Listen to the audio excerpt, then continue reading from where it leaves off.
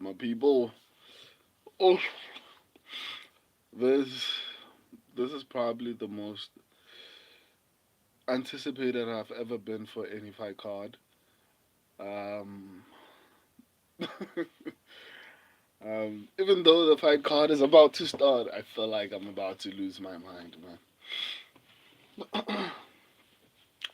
This is the only time I won't have any problem listening to Charles Sonin or whoever is on the commentary desk. Renier the Robber, what up, Unkfest? What up, my guy? What up? Uh, Today is a special day. Right, I think we need fireworks and the national anthem, even if it's not a South African national anthem, something like a national anthem to be sang. It's a very special day. It's the end of the year for us, Like it's today's gonna be really, really, really, really good. Anyway, welcome. Uh, I genuinely can't wait to change the setup of the stream, man. I'm so flipping excited. Going through the different cameras, equipment, and everything like that. Um, Even the background, just trying to not spend too much money. Ultimately, YouTube doesn't give me anything, at least as yet. It's an investment, I guess. But yeah, I'm looking forward to that. But anyway, enough of that. Um, I can't wait. So let's get to it. How's everyone though? I actually wanted to do a live stream. Rene the Robber. Yo, did you hear about UFC scrapping pay-per-views? Yeah, man. That's incredible. I hope in South Africa it's the same thing, man.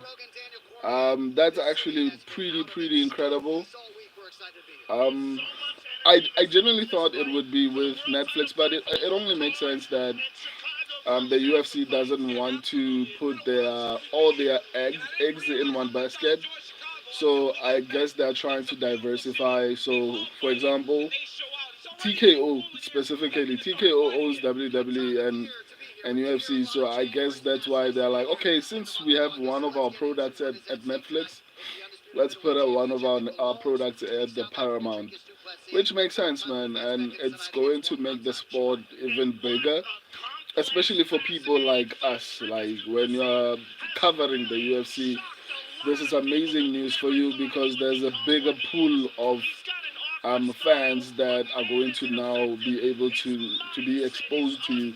And even on my side, I'm no longer going to be limited to what do you call it, to the local um, broadcasting. Hopefully, I need to check because as far as I know, I think there's Paramount in South Africa. So I'll have to check and actually just leave this whole thing because Paramount, as far as I know, is a lot less expensive than the local programming. Um, not yeah.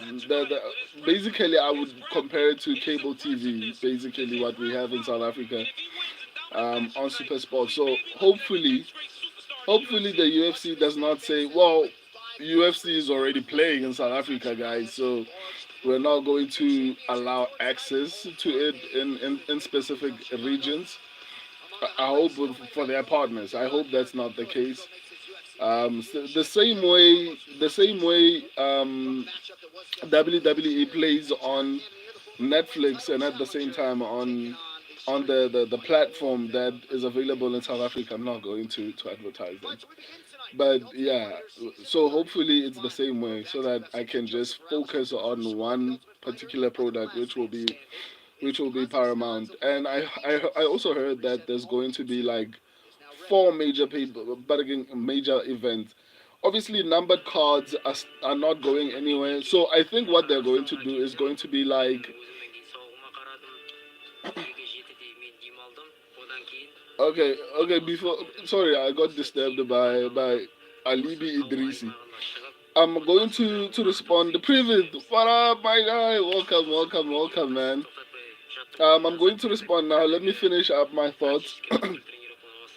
So, as I was saying, what do you call it? Oh my flipping goodness! I forgot such an important point. But yeah, I think it's going to be incredibly perfect for everyone involved, to be honest. So yeah, I'm really excited. Oh, I was talking about four major events. So what is going to happen is going to basically be similar to what happened with WWE basically. So what happened with WWE is they stopped pay-per-views, but their major events still continue to take place. So for example, they are no longer calling them pay-per-views. They are calling them premium live events, right? So when you get things like WWE, WrestleMania, SummerSlam, um, Royal Rumble, all these cards that used to be pay-per-views are now called premium live events. Everything is still the same, just that the term of it has changed, which I think is what's going to happen with the UFC. We're still going to get numbered cards on a monthly basis, as far as I can understand.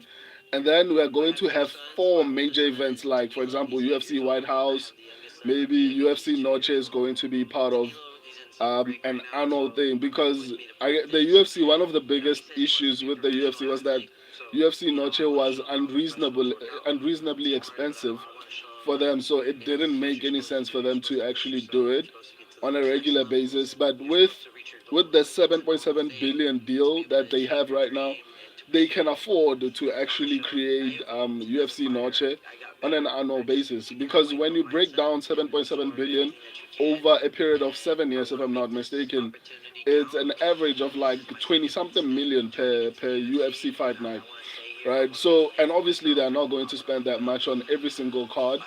So I assume that the bulk majority of the amount of money.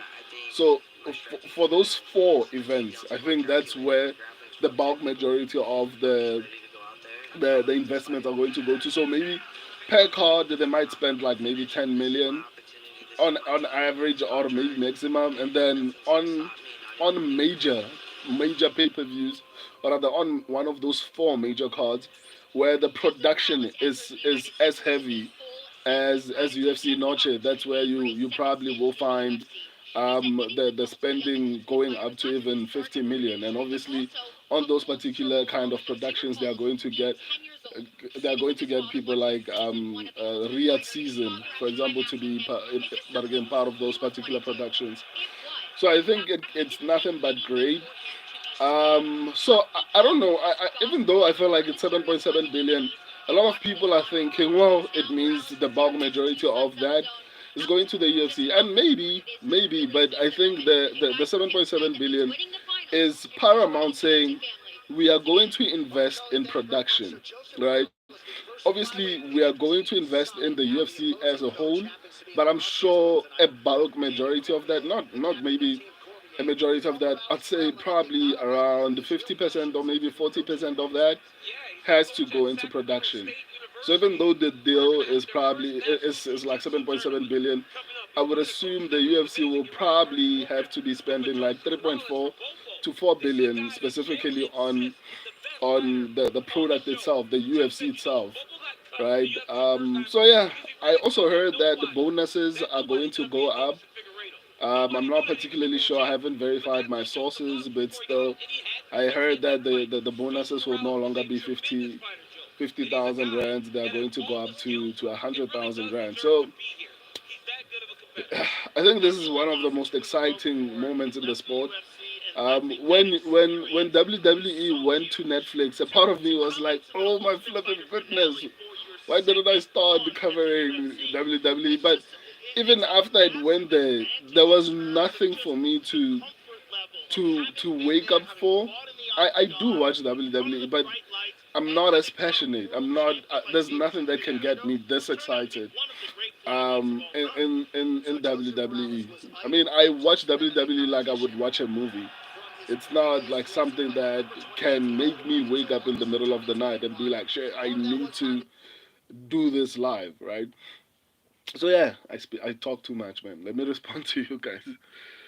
Rene the Robber, yo, did you hear? Oh, I just responded to that.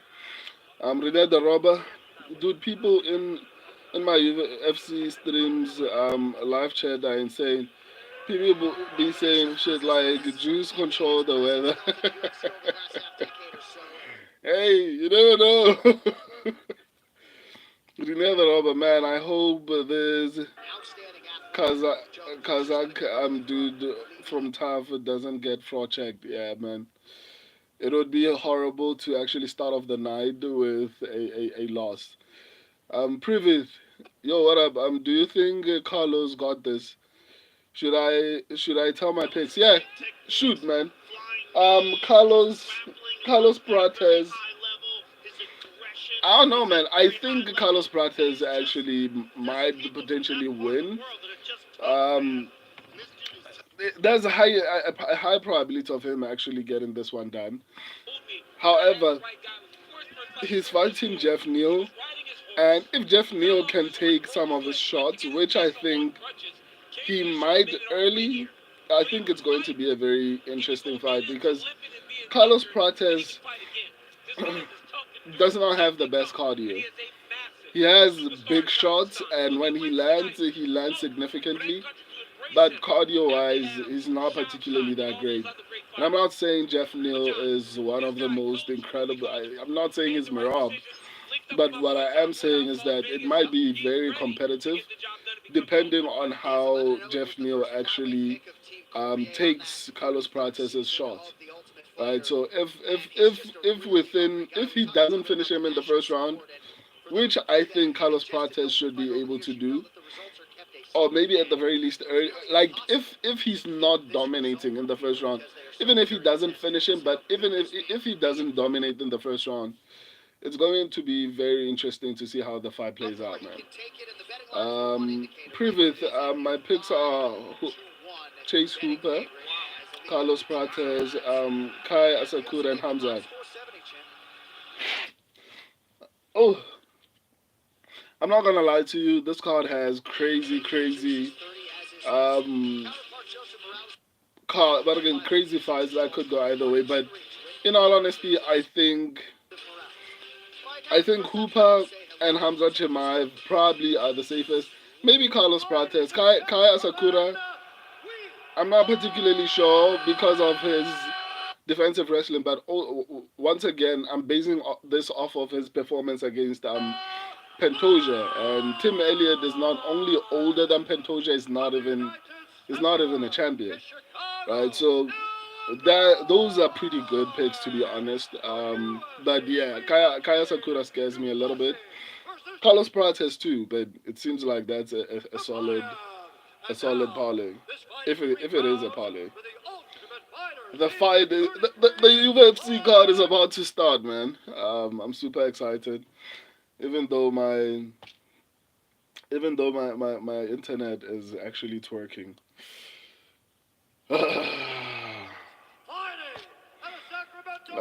Previous, it's a parlay. It might hit, man. It might hit. It generally might hit. I'm high as fuck. Are you? Do you mean on excitement, or are you like literally high? Are you literally high? Rene the Robber, Bros Parlay always hit, so that means Super Prates, Asakura, and Chimaev win. I guess that's what it means because he's been heated. I think he's like on a 3 week streak or something like that, man. So I mean, he knows how to pick the right fights. Um, he knows how to identify fights that actually are going to be um, safe for actually making them putting them in a parlay.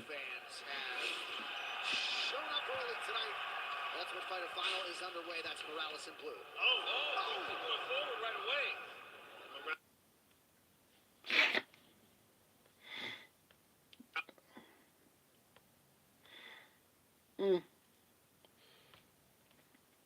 My internet is acting up early.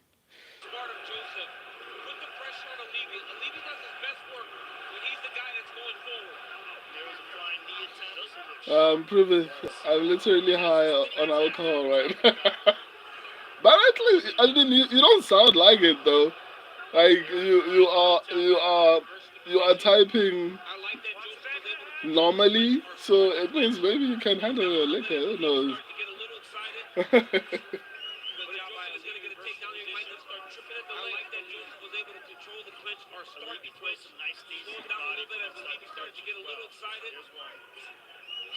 um, Ronaldo Robber, do this fight finna be close as well. I agree, man. That's why for the first time I've been watching the Ultimate Fighter for the longest time, but this year I didn't watch the Ultimate Fighter. Um,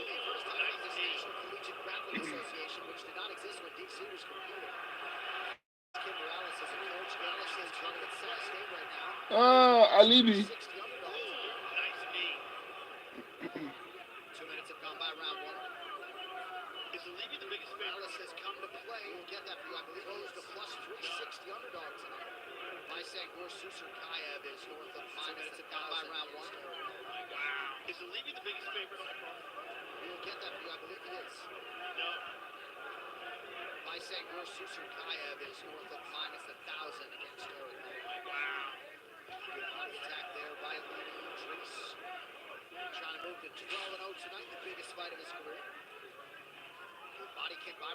I'm so flipping worried about my pick now. This fight shouldn't be this competitive, man.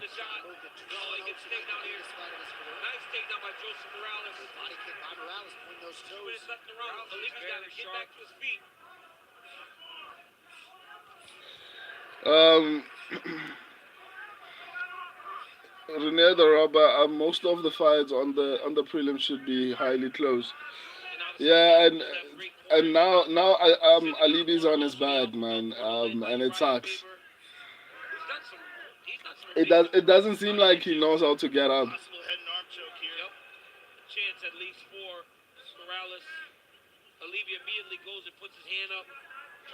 Man, my subscribers went with Morales. It looks like they might be right on this one.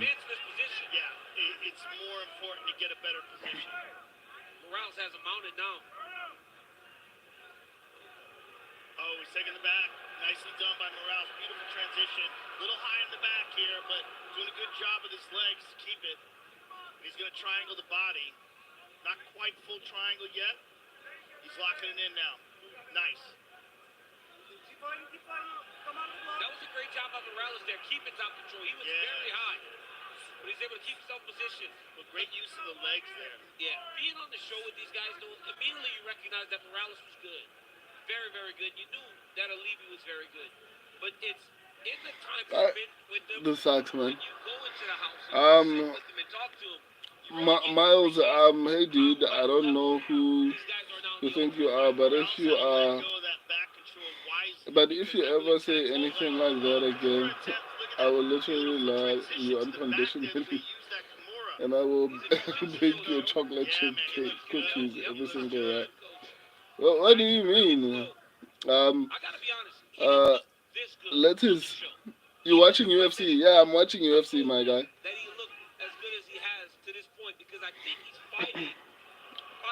Man, Morales is actually doing well. The subscribers actually might have called this one perfectly, man. But let's see how it plays out.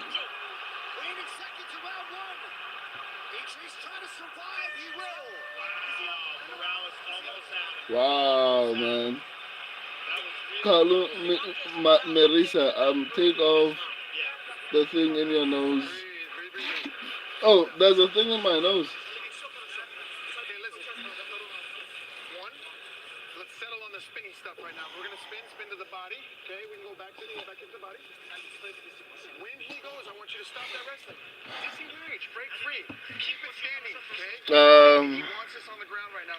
You know the Robert, bro. Morales is gonna win. Yeah, man. The subscribers picked Morales, by the way. So that was a good call from them. Bad start, yeah. A very bad start. Privith, I'm high, my boy. Ooh, let's go and get this cash. um, Kalu Marisa. Thank you, bro. Shout out. I didn't realize that as anything, but it is what it is, man. Idris Morales looks good, man.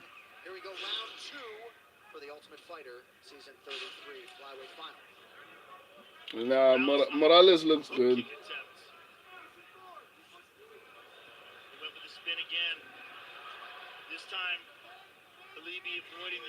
Um, Marisa, you're right, bro. New,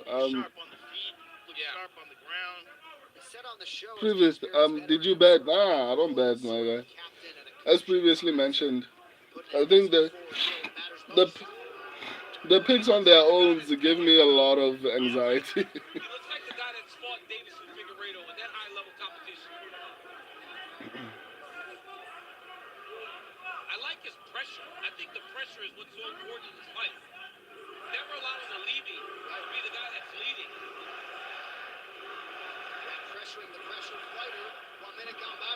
Previous, understandable. Yeah, man, like the kind of things I go through when I get fights wrong. And it looks like I'm about to open up the night with a wrong pick. Morales is fighting really well, man. Morales is fighting really well. It's competitive at the very least in the second round. The first round clearly went to Morales. I don't think this is going to end in a finish. So if Idrisi doesn't win this round, he's definitely losing the fight.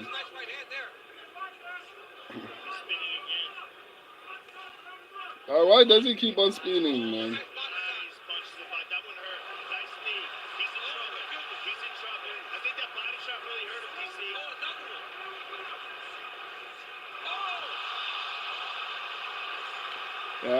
Idrisi was just dropped, man. I guess shout out to the subscribers for this call. They were right, man. They were right.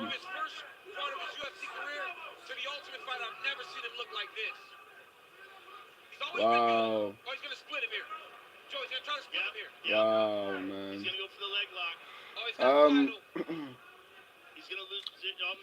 Kalu Marisa, how is the match going, brother? Not going particularly well at the very least for us, for me. My pig is not performing well, even though he has a top position. He's honestly performing horribly. I don't even know if he has what it takes to.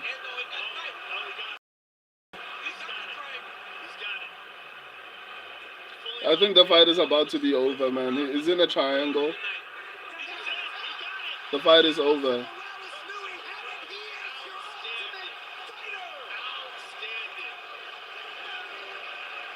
Fuck this guy, man.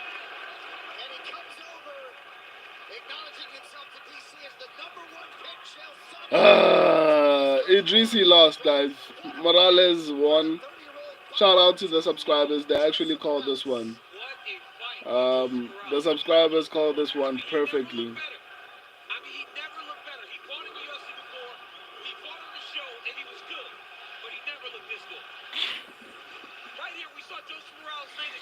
What a bad start. Once again, shout out to the subscribers. Good call on that one. I genuinely didn't think Morales would get it done.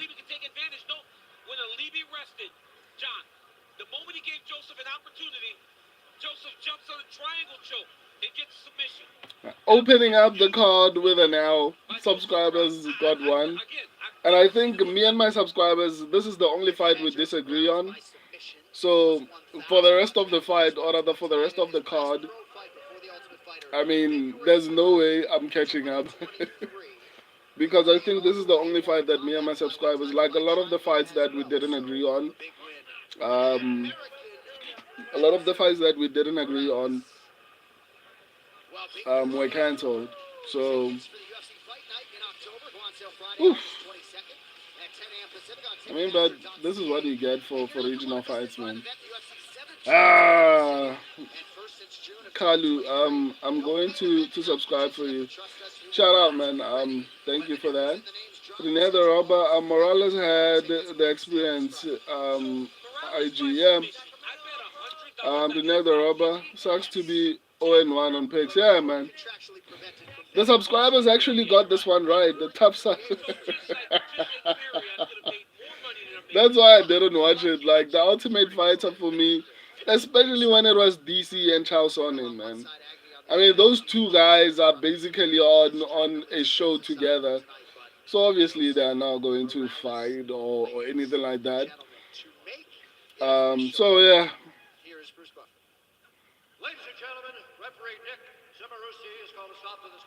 It sucks to open up the card with an L, but hopefully this is the first and last.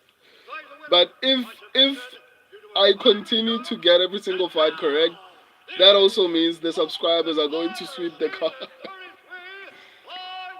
Because I will have to check, but I think my subscribers and I don't have different picks anymore except this one. So yeah, that's why I didn't watch the Ultimate Fighter. My man, Mr. Joe Rogan. Good to see you, sir. I'm here with the winner, Joseph Morales. What a performance, Joseph. This is your second run at the UFC, and you have never looked better. DC was talking about it during the fight. Renee the Robber, that Ukrainian prospect, they probably gets chin too.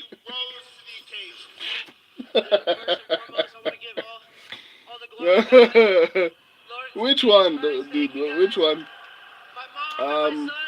Kalu Marissa. I'm going to tell all my friends sub to your YouTube, and I'm leaving. Bye. Okay, I'd appreciate that. Thank you for joining. Shout out. Deuces.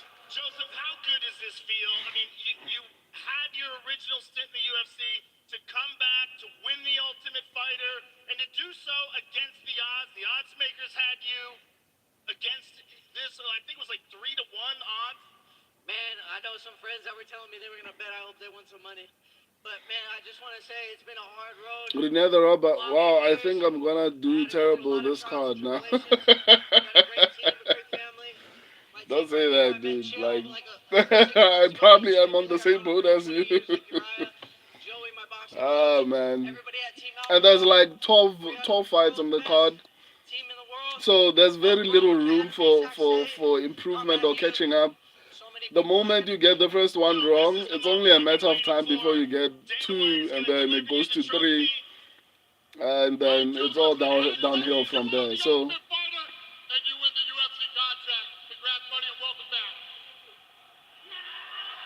and gentlemen, Joseph Morales. Pretty cool to see Uriah Faber so emotional, brought to tears his longtime pupil Joseph Morales. Second UFC stint has officially begun as he wins. But we'll see. We'll see. I don't want to get to the main event with my heart heavy, man. Someone the ultimate gift at UFCcollectibles.com. You can add a name to the canvas at an upcoming pay-per-view event. Watch it live, then own the real thing. Your piece of Fight News canvas, hand-cut and framed to keep forever. Be there, be a part of it. Head to UFCcollectibles.com to secure your spot.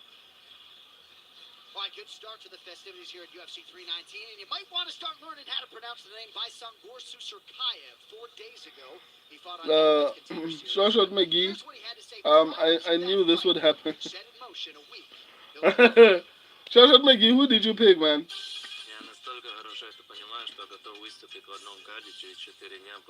Who did you pick? Because I think my subscribers went with Morales.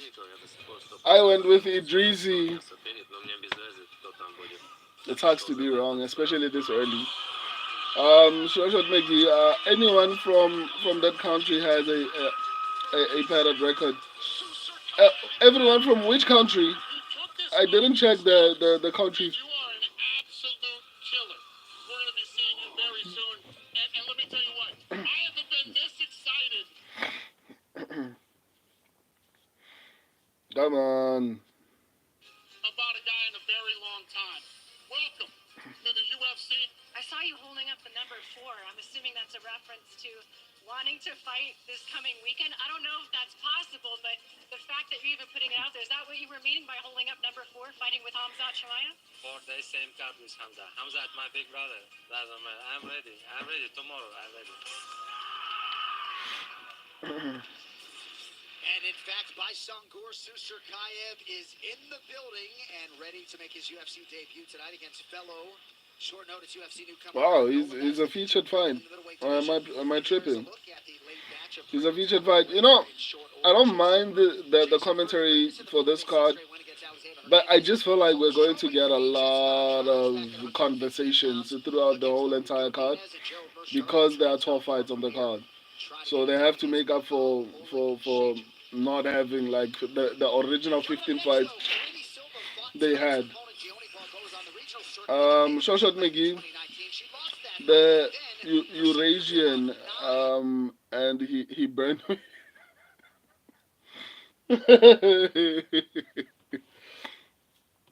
I'm with you there, man. I also got burned. The subscribers called it, you know.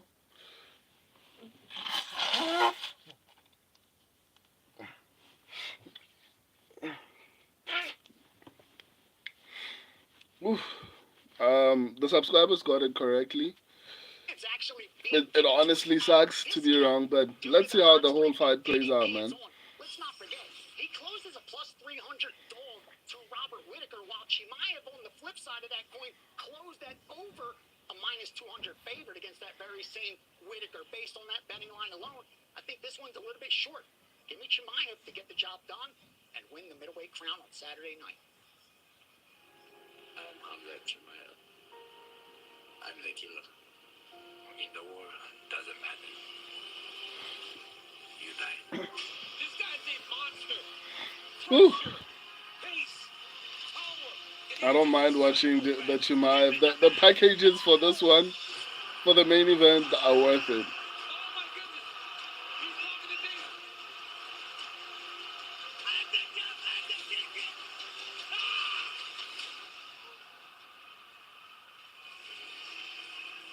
The man without a cup in mixed martial arts, Khamzat Chimaev. He's 8-0 in the UFC. I can't wait for the main event, guys. Even though I got a fight wrong to open up the main card. I think a lot of people wanted to trash me last week. Unfortunately, they didn't get the chance because I went 10-2. Hopefully, they don't get the chance to trash me again. I hope this is the only fight I get wrong. The Robber. I don't follow Tav, so I assume that this Kazakh would be good. Yeah, me too. And I've only seen like one fight from him, so I genuinely thought he would actually be better. But yeah, it honestly sucks. Yeah, my subscribers had a good call. It clearly shows they've been watching the show. I guess that's what I get for predicting fights without watching the show without watching the show itself. It is what it is, though.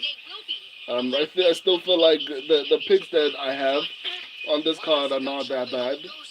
So let's see how the rest of the card goes. Dricus Du Plessis looking to continue his path of devastation against the undefeated Spirit Breaker Khamzat Chimaev. And that's not all. Around Murphy trying to on the highly hyped newcomer Aaron. The Robber, that Ukrainian dude is fun. He better not get chinned or something. Who are you talking about? Susakaev or something like that? The Robber? His fight is at the Noche card. Oh, okay. I thought it was on this card. Now a card-carrying member nerds as she makes her first start of the year. Karini Silva with a chance to even the score with Deone Barboza in a rematch of their 2019. Wow, Karini Silva has joined the Fighting Nerds. That's actually kind of impressive. On Dana White's Contender Series, Deone Barboza made a statement in April as she submitted Diana Belbita in less than a round to secure her second UFC win. Now armed with the confidence, she has the chops to earn herself a place in the bantamweight top 15. She comes up on this challenge with Brazilian compatriot, Dricus Silva. Winner of 9 of her last 10 bouts, including 4 here in the UFC. Silva has already cemented her place in the rankings, and she intends on keeping that spot with style points by the time the dust settles here tonight. Coming up next, Karini Killer Silva squares off against Dione, the Witch Barboza. What kind of a name is the witch though? Like, why would you pick that kind of a name, especially if you're a girl? Joshua McGee, dude cooked us, spin, spin, spin. Like brother, it's not working. Yeah, man. That honestly sucked. Like he was way more horrible than I actually anticipated. But like I said, I wasn't watching the whole entire Ultimate Fighter, so maybe that's why I didn't have a good call on it. And I didn't watch too many of his fights. I don't know much about the dude. I just watched like one, and I don't think that was enough for me to actually get a good analysis of how he fights. So I mean, it is what it is, though. Um, Hopefully, we can continue to recover the whole entire card. Uh, it would suck to be wrong. Vivek, I cooked the parlay. Chase Hooper by sub or points. Carlos Prates KO points, and MVP versus Cormier fight goes the distance. You know what? Um, I agree. I think it might hit, man. I think it might hit. I think MVP is elusive enough to actually avoid getting KO'd. And at the same time, I think he probably gets to a dis. I don't know, man. Jared Kennan, yeah, seems like he's a little bit more chinny lately. Maybe I'm wrong, but it just feels like Jared Kennan is a little bit chinnier. Obviously, it comes with age, but yeah, we'll see. I think if Shara Magomedov looked stupid against MVP, I don't think Jared Cannonier is going to do any better. And it's not like Jared Cannonier is this elite level grappler. Even if he tries to take MVP down, I don't think it's going to be that great. Because even when Kevin Holland was trying to do it, he was unsuccessful. So I'm not going to sit here and think, well, I get why people might be picking Jared Cannonier.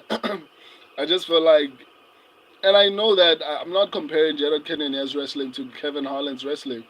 I'm just saying, um, when Kevin Holland tried to do it, it didn't go that well. They fought, right? And even when, I think, but Shara Magomedov didn't actually try to wrestle that much. I remember someone after Ian Gary trying to wrestle him and not doing that particularly well, but it's fine. I still think MVP actually gets that one done. Rene the Robber, for real, like establish a jab first before acting like Wonder Boy on the feet. Yeah, he was busy trying to land the spinning elbow. It was one of the most confusing things to me. Shot McGee, oh yeah, takes me down and I can't get up. I know three spins. I know three spinning back fist. Rene the Robber, wow.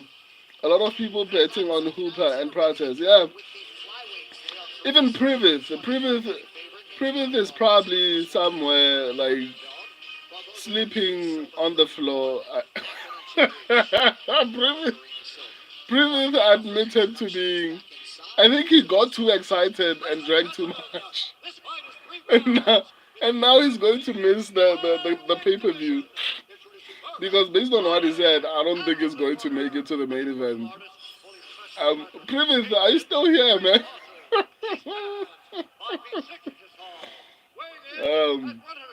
Rene the Robber. Alex Hernandez got his bag taken by Demon Jackson and robbed the Hollaball. If an upset happens, this card will go to shit for us. I hope that doesn't happen, man. I mean, I need to get picks right in order to build up the excitement leading up to the main event. I heard some. I think, what do you call her? Karini Silva apparently already lost to Dione Barbosa. Hopefully that doesn't happen in this particular fight. I do think Karini Silva is actually better than Dione Barbosa, but we'll see.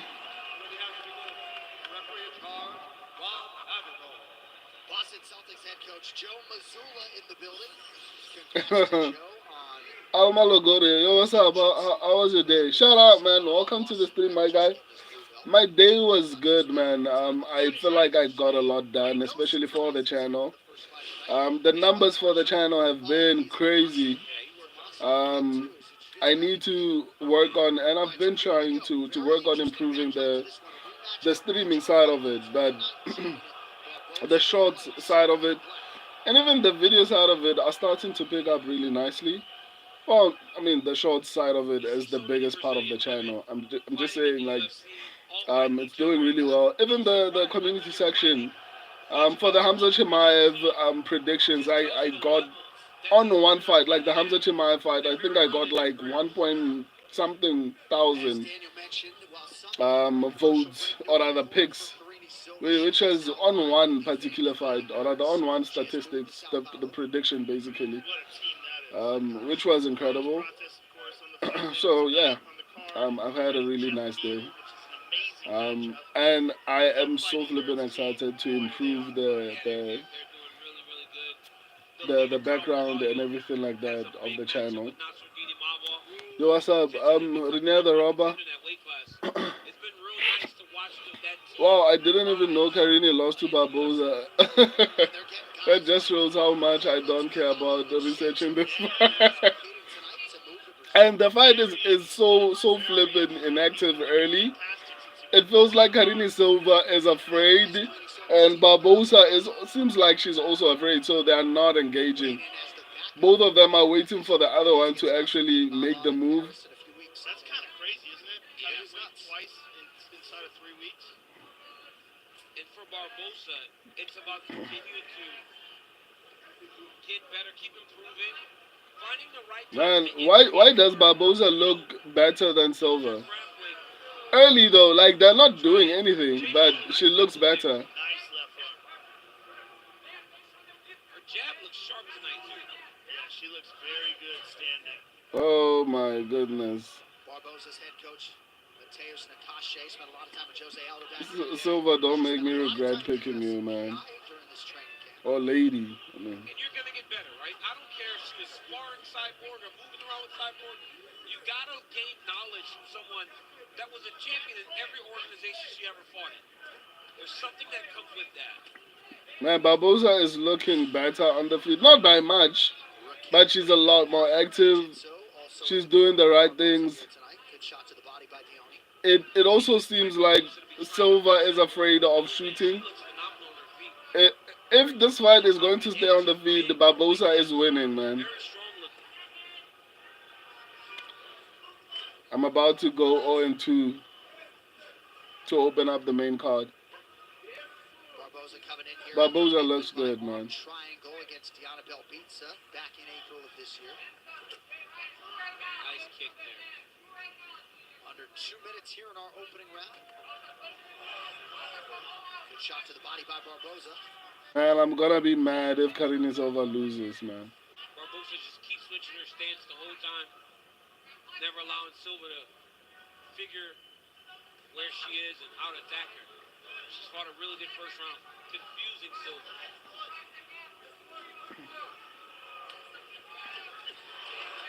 Good response there by Silva, but she has gotten caught watching at times here. Silva doesn't know how to strike, man. I thought she knew how to.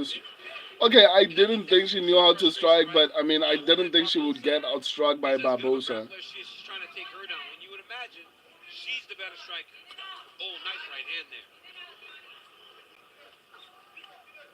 Nice elbow. Man, Barbosa sprawls really well, man.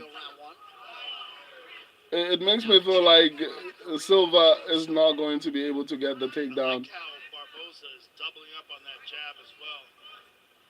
Like she's making it difficult for. Oh, there it is. Oh, wow. Sensational. That is tight too. Chimaev fighting off the hands. The boy is a bad position to be in. That was fast by Barboza. Beautiful technique. She's up to the chin here. She's got to get her hands locked. She only got 40 seconds left in the round. Yeah, Karini's doing a good job of defending. Switch to an armbar. Yes, she is. Nice punctuation around one by Deone Barboza. Going for the armbar right.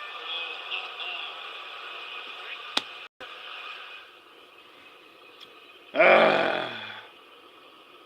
Predicting fights, man. This can't be healthy, man.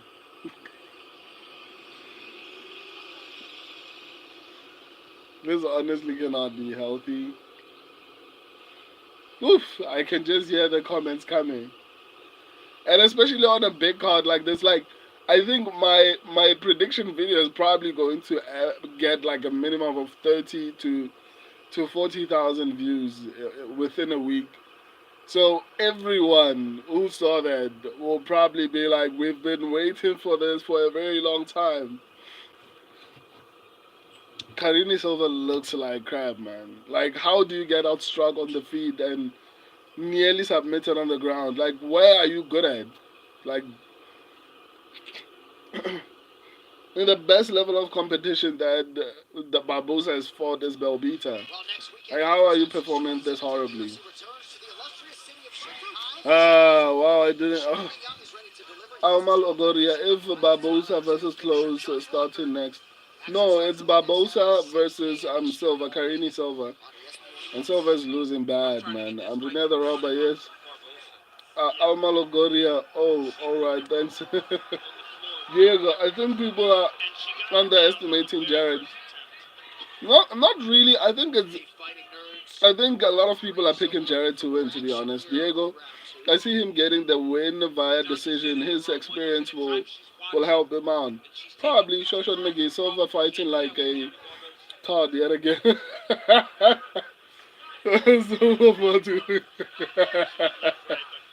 Near the robber, as soon as I pick you to lose a fight, you become John Jones and the DJ skill level. I agree. I'm honestly shocked, man. Shoshon McGee, I knew the dogs would take over on the prelims. Okay.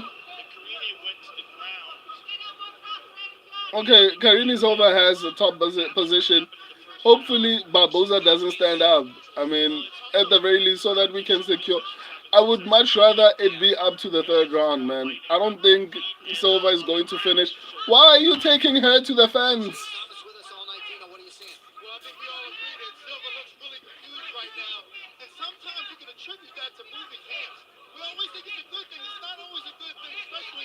Why did you take her to the fence? What were you doing, though? But Karini Silva,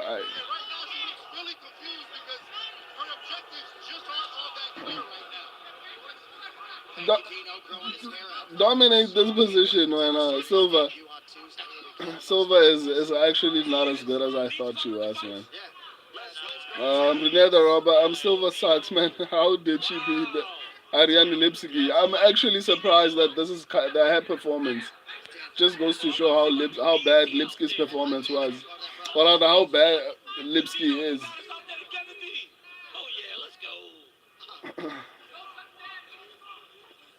She couldn't. She was on the ground and couldn't keep the position. She's losing this fight, man.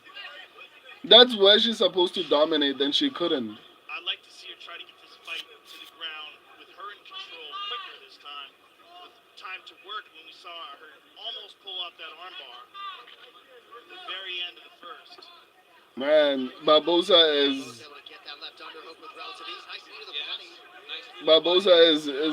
bullying Karini Silva. I mean, moving to the fighting nets did nothing for Karini Silva, to be honest. But it takes fighters so long underdog, you give yourself a chance.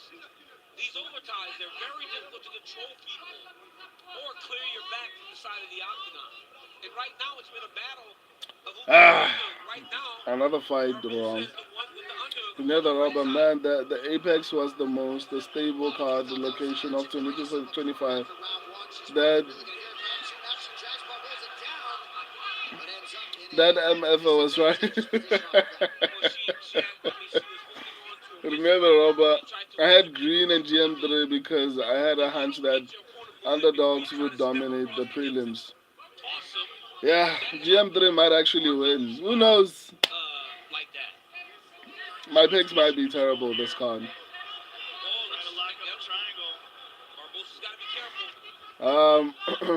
Another Robert Green pulled out though, yeah. Short McGee, the nerd hug. she's fighting like Carlos. Just waiting for the perfect shot, getting hit the whole time. Yeah, I agree. Renee the robber. Wow, she. Oh, Shout out to Nathan Orchard from 10th Planet. He invented it. And it's very effective. It really does work, but you have to have extreme flexibility, dexterity of the legs. You got to try Renee the robber. Babusa guesses. I mean, she looks good though. She's fighting really well though. I mean, she has top position. Even though Karine is over, I feel like she might have won the first round. I mean, the second round, but I mean, she was on her back. She controlled a bit of the first half, and the second half, even though she was on bottom, I think she was landing more. So I don't know if you can give it to Barbosa. I guess we'll see, man. But yeah, this was bad, man. This was bad. I agree, Shoshat McGee. It just feels like the fighting nerds were awesome against lower ranked fighters. The moment that they start facing high level competition, they start to suck. Rene the Robber, um, fighting nerds are aura farmers. Kyle gonna get steamrolled by the Franco regime in Paris. I'm with you there. Shoshat McGee, yep. Neil might be a solid bad man. I'm worried to be honest. Rene the Robber. Imagine a fight in high level MMA where headlocks actually work. That's crazy, man. Shoshat McGee keeps throwing body shots and losing position. Rene the Robber. Okay, so position over submission and strikes. I don't. featuring some of the best rising talent from around the globe, vying for a UFC contract. The Contender Series is live and exclusively on ESPN Plus at 8 p.m. Eastern. Shoshat McGee. Never pick a Brazilian, even if it's against a Brazilian. Another Robber. I'm too old, Barbosa. Shoshat McGee, too old, Barbosa. Another Robber. I'm going for a piss break. I mean, I think the second round could have gone to Silva. I think I could be wrong, but I think it could have gone to her. But it's a hard sell. I'm not gonna lie to you. I'm not sitting here with confidence. It's a hard sell. Silva looks horrible, man. Karine just doesn't seem to have an answer either on the feet or on the ground. Barbosa is just a couple steps ahead of her. If I was in Karine's corner, I would This say is bad, man. it's go for broke time. Her coaches told her she needs to finish. Yeah. They recognize that their fighter is behind, and she's got to get a lot done in this round. And she's on the pressure. Silva caught Barboza on the tail end of that. Ah. Left hand.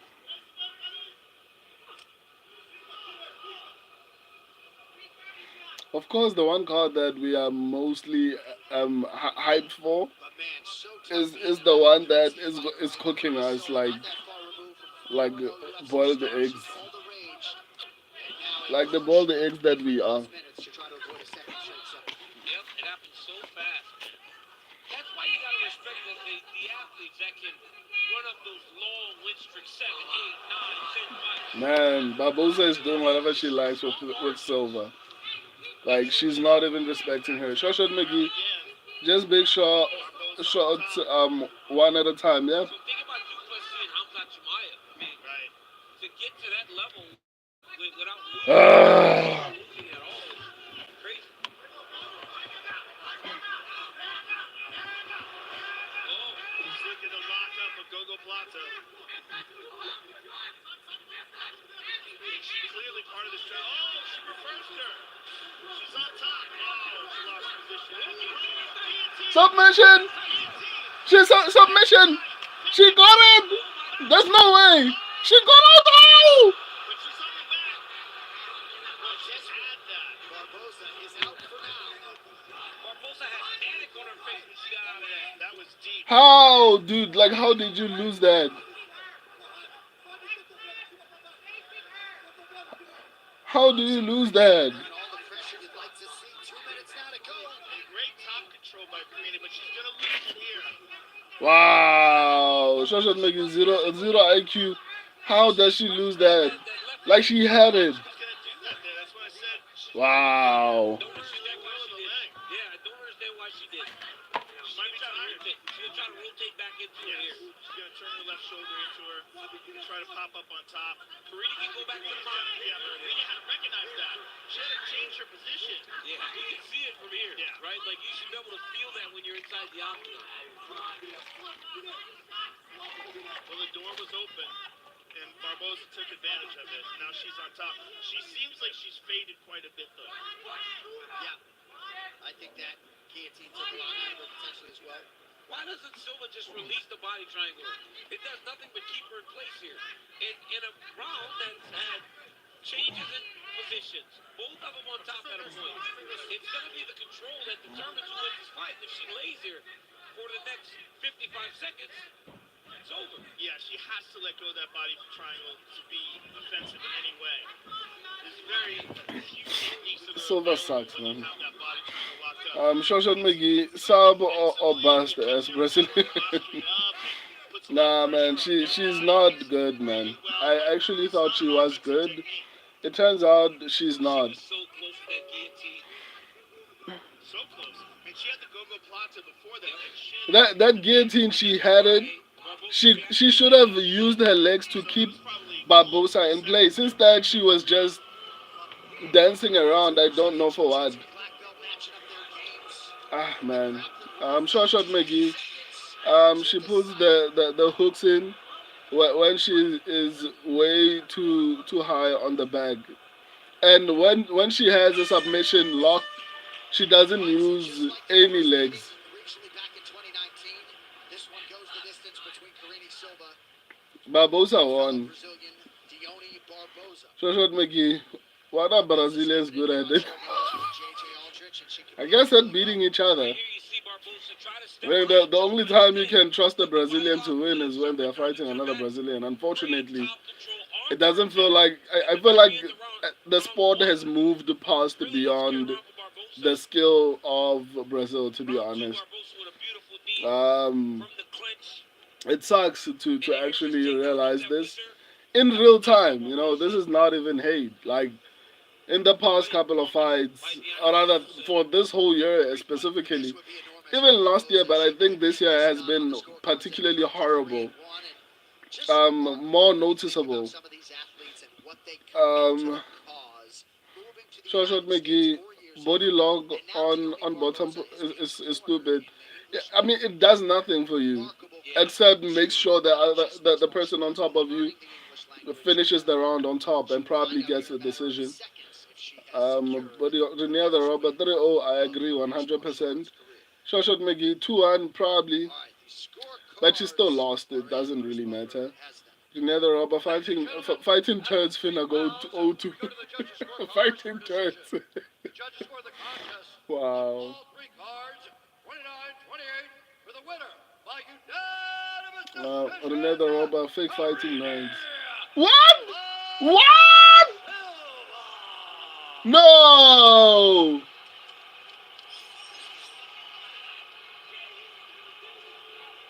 No! No, guys. No, there's no way. That, there's no way. There's no way, guys. There's no way. The audience was a bit shocked by that decision. Did you feel at the end of the fight that you had done enough to achieve the victory? Carini, o público estava No. bem chocado com a decisão. Você achou No. que No. tinha feito o suficiente para ter vencido? No. Eu fiz. O segundo round eu ganhei, o terceiro eu quase finalizei ela 3 vezes. So what rounds did they give her? Like I said, I think the second round, but even then it was a hard sell. Então eu não posso fazer nada. The third round, maybe she might have had she might have been close to a submission, What but else do you want me to do? Like I proved it. People wanted me to prove if I had the stamina for 3 rounds, and I did it. If that's not enough, wow. well, you certainly almost finished. You know what? Despite the fact that I thought she won the second round and the third round was competitive, that was a clearly Sim. Barbosa Eu win. gosto muito. In all honesty, despite how I felt about the second round Muito pra isso. and the Fazer o gosto da I galera. think it was whenever you watch a fight, it's very clear who wins. Not all the time, but you can see it. Like this was a robbery, man. A part of me wants to justify it by saying, well, the second round was a bit close, the third round also, but come on, man. Gets it done on the scorecards that matter, DC, but most observers in this United Center felt like Gianni Barboza just got roasted. Yeah, John, round 2 might have been a little closer, but she lost round 3, John. I don't know. Hey, this has to stop Yeah, happening. yeah. You see, I think that's the issue. Time and time again, That's the issue. They gave her the second round, which I said. You remember? Before we got to the third round, I said I think she won the second round. So I'm not just saying this because I picked her. For those who've been on the stream, they heard me. I said I think she won the second round, but it's a hard sell, right? Because even though she was on bottom position, she was landing elbows on the ground, and then for the first half, she had some control. So I felt like she did more in the second round. The third round, I guess maybe the submission attempt. Ah. But in all honesty, I know when the fight ends who won the fight. Maybe I might need to watch it back again. I genuinely think Barboza was robbed, man. Wow. Wow. Shoshat McGee. Silva won the third, but that's it. I mean, Shoshat McGee thinks Silva won the third. I think she won the second. So maybe is it a robbery? Is it a robbery though? Like because I think she won the second, and those are the rounds that they gave her. I think she won the second. Shoshat McGee thinks she won the third. But man, I just feel like that fight felt like Silva lost. I'm not gonna lie to you. Renee the robber. Robber. Renee the robber. Wow. Shoshat McGee Silva won. Shoshat Renee the robber. 3-0 Barbosa was possible. 100%. Shoshat McGee. And it was unanimous. It's crazy, man. It's crazy. Renee the robber. Yes, they gave us a nasty robber. Wow, Joshua McGee, that's are the new Daggy Boys. Renee the robber. What are the judges at nowadays? Fighting turns Franco Daggy by 4th round TKO. Renee the robber, nil by KO round 2. I could see that happening. Wow, that was bad, man. Shoshat McGee, nerds are the only South American stars, and it shows, yeah? Agreed. Renee the robber. Fighting frauds, clip farmers. Gonna get exposed, yeah. At some point, that will happen for sure. Shoshat McGee, Silva lost around 1, 2, and you can't tell me anything else. Okay. I'm not going to defend it. I feel like that was a robbery, but but you during the fight, like after the second round, I did say I felt like Silva might have got it done. Still, I feel like Barbosa was robbed. I don't know how anyone would have scored that fight for Silva, but in hindsight, Shawshot McGee in the comments said he thought the Silva won the third round. I thought she won the second round. So maybe it's not that crazy on the judges' side, but I generally do think Barbosa was robbed, man. I think she was robbed bad. For years, there have been movies, legends, and even video games about heroic warriors traveling the world to prove themselves Um, to be the best fighter on the planet. The UFC Renee the Robber, recently Diego Lopez by Saab. it is South African savage Shawshot Dricus Du McGee, Plessis the who sport is led so the fake at this seasoned point. veteran Yeah, from his man. home in Pretoria to travel the world Wow. defeating the greatest gladiators on earth. To start, he flew to Fight Island in Abu Dhabi for his UFC debut and quickly made a statement with a sonic boom on Marcus Perez. From there, Still Knox built his reputation in the fight capital, Wow, man. Las Vegas, Nevada, where he'd win his next 5 Well, fights, I'm all looking at. including knockouts of Americans Trevin Giles and perennial contender Derek I'm Brunson. looking at the UFC promoting Dricus Du Plessis with an old Street Fighter thingy. I'm going to finish responding to everyone's comments. This is kind of weird, but I mean it's Dricus, so. This dynamic run by defeating the final boss Sean Strickland in an all-out war to claim the middleweight crown. With North America now settled, we headed to the other side of the world, down under, to face the king of that region, another former champion, the last style bender Israel Adesanya. Followed with Wow, his man. finest Let me performance. actually respond. I just want to see this whole thing and how they finish it. And then I will continue to respond to the comments. Australia followed to definitively put an end to the Strickland rivalry, capture the high score, and cement himself as the rightful ruler of the middleweight class. I don't know how I feel about this kind of promotion from the UFC, but So hey. now, after 9 wins and nearly 160,000 Anyway, Rene the Robber Silva travelers, might have lost all three. Highly possible, man. Highly possible. I'm not even going to argue with you on that one. That's why I was like, even though I felt like she might have won the second, I was like, it was a hard sell. You know, even after the second round ended, those were my specific words. I was like, she might have gotten the second round, but it's a hard sell. And for some reason, it was unanimous. In all honesty, this is the part that I didn't say.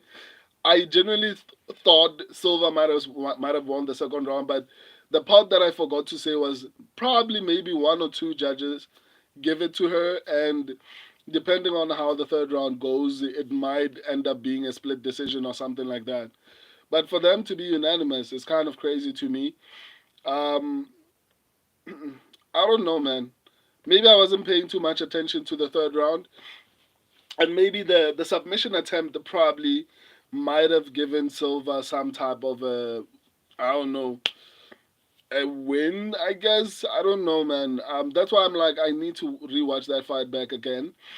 But on the feet, the Barbosa was better, and even on the ground, especially the third round, for me it's kind of crazy. I don't know, man. Maybe the submission attempt, the near finish as well as the elbows. I mean, you saw Barbosa's face after that particular fight. Um, and it just seems like Karine Silva is a bit delusional at this point.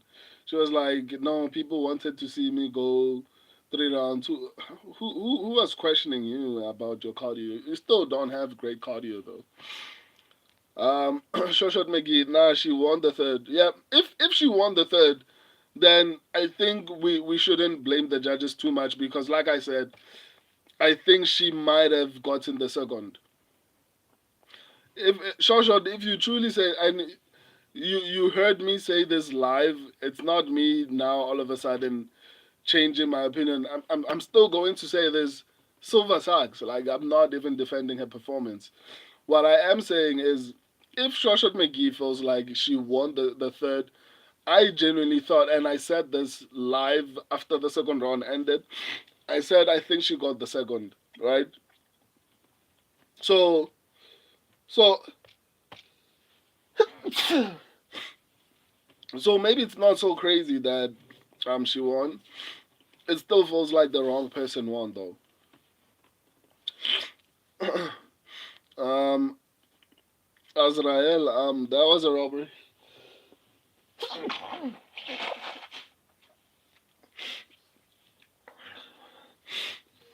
I agree. Oh my goodness.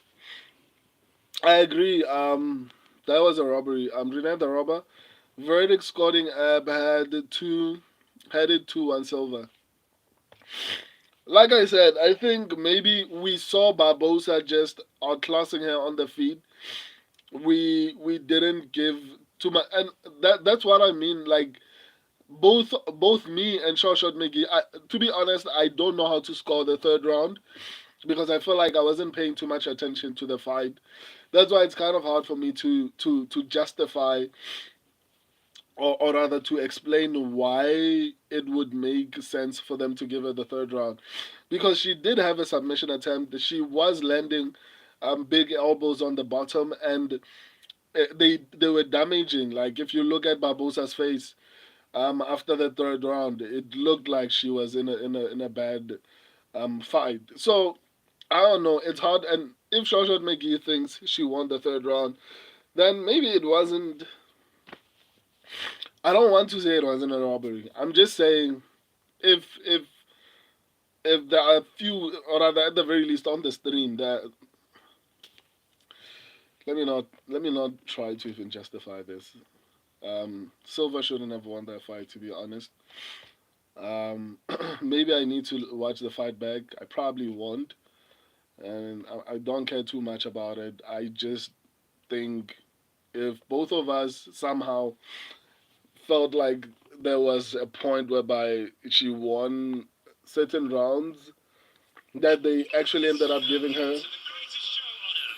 then maybe it wasn't that bad. Renee the robber, crazy. Shoshan McGee, she landed shots from bottom at the end of the second but lost the rest of that round. Okay.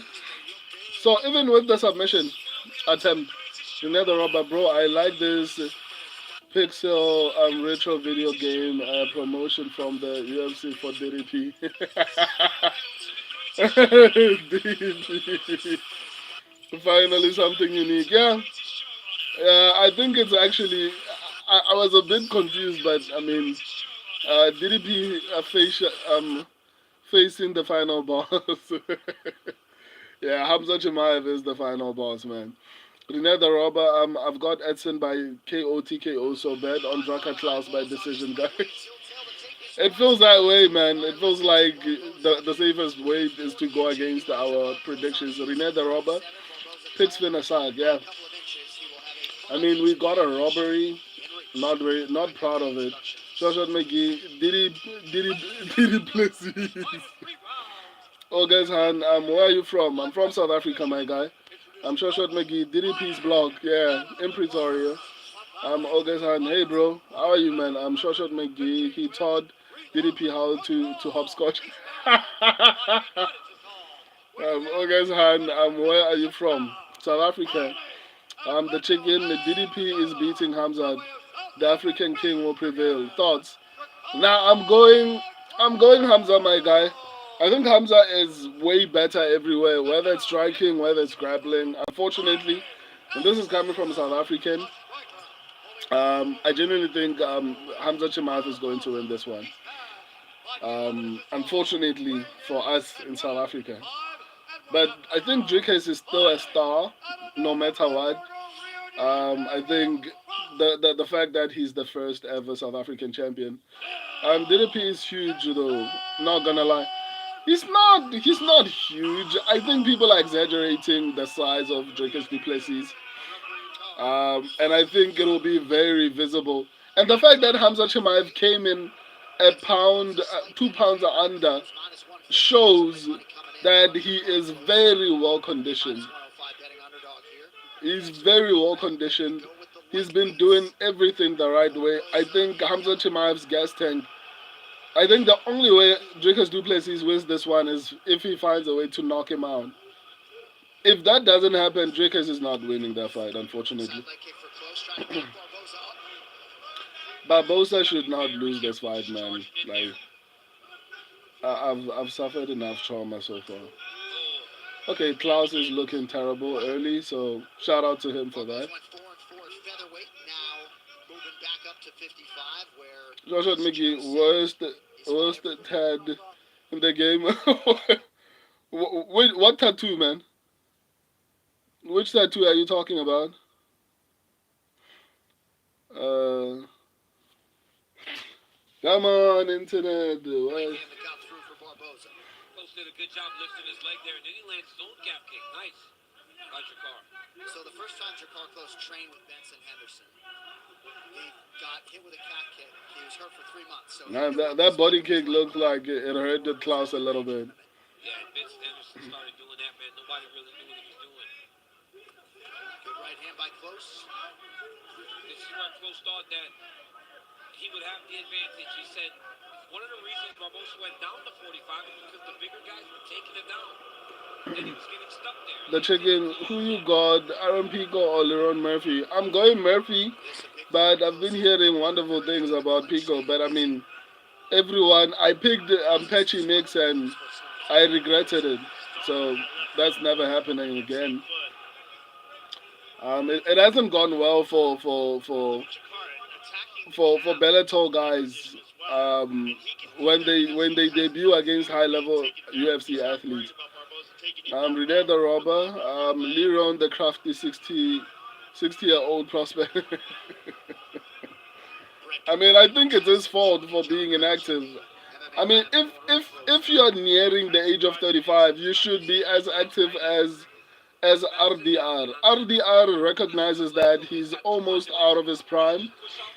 He needs to go on a title run as quickly as possible. You get in as many fights as you can in order to get yourself to the title shot.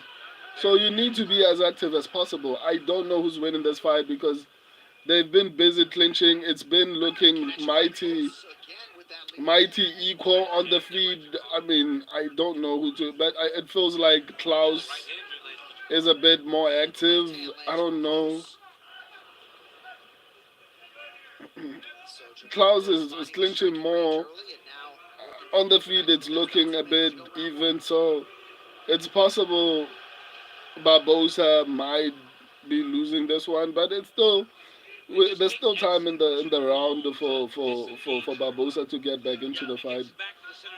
It's still pretty even. That's not. I'm not saying Klaus is running away with the round. I'm just saying it's pretty close.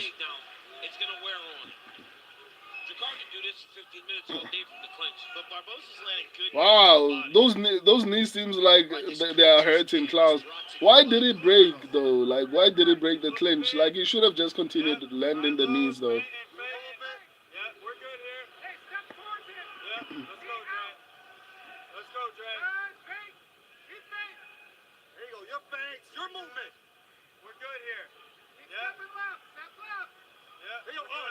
I can't get over how bad Karini Silva looked, man. I feel like Barbosa deserves to be ranked after that fight. Spinning attack to the body for Edson Jr. Barboza. Nice uppercut by Close, but Barboza clearly trying to attack the body early. I think Barbosa should clinch, man. I think he was having success with the knees, and I think they were hurting him. They were hurting Close, to be honest. Okay, Close is starting to punch air, so it seems like his cardio is starting to leave him. And I think that's when Barbosa is going to start to take over. Let's go.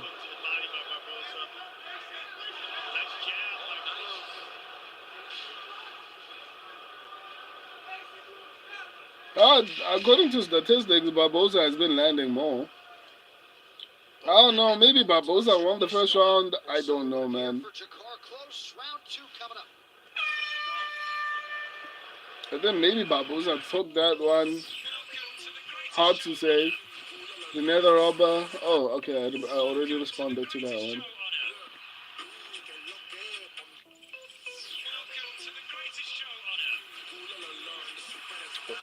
Shoshat McGee, 1-0 Barbosa. Okay, I'm with you there. It was a close round. Oh shit.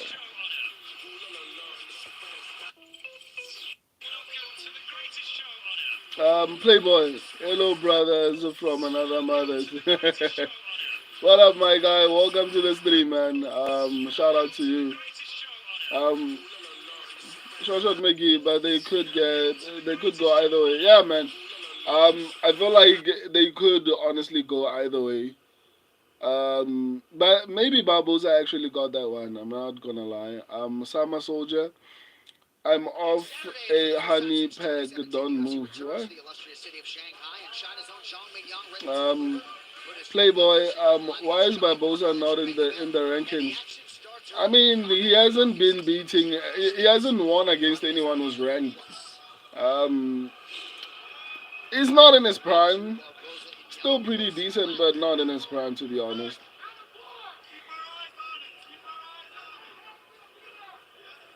DC seems like the American top team corner on Barboza. Oh, that was a nice hit kick. In the clinch, they just want a little bit more That activity. tracker close. Who's Joe?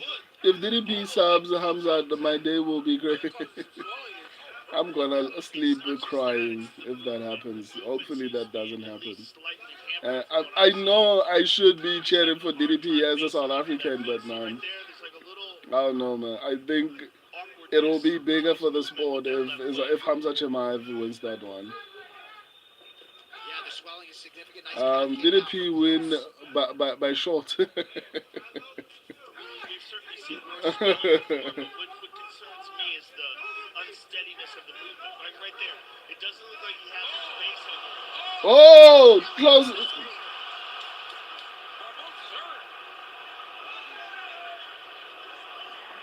using his head to break his posture. Man, Marco's landed some big shots there. I'd like to see him disengage a bit. Lay out and lay into him a little bit.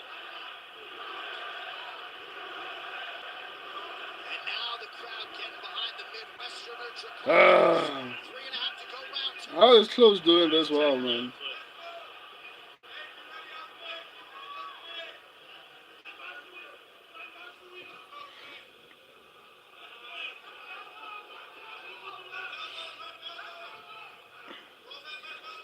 There's the big right hand from close.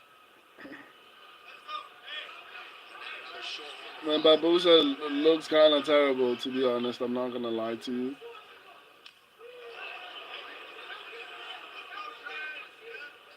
And spam the leg kicks, man. You might have heard the close corner suggesting Barboza's going to look big now. Try to land something. Barbosa looks like he's kind of gassed, to be honest. It's a difference, right? Whereas Barbosa's faster, are more explosive. It's that measured pressure and close that's getting to him. While it may not be as explosive, he's got great timing on his right hand. Shot McGee. We're down 2 rounds, live odds. Damn, bro. One of the things that's interesting about Barboza is that even though he's primarily a striker, he's never been really known for his hands. It's mostly kicks. It's mostly kicks. Although he clearly has good hands, they don't have the same kind of pop that his kicks do.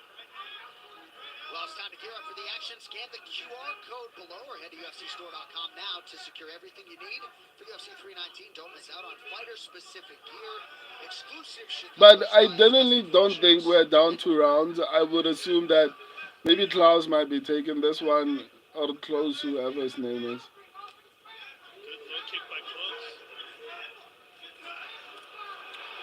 Close. Barbosa loses badly in the open, man. Close is. The first round was very competitive, but the second round definitely. Close is doing way better. Oh, that was a good shot. But that's. Close with the bigger power with the hands. Another right hand by Close. Land a knee, dude. He is tagging him. Edson landed some big shots there also, but Close is tagging him. It looks like his punches are taking more of an effect on Edson. Man, Close is eating Barbosa's shots, man. Close, you may recall, got a little bit overzealous back in the day against Beneil Dariush at UFC 248. Ended up losing a fight by knockout that he was winning. Joshua McGee. Under a minute now to go round two. Joshua McGee, yeah, of the the till we pick 2-2. How is Luz outboxing him? I mean, close is not, but it's not that great, man. I'm honestly surprised. I'm not gonna lie to you. And a week later, we were amidst a global pandemic. Yeah, you're right. I forgot about that. Knee to the body from Barboza is clean. Coming down the stretch, round two.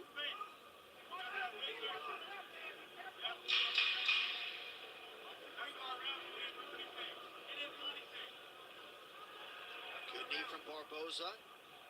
10 minutes down, 5 potentially to go. Oh man. Welcome to the greatest show on earth. Welcome to the greatest show on earth.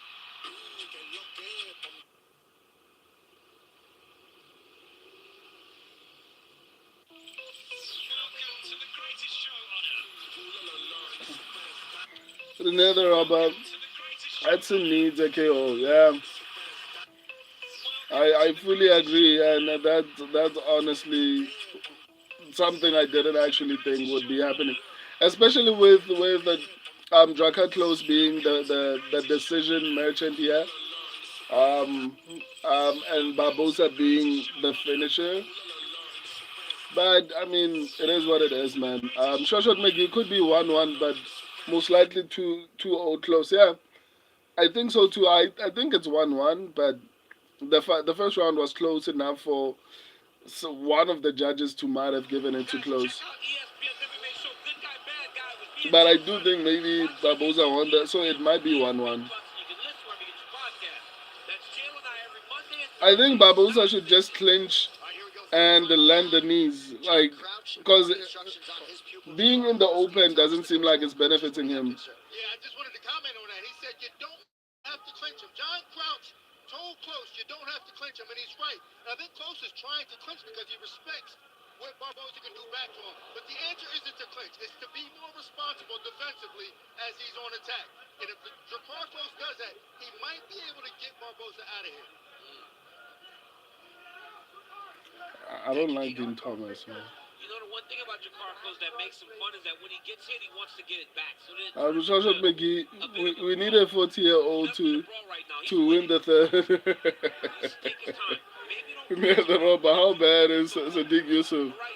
It's crazy. I mean, we're seeing how bad he is right now, man.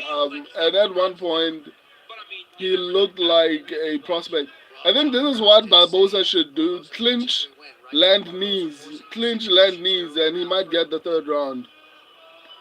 Don't let these people gaslight you, man. Even if they boo, clinch, land knees, control. The commitment in training, of course, is still there, but he is 39 years of age. One In January, he has fought everybody. Land knees, Barboza. They're going to break you. Yeah, he is. What are you doing? Why are you trying to take him down? Land knees. Don't try to take him down. Yes, land knees, Barboza. They are going to break up the clinch. Yeah, land knees. To see him making it happen tells you that Drakkar Close is finding a lot of success in the stand-up. Barbosa's almost around his back here.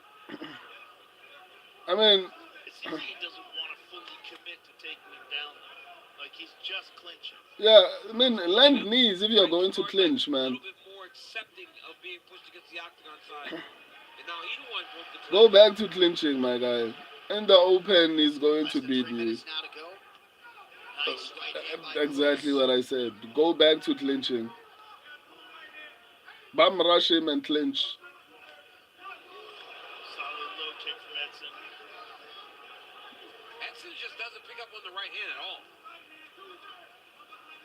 Edson is out here blocking with his face. Leading with the right hand. Like he's avoiding fights. He's avoiding punches with his face.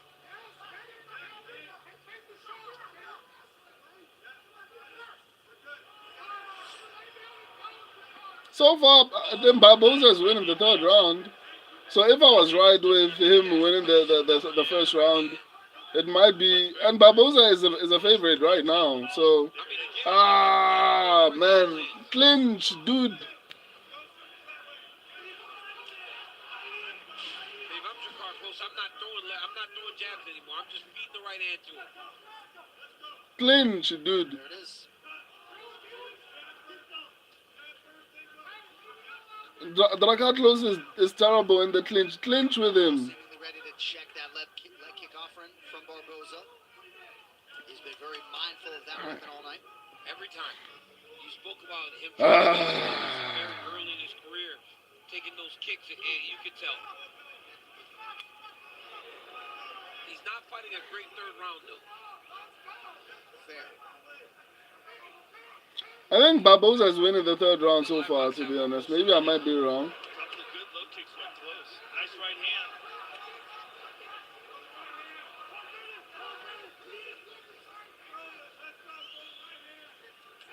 Again with that lead right. You hear the coaches tell him, throw the right hand.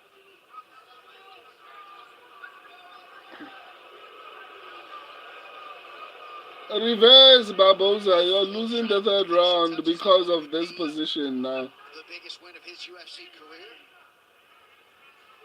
Reverse and clinch. 40 seconds now to go. Yes, this is stay here for the rest of the round. The fight in the third round. The fight is Done a good over. job this round.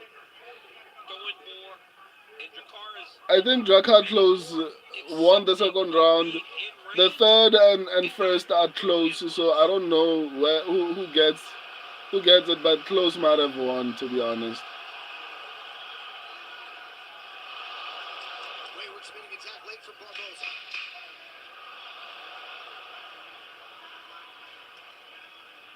Oh boy. What is close doing? So a measured attack by Jakar Close tonight against the very difficult. Rene the Robber, Anks only show up like Anks when we expect them to win their fight. Here's a nice When they're supposed to win, they don't win. Shot McGee, a lot of people bet close. So Vegas might save us. Who knows? Hopefully. Shot McGee, striker wrestling with a wrestler. I mean, damn Brazil.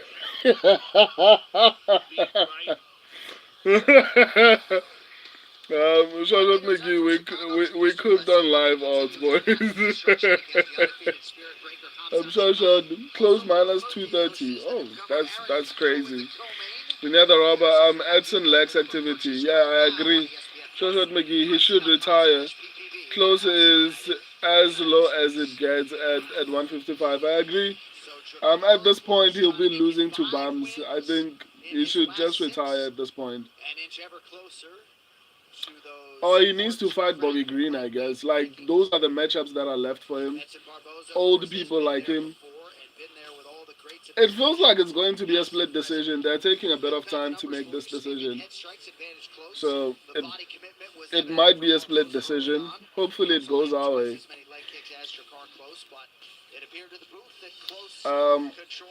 What a spa we just watched. Oh, Ladies and gentlemen, after 3 rounds, we go to the judges' scorecards for a decision. All 3 judges scored this contest 29-28 for the winner by unanimous decision,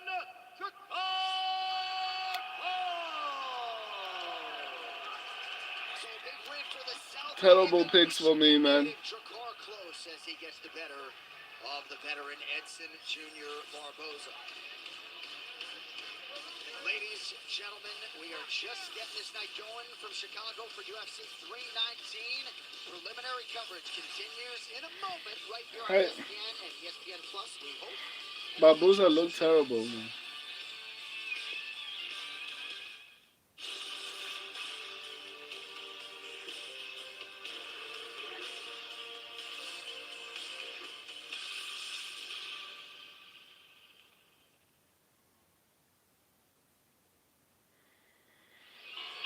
Hey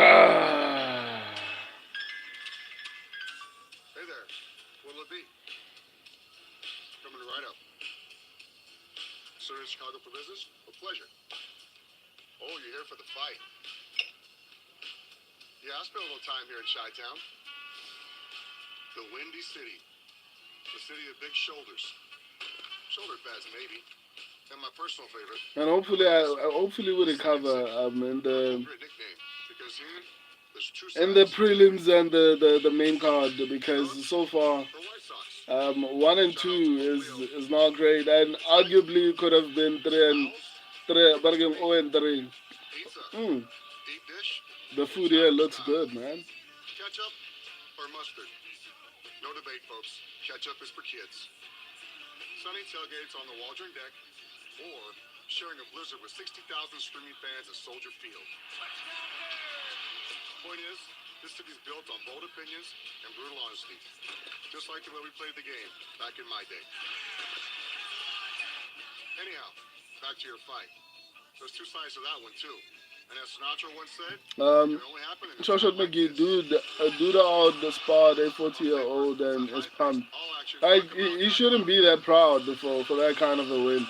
It wasn't even that dominant. Like he had one of the most competitive fights with The weathering of the storm, if you will. a guy who should be retired at this point, Am I right? and he's behaving like he just beat the prime Habib Nurmagomedov. I don't know what he's doing. If he's gonna get you, he's gonna get you early, like he's done time and time again. But if you can reach the second half, it's your world now. His nose is broken. You can do something that's never been done. He's got the choke.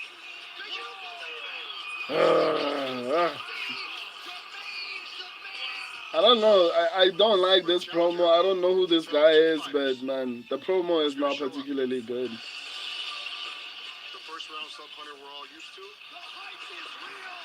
or a more measured and patient man ready for his first 25 minutes. Dude in the comments spamming hate speech. That's your mom, my guy. Losses of the midway energy in the building. Whatever you're calling me, that's your Fresh mom. perspective. Because here in the second city, we'll tell it to you straight. Then it's up to you, as long as your opinion is the same as ours. Anyway, let me get you that drink, buddy.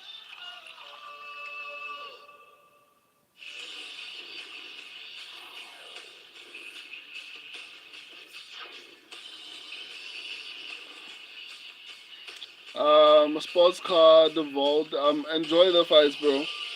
Yeah, I mean, some great matches tonight. Yeah, there are going to be. I'm honestly hyped for the main card.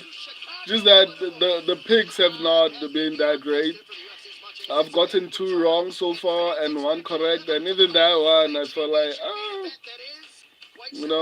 but still, I'm hyped for the main event. I'm not gonna lie. To the UFC 319 prelims. The UFC 319 prelims are presented by Bud Light. Closed captioning is available for tonight's telecast, and if you want to watch the UFC 319 broadcast in Spanish, that option is available on ESPN Deportes. As always, we never take your viewership for granted. Thank you for being with us for the UFC 319. Who you have in the main event? I'm going Khamzat Chimaev. I think he's going to be better on the feet and on the ground, unfortunately for Dricus Du Plessis. Even with cardio, I think Khamzat Chimaev is going to have the advantage there. The only way I see Dricus winning is via knockout, if at all possible. Other than that, he's not going to win. Sports card vote. Khamzat, I'm thinking Khamzat in round 1 or 2, or Dricus 4 or 5. I think Khamzat I think his cardio has been underrated for a long time because he fights at a high pace. But I think his cardio is insanely better right now. Insanely so. So I guess we'll see though. I guess we'll see. But I think Khamzat Chimaev wins even if it's a decision. Sports card vault. His cardio wasn't there against Usman. I mean, he got hurt. Like his arm got broken, and I get that has nothing to do with his cardio. But I don't think he has a cardio problem. I think maybe his pace might be an issue, but Like I said, I think in the Robert Whittaker fight, his cardio looked incredibly improved. He wasn't breathing heavy. He was fighting really well. So I don't think he's going to have a cardio issue, and I think a lot of people are going to be surprised. Um, Sports card vote. His grappling is far superior for sure. I think his striking too. With knockout power and just a lust for combat that is second to none. He can submit you, he can knock you out, and he is a huge threat to Dricus Du Plessis middleweight championship tonight. And we will see if Chimaev can leave Chicago as the undisputed middleweight king. If you want to join us for tonight's pay-per-view event, go to ESPNplus.com/PPV. ESPN Plus subscribers, Ah, 19 for $79.99. After you purchase, come on, prelims, help me recover. connected TVs, tablets, laptops, and Let these two picks be the only ones I get wrong. Like getting picks wrong is not fun. with all of that noise out of the Sports way, card vault. Dricker's awkward style is so hard to deal with. I mean, all Khamzat Chimaev has to do is just take him down, and it's not gonna be difficult. Drickers is easy to take down. straight win here by getting the best perennial tough out Alexander, the grade A Fernandez. Privith is probably dozed out right now, but hopefully Chase Hooper is not And while he is wowed in submission going to take too long to finish this fight. I generally need to come back heavy. in fact, the dream was ready for Daniel Olaleye. Alexander Hernandez. Is that Chase Hooper's fight? Yeah. Back-to-back wins It's Chase Hooper's fight, my guy. Sports card vault agreed he will dominate on the ground. Yeah. For me, even on the feet, man, I don't even think he's going to have a cardio issue. But I guess we'll see as time progresses. But in all honesty, I feel like Khamzat Chimaev will probably dominate everywhere the fight goes. Obviously, Dricus Du Plessis will have the highest possibility of success on the feet. But on the ground, obviously, we know that Hamza is going to be better. But I don't think cardio is going to be that much of an issue.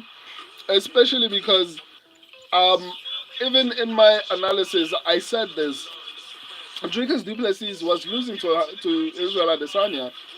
Dricus Du Plessis was tired against Israel Adesanya. Even though he got the submission, go back and look at that fight. He was losing that fight, and he was getting gassed in that particular fight. So to be honest, I feel like Khamzat Chimaev definitely wins this one.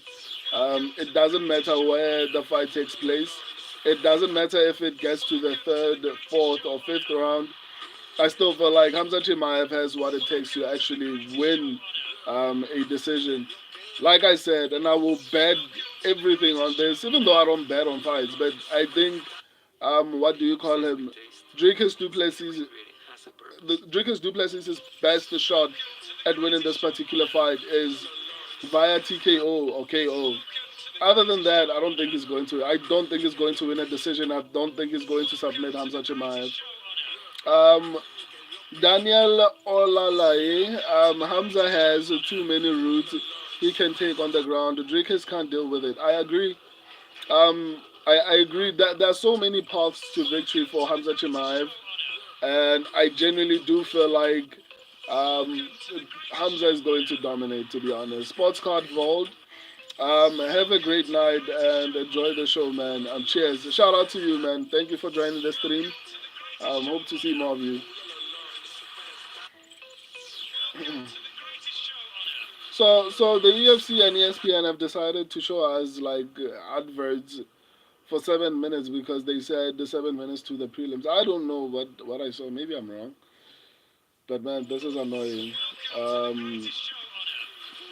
I can't wait for UFC to move from ESPN at this point, man. I feel like they are actually just trying to annoy us for as long as the UFC is here, and especially because they won't have the UFC, so now they are basically shoving soccer into our throats. Daniel Olaleye, well, who knows? Habib said he should strike.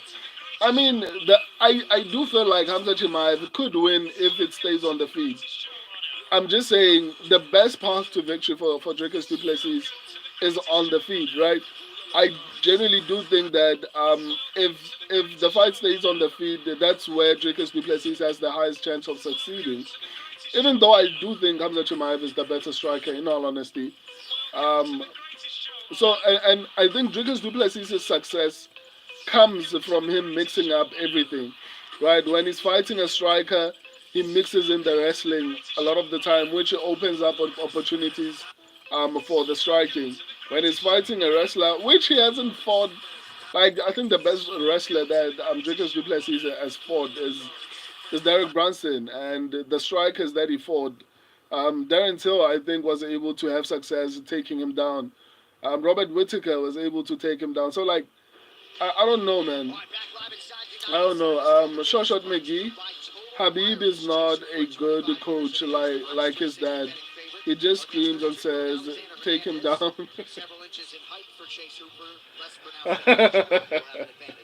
What's wrong with you, man? Where did that come from? Like, wow.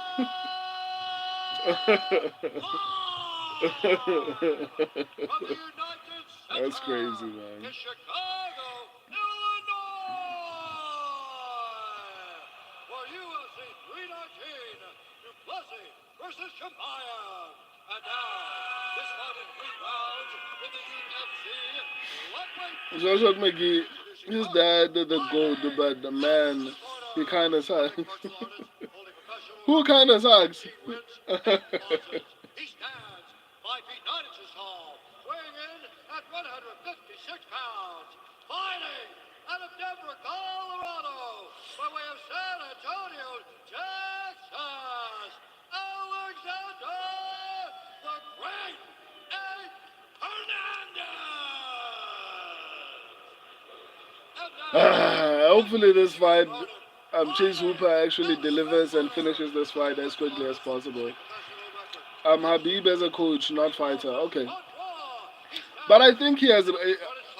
Okay, maybe the athletes, like when you look at, for example, Umar lost, Islam Makhachev has actually benefited greatly from having Habib as a coach, to be honest.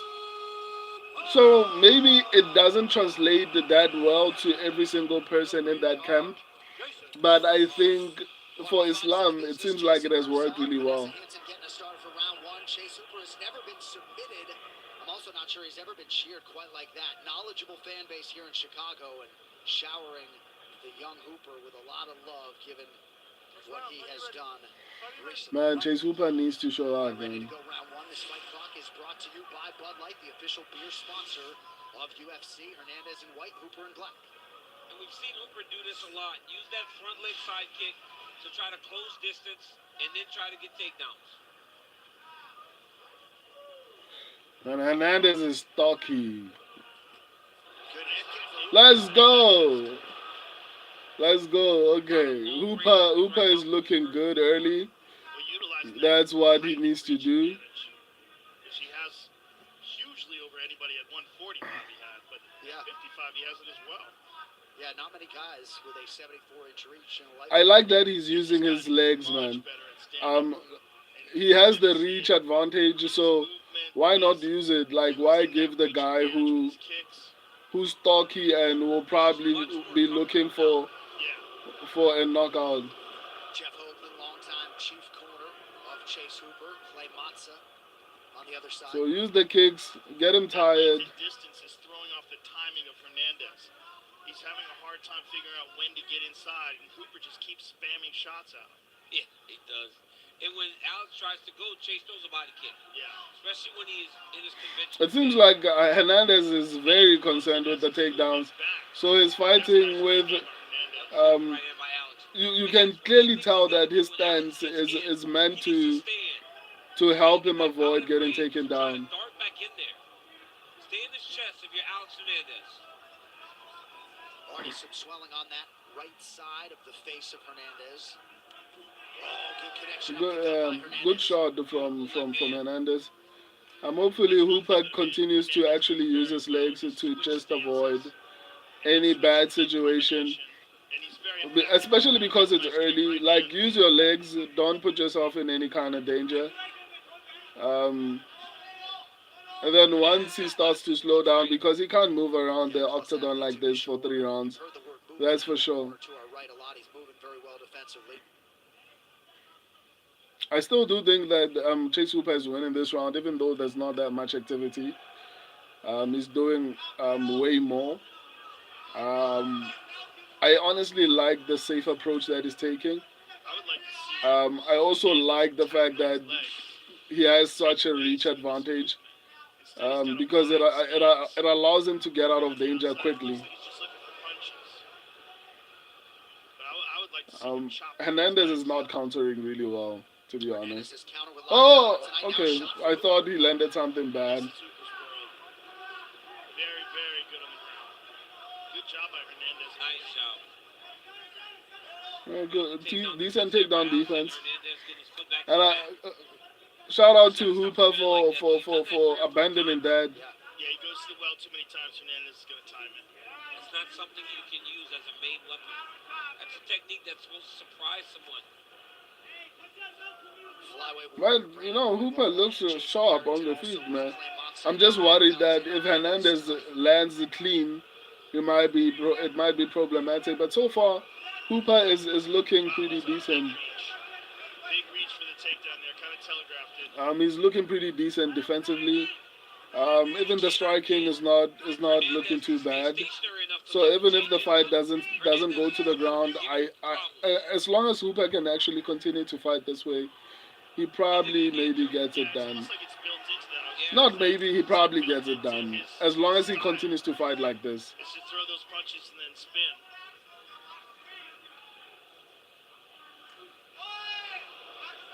Couple good shots by Hernandez, kind of grazing. Hernandez fighting a much better second part of the round. Nice angle there by Hernandez. Lunging right from Hooper, but Definitely Hooper won this round. He's just so much more comfortable on his feet. The way he holds his hands, chin tucked, it's just different. He hasn't been able to get to Hernandez lately. But right there, that's one thing Chase is doing. What is DC talking about? Like, Hooper has been winning the striking exchanges. Like, Hernandez has landed 1 or 2 good shots, and that's it. numbers suggest he has outstruck Hernandez 19-8 in significant strikes here in round. Yeah, well, I'm wondering what DC and Joe Rogan are talking about. Like, he hasn't been able to get to Hernandez. What do you mean? Oh!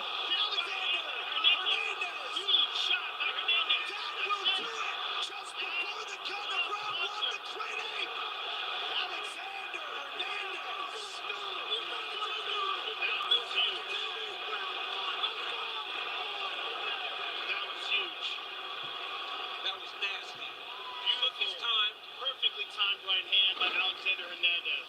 And you saw him get close a few times. Hooper was rolling that shoulder. This time he wasn't able to get his shoulder turn and got rocked with that right hand. All right, now a look at tonight's blazing knockout moment brought to you by Buffalo Wild Wings. Boom. Oh, that was a counter. Hooper reached. Hernandez landed a beautiful right hand. Short McGee, we are cooked, yeah. Chase Hooper needed to move, though.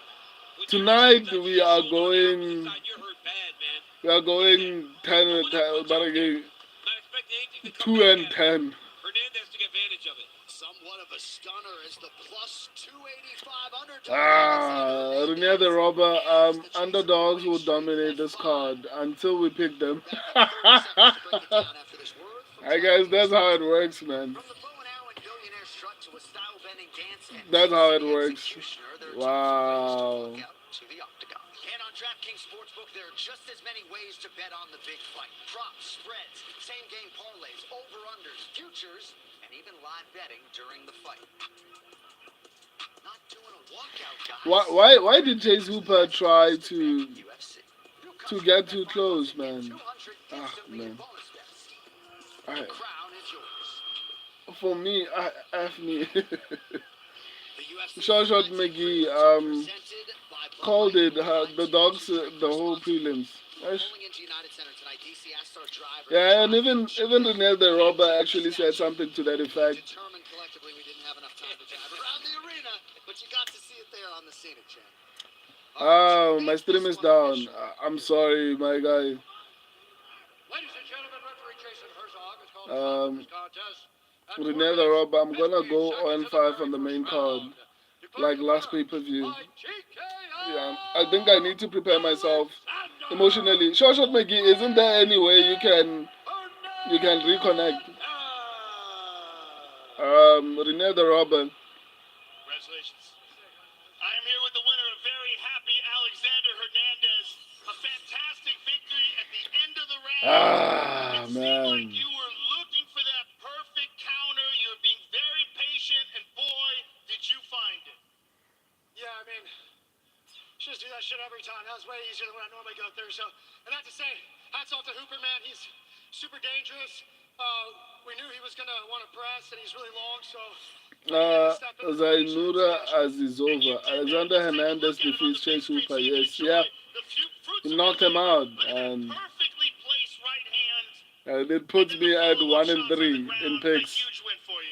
Renee the Robber. This is the same guy who got dominated by Damon Jackson on the ground and robbed the Hollowbar. Yeah, MMA doesn't make sense sometimes, man. Doesn't make sense. Shoshat McGee, UFC literally has zero prospects. Yeah. I mean, at this point,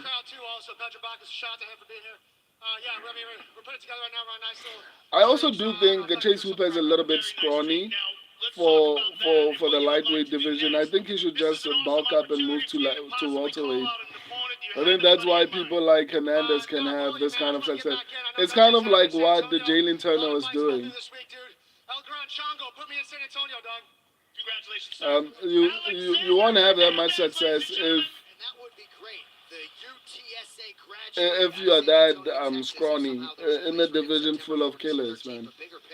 It just feels like Chase Hooper when he lands, it wasn't like doing much damage. Four parlays down. That's crazy. I mean, even Privith. I mean, for the first time ever, since I've met him, at the very least, his parlay is destroyed. But I don't think he even knows, probably, because he said he's actually high, so who knows? What did you get me into? They're scary monsters, and you're their fall guy. That's not happening. Buckle your seatbelt.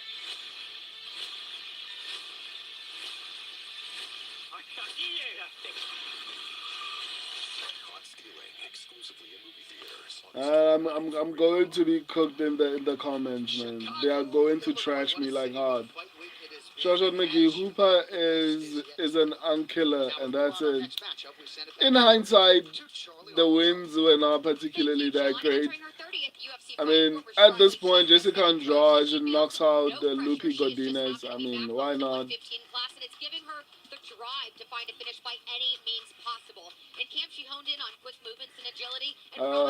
My damn stream is down for me.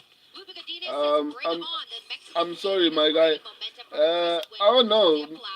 So there's nothing you can actually do to fix that.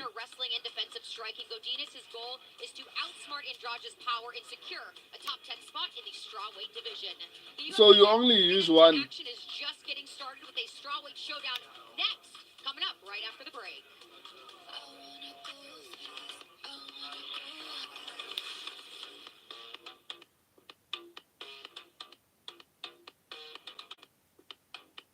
Welcome to the greatest show on earth. Welcome to the greatest show on earth. Welcome to the greatest show on earth. Welcome to the greatest show on earth. Ah. Greatest show on earth. Welcome to the greatest show on earth. Welcome to the greatest show on earth. Welcome to the greatest show on earth. Welcome to the greatest show on earth. Welcome to the greatest show on earth.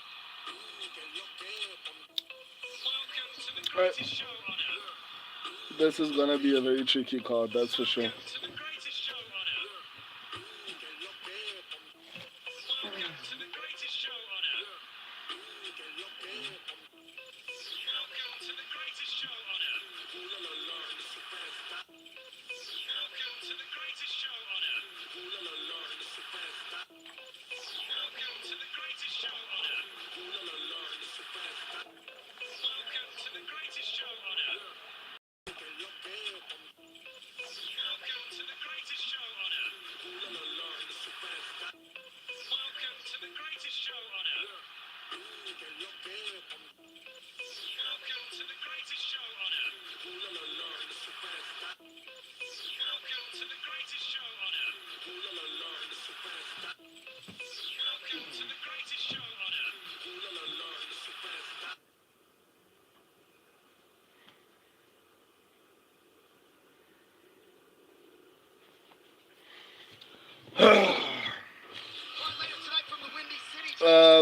Shosha, of all nights for this to happen, filming in boys, I can't watch. So that's the only place that you've been watching. Like, there's no way, like Rinier, isn't there anything you can do? Welcome back to United Center. I'm John Anderson. So Khamzat Chimaev gets his crash tonight, but as yet, no man has been able to solve. Let's watch the promo. The word puzzle a little bit too soft for this savage. One thing is clear: South Africa could not have a better man leading the charge. Giving up is not an option when you're doing it for a whole nation. Want to be the first real African champ, trained, born, bred in Africa. This guy represents his entire nation. South Africa! Dricus Du Plessis is an absolute animal. You can never take a South African lightly. That grit, that heart. When others quit, we will keep going. For the entire nation of South Africa. Everybody, world champion, baby. The power and the energy I get from the people. That is the key to my success. He said that this belt is for all of South Africa. Dricus is our man. And he's got the whole country behind him. There's no one that's going to stop this man. That belt is staying in South Africa. He's done it before and he's going to do it again. South Africa, Dricus Du Plessis remains the man. That's South Africa for you, baby. Is there no one else? Every fight against us will be the hardest fight of your life. No, we have none of us don't see that.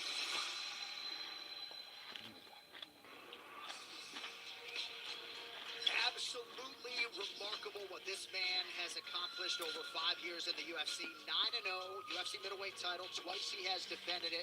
6 finishes, tied for second most in UFC's middleweight division. Outstanding striker. He can grapple, he can wrestle, he can do it all. And DC, a lot for you to break down on the telestrator for the undisputed UFC middleweight champion, South Africa's Dricus Du Plessis. Yeah, watch us against Israel Adesanya. Dricus' space management is as good as they come. So here he'll throw double jab, then a right hand to get close to Adesanya.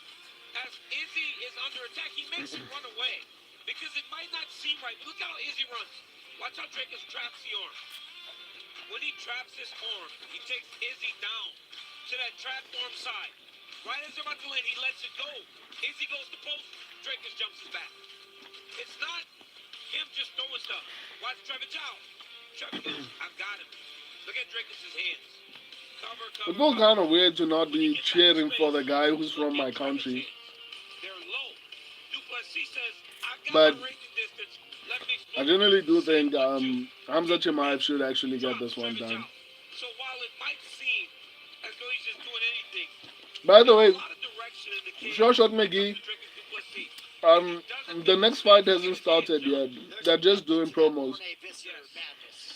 Can't wait to see it play out live on pay-per-view later. Now, though, next matchup, getting its just due, former champion looking to reassert herself.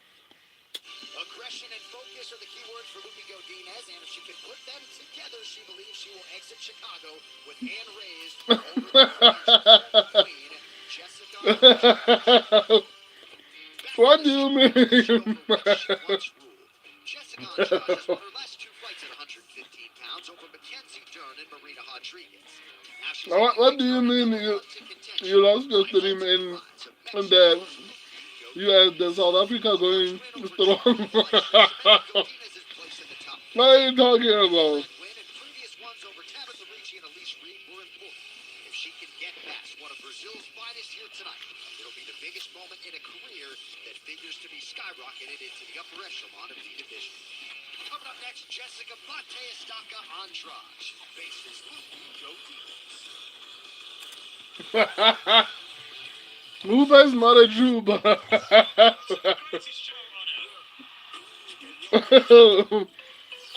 I mean,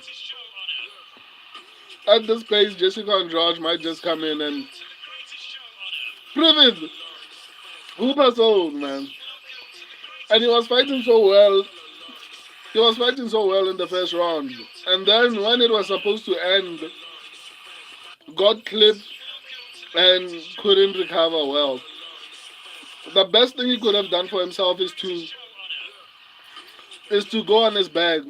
Hooper versus Close. I mean, obviously Hooper is going to win. He's pretty good at beating up Anks.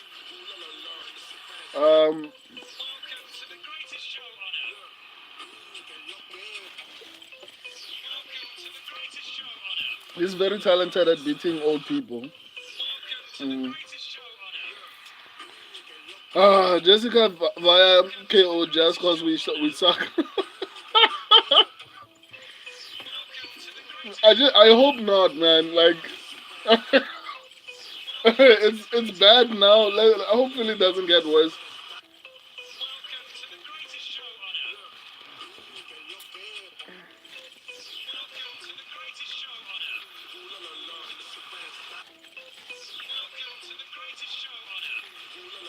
I honestly thought, what's her name?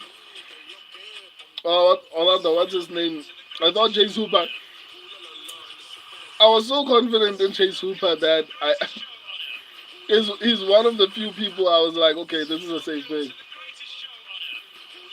Unfortunately, it wasn't. So far, got one right, and it was a robbery. I'm in the same boat, my guy. I also I've gotten one right, and it was the robbery, and the rest of them they've been brutal. I'm not gonna lie. So far, I'm going back to not betting. I don't blame you. I think to be honest, predicting fights on its own is just one of the most difficult things to do, and it's enthralling.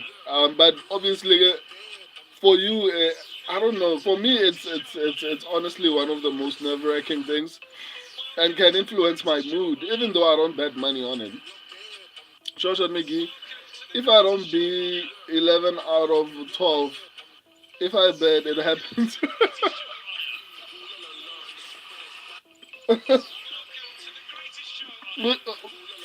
Which is kind of crazy because I do remember you, like, whenever you don't bet, that's when like your picks are actually pretty good. And then whenever you start to say, okay, let me make money, that's when a lot of upsets start to happen now.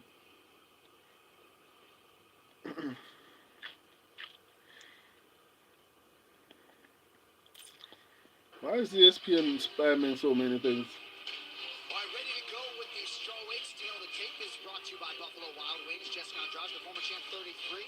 Slight underdog tonight against 31-year-old Luki Godinez. Godinez slightly taller, but 1 inch in reach with the Brazilian, Jessica Andrade. So right now for the intros, the American Bruce Buffer. Ladies and gentlemen, this fight is 3 rounds in the UFC strawweight division. Introducing first. Renata Oba, I don't understand why Lupi is the favorite. She's fought the mid-level opponents and has trash fight IQ. Did you go with Jessica Andrade? At 115 pounds, fighting out of Vancouver, The Charlotte McGee. Canada. I hear you, Lord. I get the message.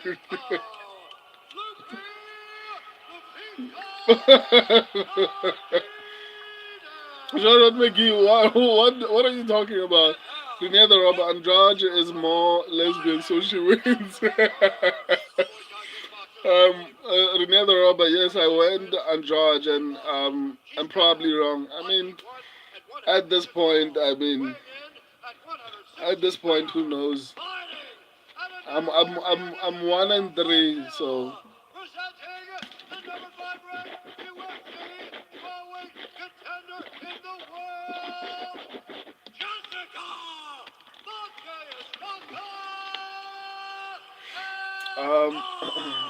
Renee the Robber. Oh, I replied to that. I've got the GM32. He might win. He might win. B. Who am picking? Who are I picking, Chad? I'm going with Luke Godinez. Chad, rather Renee the Robber is going with Andrade. I'm sure should make at this point DDP via submission. We could.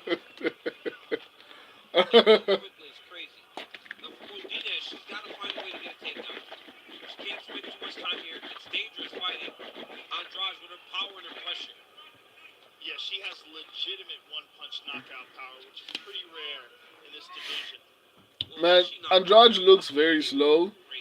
But we'll see though. One thing that has changed a little bit of Andrade is let's go. She isn't as pressure heavy as she's been. Right. And I think that Godinez is touching her up nicely. Right now. Man, Andrade looks slow, man. Landing with nice, crisp shots. Let's go! Man, look, Godinez looks like she might get like the finish. Wow. Good. Whenever Godinez throws, she lands. Jessica Andrade is busy missing. Alexa and them down there in Mexico working on that boxing and fights in the way that we've come to expect from that fight camp. Wow. Man, when I picked Godinez, I didn't think she would look this good. I was honestly worried, like about Jessica Andrade, especially on the feed. I was like, on the feed. So Jessica Andrade has decided to throw caution to the wind and start being aggressive. I mean, at this point, Godinez should just strike with Andrade. Oh! Whoa!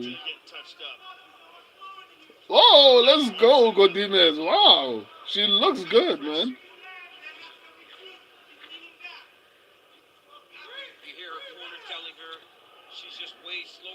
Wow. Well, it's also because Andrade winds up, right? She loads up on the shots because she knows she has that big power.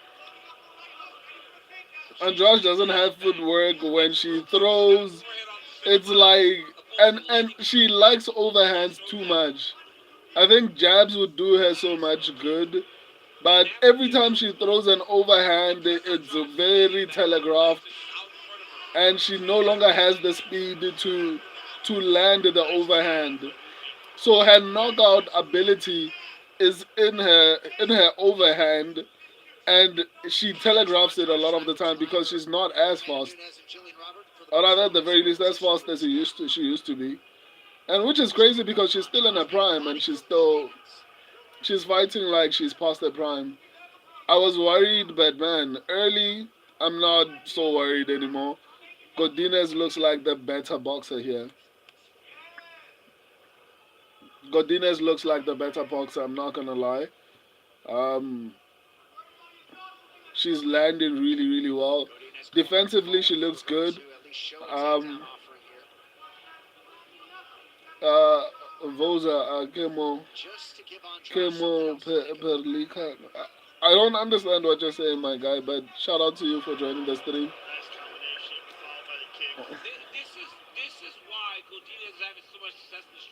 Oh, Godinez is going to be in the top 5, or at the very least top 6. Look at how urgent she was to get away from her when got her hands clasped. Godinez corner. Oh, she's fighting at the strawweight. Isn't Andrade just ranked at strawweight? Or am I crazy? In Andrade. Also, the punches are coming straight. Oh, Godinez. Let's go. 32 years old, right? She's been Wow. for so long. Wow, Godinez is looking crisp, man. Weight classes. A lot of damage. She's not as fast, right? It's all the damage and the hard fights.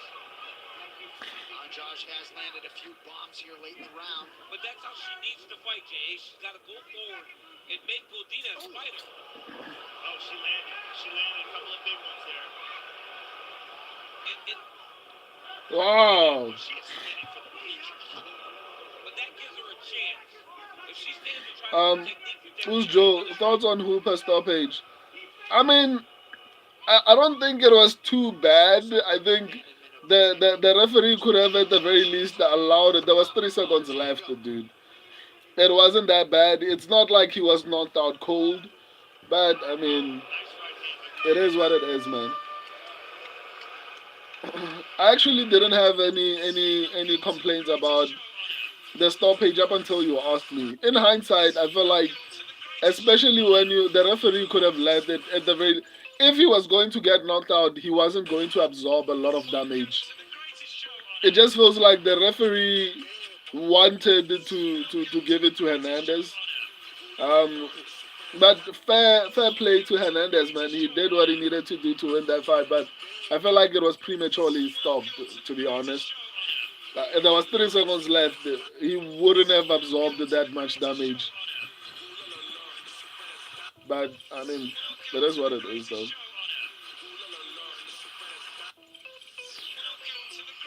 Shoshat McGee, how you doing with the stream? Are you winning?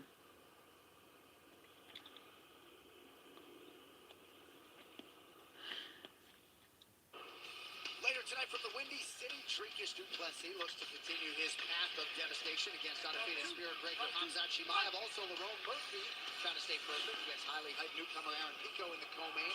UFC 319 can be bought right now on ESPN Plus, UFC.com/PPV outside the U.S. Godinez landed 55% of her significant strikes in round 1. but you see the redness on her face because Andrade just landed. Man, Jessica Andrade is such a bad striker, man. Beautiful job by Godinez. Look at this right in the arm triangle. Yep. If she takes her time here, she's got a chance. She's got the mountain. Yeah. Well, she looks like she's going back to half guard on her own, just for security. Yeah, right back to mount. Look how smoothly she did that too. And we talked about her sister Joe on the walk, being an Olympic level wrestler in Canada. Shoshat McGee, someone bet the house on round 1 stoppage. For which fight, my guy? For Hooper. Shoshat McGee, it's a big club and we ain't in. Yeah, She's doing the right thing. I agree. She did a very good job of getting back to half guard. Daniel Olale. Okay, I'm gonna pick Asakura and Hamzat on my parlay. I think Asakura. I don't know, man. At this point, wow. Let's go, Godinez. Deep right hand.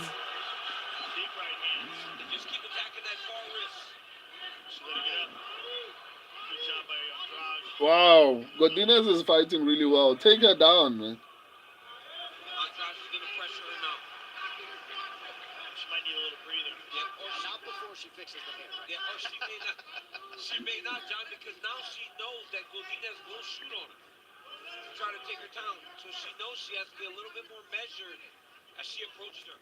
Oh, Nice left hook. oh, Godinez is landing really nicely, man. Whoa, he's touching her up. Definitely an uptick in the aggression on the feet from Godinez tonight. Man, Godinez is looking very improved, man. Good low kick by Andrade. Bit of an eye poke.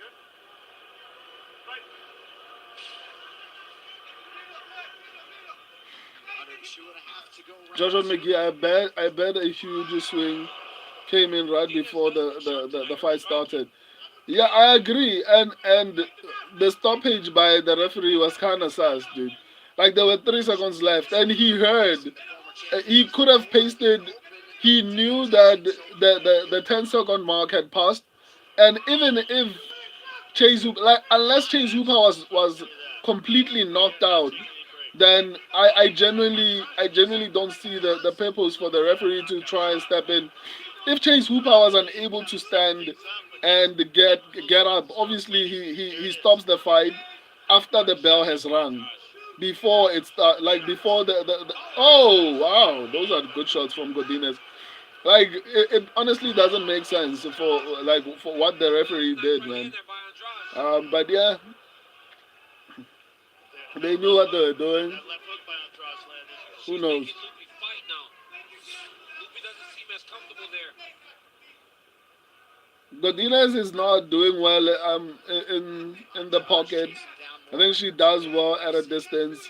I think whenever Andrade tries to pressure her, oh man, credit to Andrade. She has a chin, man. Um, Andrade has a chin. Like she's been taking big shots. Dina's corner wants her to shoot, but I mean, she's not securing takedowns. Andrade's defending well. Andrade has stuffed 6 of 7 shots thus far.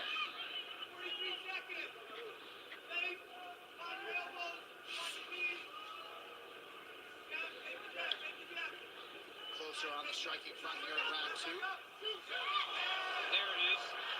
Beautiful job. Yes, nice transition, but look at Andrade finding out the outside, trying to stay upright.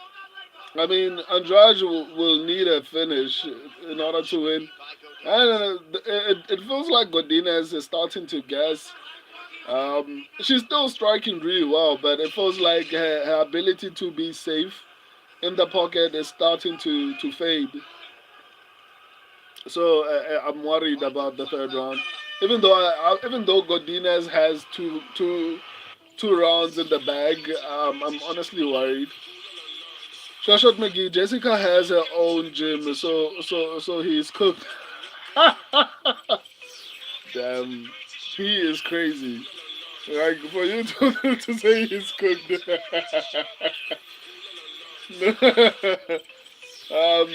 But I mean, she like to be honest, Godinez looks incredible, but it feels like she struggles when it gets like when they get in the pocket. So maybe she needs to learn how to get out of those situations. Don't stand and trade with her in the pocket because that's what Jessica Andrade wants. That's her only path to victory. So hopefully she realizes that and stops standing in the pocket with her. Joshua Mickey, Jessica is his own head coach. Wow. Wow. That's crazy. I think Godinez is up 2 rounds. But yeah, she should just avoid getting in the pockets with Andrade. Andrade has a chin, that's for sure.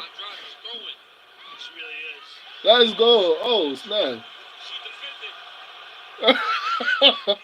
I think Godinez heard her with that one because.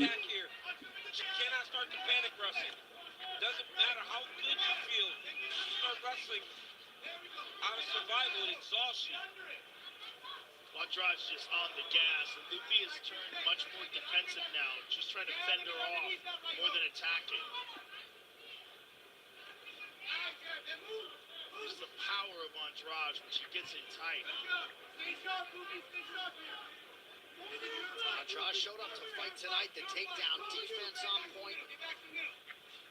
But she always does. She always fights like this.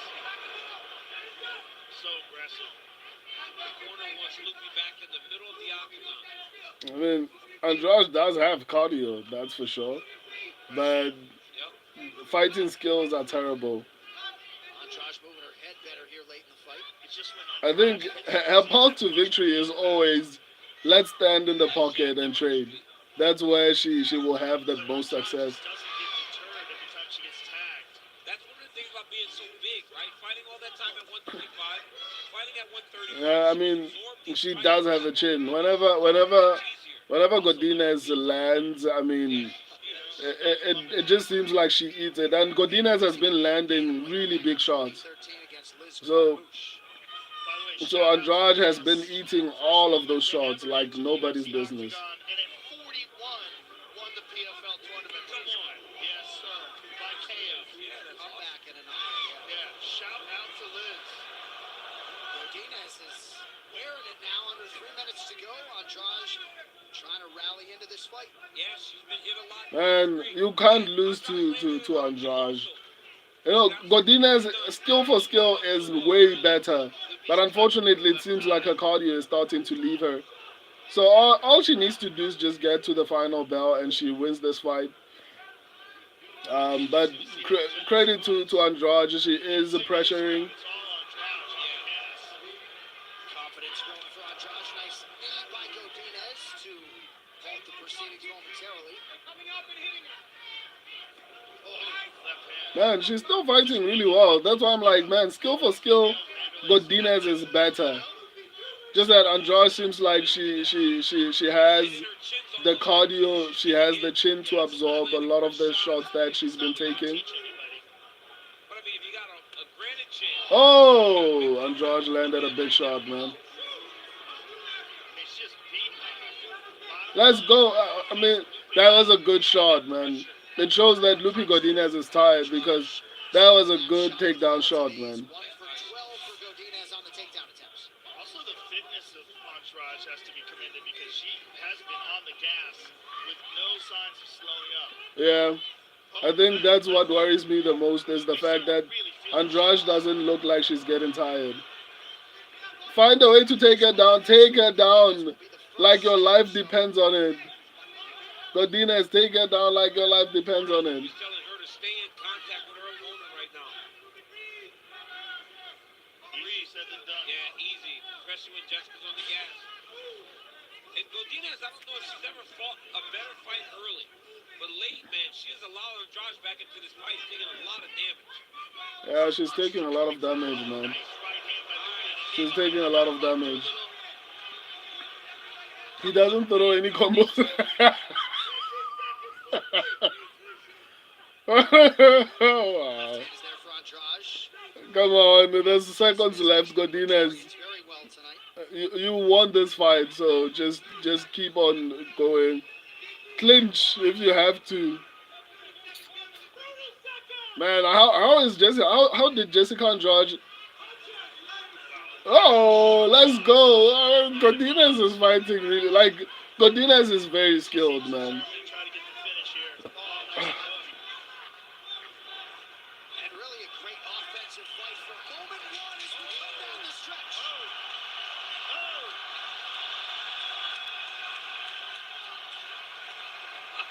man. Luke was like, let me take her down. Great showcase for the women's strawweight division. Formerly Not a bad fight, man. Godinez was piecing her up early. Third round, I think could have went either way. I feel like Godinez was landing better, just that it just looks like Andrade was landing the bigger shots in the third round. But Godinez definitely took the first two. There's no doubt about that. So at least. But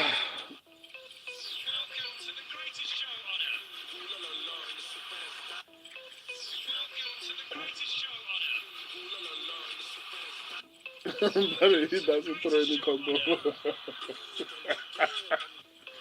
That's crazy, man. That's crazy.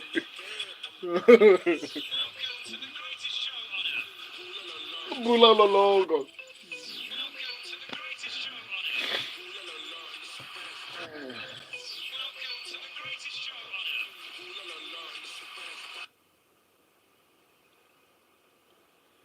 So ESPN has decided it's going to annoy everyone up until they love soccer. Nice strategy. I'll never watch soccer. Unless you pay me, then maybe I'll watch it. But not for free.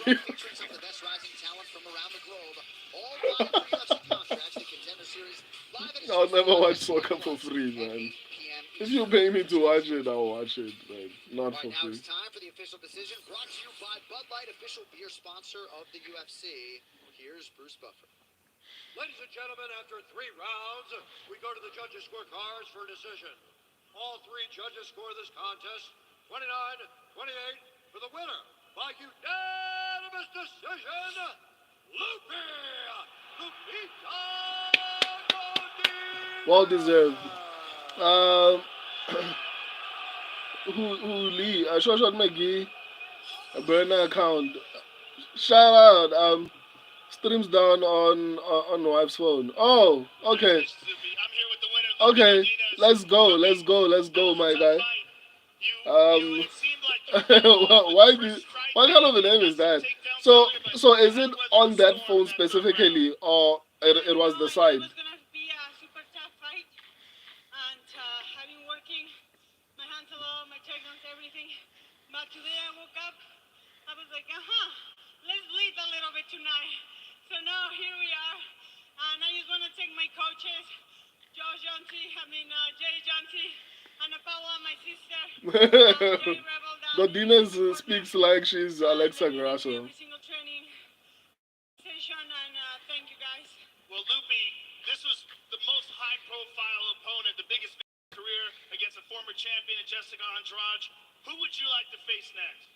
Honestly, UFC knows that I never called any fights, but Showed McGee, I'm showing my wife the reason we hate Brazilians. She will learn tonight, unfortunately. Lupe Godinez, ladies and gentlemen. And a little sigh of relief there for Congrats to Lupe Godinez. Outstanding. 2-0 after the win over Jessica Andrade here. I mean, if, like I said, and I always say this not out of hate, but I've always said, on a card, which is something I need to start implementing, but I'm waiting to see if I'm correct. On every card, it seems like if you decide I'm going to bet against every Brazilian, I'm going to go with every single Russian, and basically the probability of you succeeding are extremely high, right?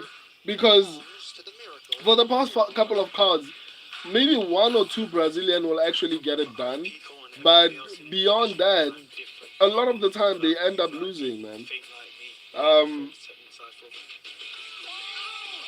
What other Brazilian did I pick on this card? Is there any other Brazilian that I picked? Me saying that scares me a little bit. Short McGee, Florida level, fluoride levels in Brazil are off the chart.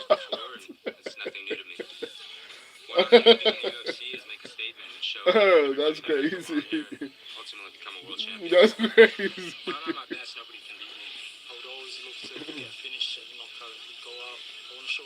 Submission over position. This is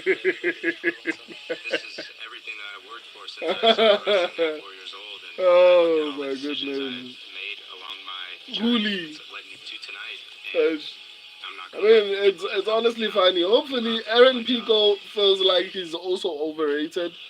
Was he ever a champion in Bellator? It all goes down tonight. Aaron Pico, the -170 betting favorite in the co-main event against Lerone Murphy, who comes back +140, eventually leading into the middleweight championship main event. Dricus Du Plessis in defense for a 3rd time Whew.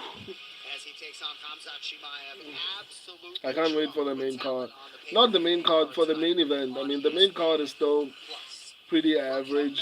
The reaction to Khamzat Chimaev at the presser was insane, man. Ooh. Like the last time I saw people reacting like that, even Ilya Tuporia doesn't get that kind of reaction, to be honest. Ilya Tuporia just fought, people were not going that insane until he got the knockout.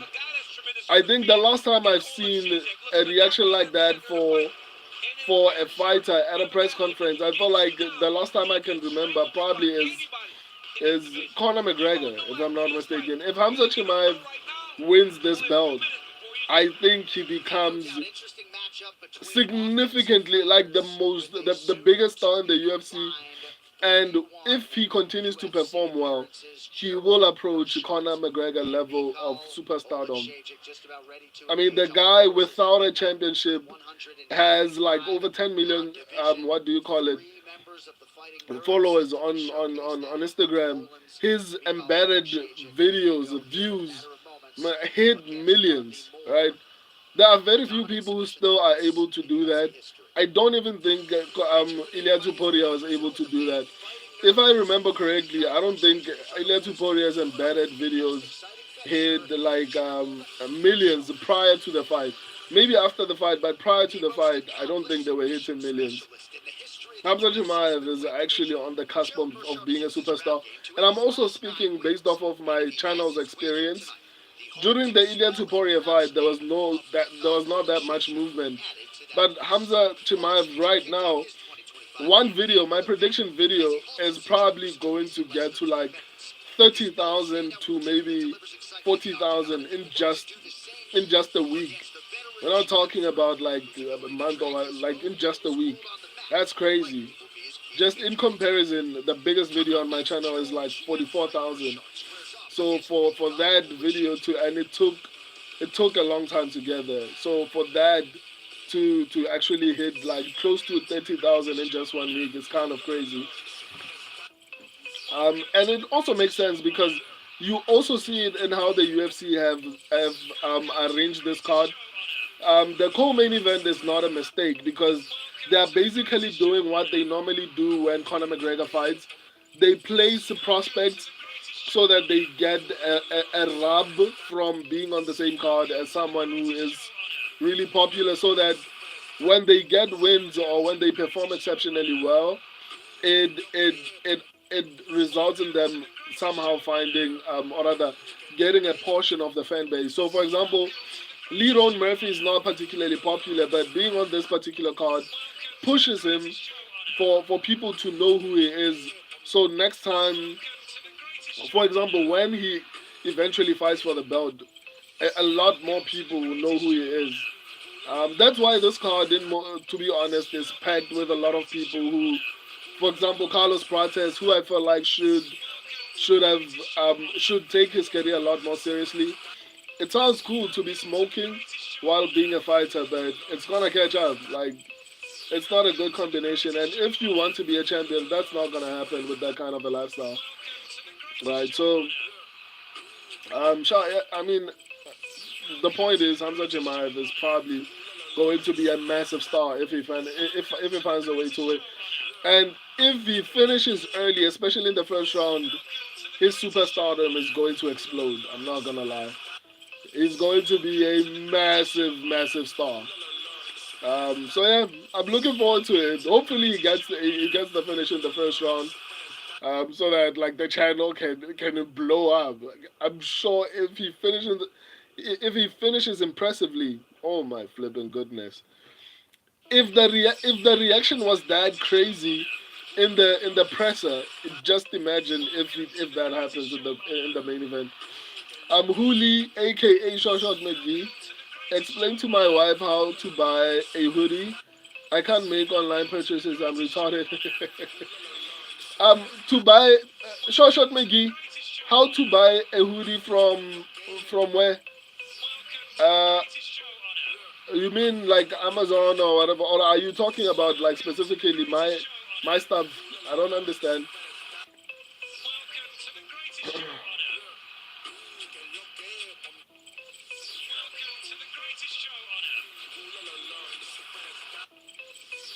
Woo. Your hoodie. Oh, shout out, man. Um, there's she can go to buy me a coffee, but you know what? I've been working on. Shoshat Miki, send me an email.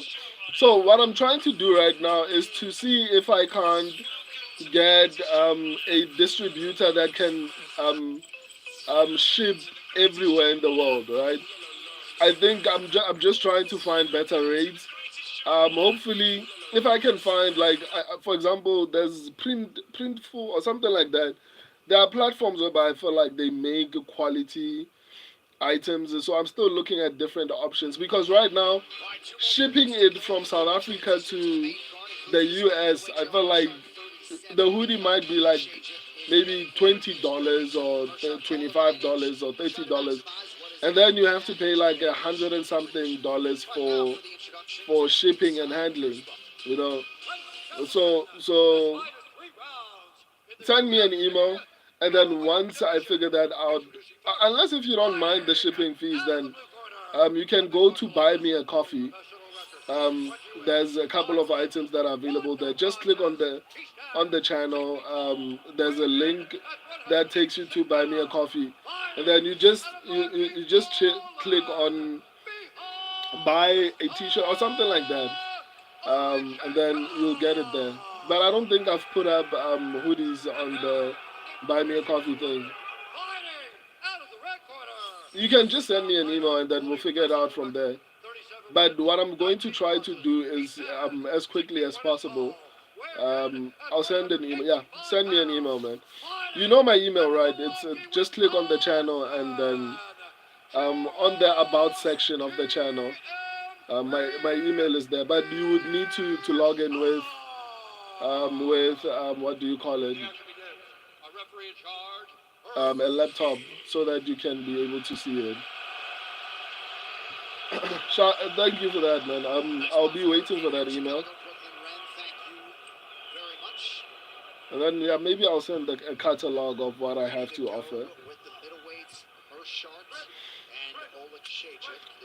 I actually have another brand.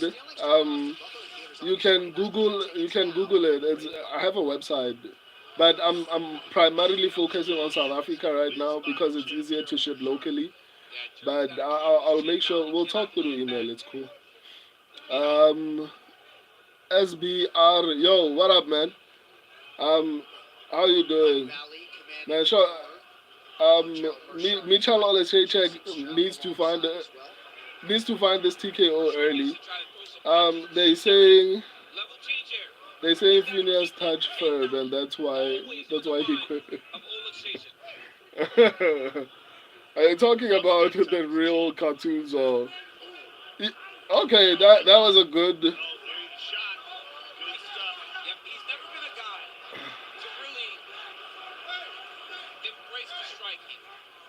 It's so clear what he wants to do that if you're look at that, if you're well prepared, man, you can give him a lot of problems. Come on. Are you talking about the voice actors, man, or are you talking about the real cartoons? Yeah. Either way, that's crazy. I would assume that it's a joke. Well, season 9 of Dana White's Contender Series is off and running. Mikhail Olechejic's brother actually is set to compete. Cesari in September. 3.5 minutes here to go round one. I've got a few guys on Contender Series, John. Started training a few athletes. Got some moves on the show. There you go. Be good, yeah. Mahmoud Hussein, what is going on? Watching UFC 319, man. He's got to fight, but those injuries aren't good, right? He's not so fast that he's going to just beat a guy who's hips with a double leg. He needs to be punching Olejejik, make him go backwards, so then he can try to get to his hips. Dean Thomas, 2-0. What's up, my man? HW, is Hamza? Hamza, what does HW mean? But Hamza, I think I'm picking Hamza to win, man. Wow, Jared is hurt. Gerald is in trouble, man. He's going into a fetal position. It's like, take me. He's opening up his legs on live television, this guy. He has no shame. Thank you to tell me. Oh, let's go! Oh, that's shake.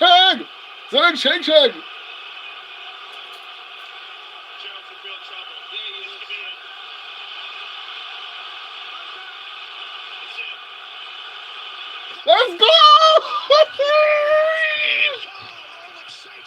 I was so worried about this pig, man. I was so worried about this pig. Let's go, Oleszejczyk. Because I'm so far with Alta TV. Okay, nah, it's cool, man. It's cool. Let's go. Woo. I was so worried about this pig, man. Oh my goodness. Over the top, right behind the ear, and you see the little wobble. He's in trouble. Oleszejczyk stayed patient. Right hand, left hook. Holy Polish power forget Polish power forget what happened in World War II. Polish power. Let's go, man. Let's go, short. Let's go. Wow. Until Herb Dean had seen enough. Yeah, Mihal recognized Wow. enough that Let's sometimes flip the it. situation Go. dragged down and land the ground and pound. But I mean, what a performance! It was flawless. It was one Wow, of the best man. he's ever had. Mahmoud, how many rounds now? No, the Khamzat Chimaev fight has not started yet, my guy. It's still far away from starting. Like there's still, I don't know, there's still like probably maybe 2 hours left before that fight starts. Right now for the official decision, brought to you by DAV, Disabled American Veterans, keeping our promise to America's veterans. So, by the way, the website that I was saying I'm pushing primarily. Okay, I'll talk about that when they start to show us promos. Declaring the winner by TKO, Michal Oleszejczyk. Oh, it's with the fighting nerds. I mean, the fighting nerds are hit and miss, man. But it seems like Michal Oleszejczyk is doing well, I guess. Two camps with the fighting nerds and two phenomenal results. You never look better. Tonight you followed a flawless game plan and took out Gerald Murray. Man, the fighting nerds tonight are 2-0. This is a very good moment. If I Even though the first one was a robbery. went to Brazil, I believe Howley, you'll have 15 minutes to talk about it because the UFC sucks. a lot of people who have a lot of people in my team. Great energy. And it sucks because it ruins the momentum of the card on such a big pay-per-view. Like, and I get it, they try to stack the card, not stack, to add a lot of fights to the card. At one point we had like 15 fights, and obviously 3 pulled out somehow. Bobby Green and a couple of other people. Caio Baralho is going to get knocked out, hopefully. He's not very exciting, unfortunately. I would like Imavov to win. Now, Michal, this was a huge win for you. As I said, the second with fighting nerds. What would you like to do next? Who would you like to face? Marvin Vettori, you are next. I will fight with you. UFC, please give me opponent with top 15. I am ready now. Absolutely, sir. Congratulations. Let's go. Michal Oleszejczyk. Michal Oleszejczyk. Yeah, because Michal Oleszejczyk won, got the knockout. We're going to suffer for that. We're going to suffer for that. That's for sure. Let's see if they actually. So I don't know. Maybe I'll write it in the description. Let me see. Let me see. Let me try to write it.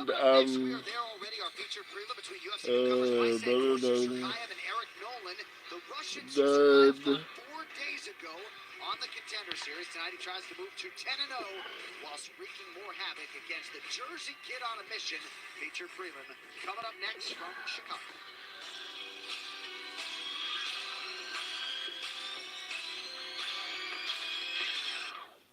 The wait is finally over.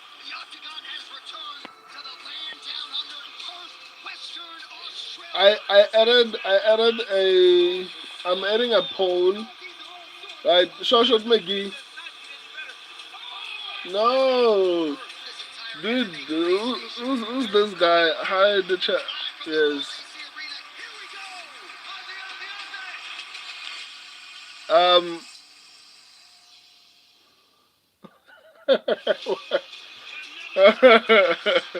So I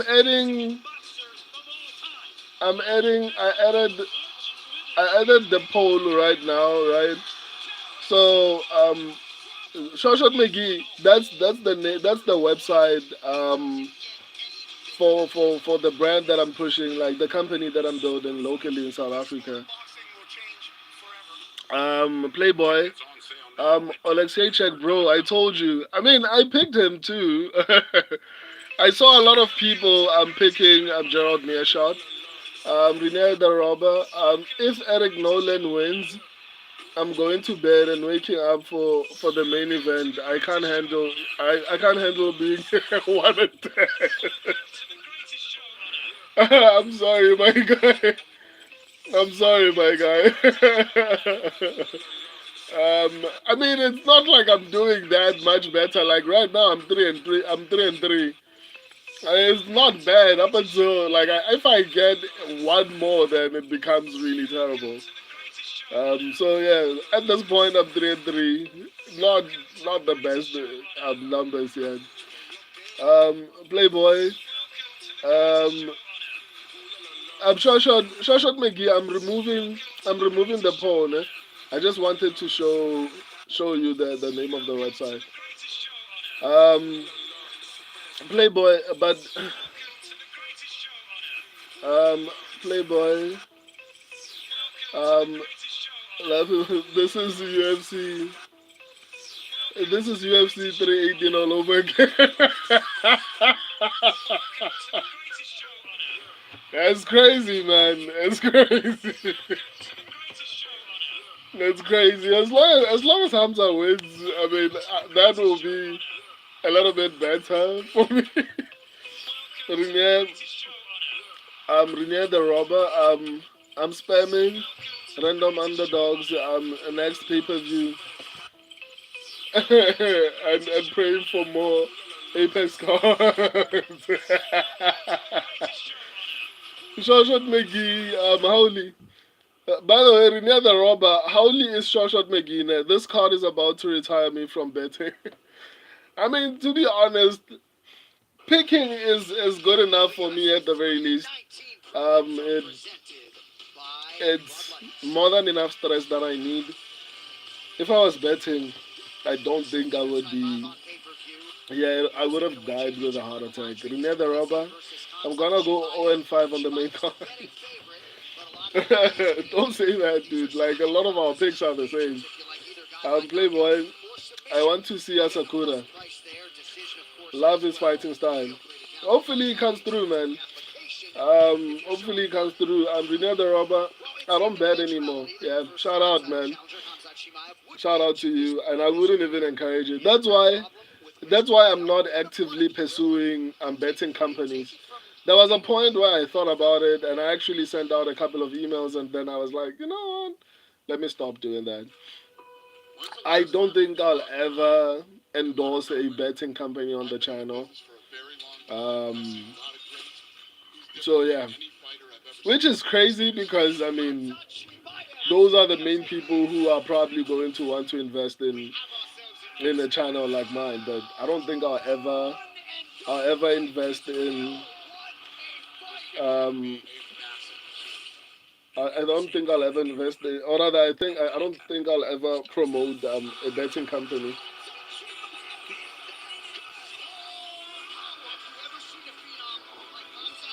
Um, Dark Soul. So far I'm 0-6. Damn, Dark Soul. That's brutal, my guy. That's brutal. Oh snap. So you picked. Damn. That's brutal. So you picked Andrade, you picked Barbosa, you picked obviously Hooper. Gerald Mearshad. Damn. I'm sorry, man. Khamzat Chimaev 8-0 in the UFC. Um, That memorable Shoshat comeback from Megihauli. Burshart back in the day, fourth fastest finisher Thanks UFC for, middleweight in for the history. website. A lot of numbers that this man has Renee the produced over Robber. the years. Yeah, Just for how real. I think combination of he wrestling, grappling, striking, something all happened with through his streaming for some reason, athleticism. so And he's Khamzat using a Chimaev different phone. has built himself into an Renee absolute the force Robber. tonight. He I'm one challenges in from Joe five. Johnny to Oh Joe Rogan. snap! Hey, Joe, you've seen them all. That's crazy, man. This man seems to be Like I said, I'm 3-3. The subscribers are actually doing way better than I am. They are 4-2. So shout out to them. Playboy. I got Chimaev via submission first round. Bet 100 euros on that, inshallah.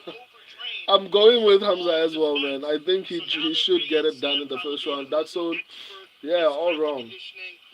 I mean, it happens to the best of us, man. Don't feel too bad. Um, it happens to the best of us. Renee the Robber, Eric Nolan is about to win because I picked Susakai. Don't talk like that, dude. Like, I need the Susakai to win, man. Like I genuinely can't handle any more wrong picks at this point. Renee the Robber, I only got Karini correct, and that was a robbery. That was definitely a robbery, to be honest. But maybe I need to watch the fight back. Just that the problem is I'm not gonna watch that back. You know the Robert, the underdogs only win when I pick them, when I don't pick them. And it is crazy you guys jogging my brain. It's me too, man. Like you're not alone. Me too. Fight for the belt tonight, DC. Tell the straighters I'm Dark Soul, yes, yes. Holy, I bet the same, just not that much money. I bet the same. Oh, you mean on Khamzat Chimaev, first round, first round submission? Robert Whitaker starts to get back to his feet right away. Watch Khamzat give him that up action to bring him back down to the mat. He gives Robert the idea he's going to lift him. Robert goes, no way, you're not lifting me. Put him back to the mat, right? Manipulation. Now, this is so important in fighting. Look at how all of his weight is going back towards the mat. His whole idea is to get Whitaker's hands down to the floor. Man, Hamza is a special fighter, man. Look at how much he's leaning. Hamza is a special fighter. That moment before the fight actually starts, when they're both in the octagon, they're looking at each other, and the referee says, "Fighter, are you ready? Are you ready? Fight!" That moment, woof. I don't know how to explain how I'll be feeling at that moment. I hardly get excited for a lot of things. I'm exceedingly excited about the main event. I honestly like if this whole card was just prelim fights, like prelim level fights, I'd be frustrated, but I honestly wouldn't care. I honestly wouldn't care. So for me personally, this is one of the most incredible main events in a very long time. I don't get this excited for Ilya Tuporia. I don't get this excited for John Jones. Maybe Islam Makhachev to some extent. But man, I think Khamzat Chimaev is undoubtedly my favorite. What do you call him? My favorite fighter in the UFC. Howley. Oh, that's all. But how come you never placed a bet? I'll level with you, my guy. Religiously, it doesn't allow me, but still, beyond that, I feel like I'm too emotional about my picks to the point whereby it's going to honestly affect me health wise. I care too much. Like I can honestly tell you, if it wasn't Hamza Chimaev, let's say this was a fight night card, and I got, I don't know, 7 picks wrong. I'm not gonna lie to you, my whole entire day is going to be affected by that. I take the thing about having a channel, or at the very least, as far as I'm concerned, I make so much effort to be good at what I'm doing. I'm a perfectionist, right? I make so much effort at being good at what I'm doing, and if all that effort doesn't go my way, it honestly destroys my whole entire day. I'm not gonna lie to you. So I'm thinking if I was putting money on this, I think it would have. I think it would have caused me some type of physical, um, whether stress wise, whether me collapsing out of, I don't know, thinking about, I don't know. Already it stresses me out. Like if you've been joining me for long enough on the streams, you can see it in my face that whenever I get things wrong, it destroys me. So if I was putting money on it, beyond just religious belief, man. Um, so for me, I don't think it would be healthy to bet on fights because I care too much about my predictions. I care way too much because obviously I put in too much work into predicting fights, and that's why it's important for me to get fights correct. Um, so so in all honesty, that's basically why. Also, that's why I will continue to emphasize that if you see me promoting, if you see me promoting a betting company on the channel, just know they offered me so much money I couldn't say no. But in all honesty, my pledge is to not promote any betting company on the channel. I'm just going to find other sponsors outside of betting and alcohol. I mean, there's already enough of that. The UFC is doing it. Like I don't want alcohol or betting channel, but again, betting companies on the channel. I'll find other people to sponsor me. And even if I don't find them, it's cool. I think I'm creative enough to create products, and I'll generate income with the channel that way. But I generally don't want betting companies on the channel. Um, so yeah, that's basically the reason why I don't agree with the system of betting for me personally. But beyond that, I think I care too much about my predictions for me to put money on it because I'll I'll probably cry even as an older dude. Okay, I'm 33, but still, yeah, I care too much, way too much. I'm not gonna lie to you. Rene the Robber, Eric Nolan, the welterweight whom of which he wins come from his opponent literally jumping into a left hook like a Spaz is gonna win somehow because I'm the one in front. What? Are you talking about Jeff Neal, Rene the Robber? I swear I was watching highlights and his opponent leaped into him. Who are you talking about, my guy? Shoshat McGee, aka Howley. The way 2025 is going, just bet against the prospect. I mean, it seems like the best way to go at this point. Renier the Robber. Um, it's like Zach Scroggins' record level of competition. That's crazy. Mahmoud, how is the game? The I mean the UFC. I don't know. It's not a game. I don't know how to describe it. I understand what you mean, but the card is good. I think that's what we call it. A game is soccer. Rene the Robber, Eric lost to Ty Miller, who won on the Nawaz Contender Series last Tuesday. Interesting. Okay, that's interesting. Rene the Robber, I'm coping heavily. I'm coping heavily. We always cope, my guy. We always cope. It's one of the easiest ways to deal with wrong picks. I know that. You know, you guys have seen me coping heavy on live stream. Um, Rene the Robber, cope, cope, cope. It helps to be honest about your feelings. I mean, I'm not far off.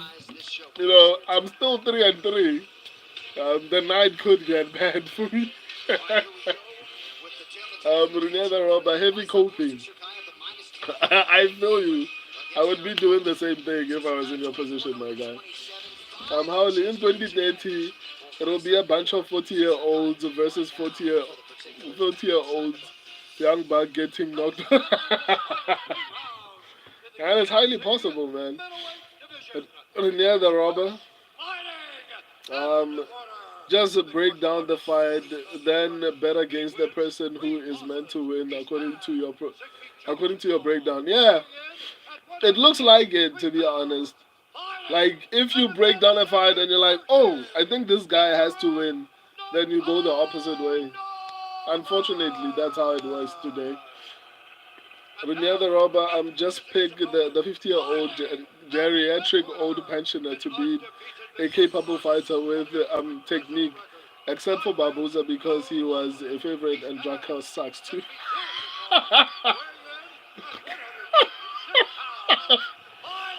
Near the robber, OAPS, finance. Oh yeah, young ones.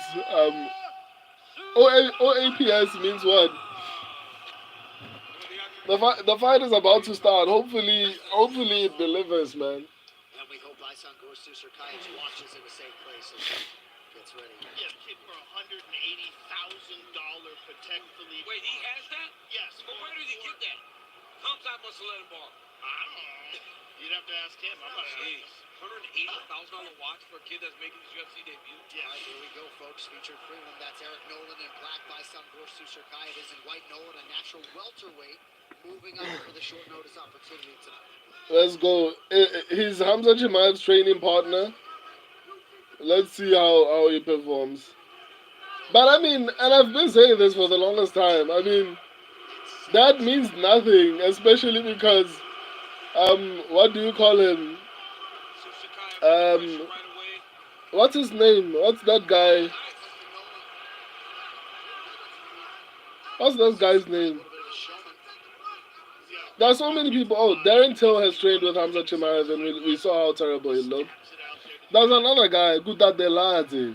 Guram is such a disappointment, man. Guram is such a disappointment. Man, Susakayev looks mid, to be honest. I'm not gonna lie to you. Well, he just fought, right? So he's real relaxed. I mean, huge opportunity for him. He's playing too much for my liking, to be honest. Even if he wins this fight, I think he needs to take the fight a little bit more seriously.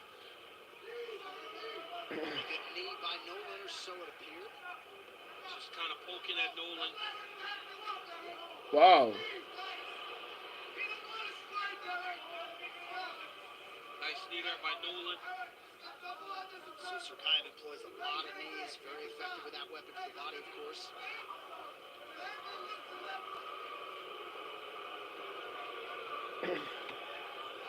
Why was Susakayev so hyped though? Like,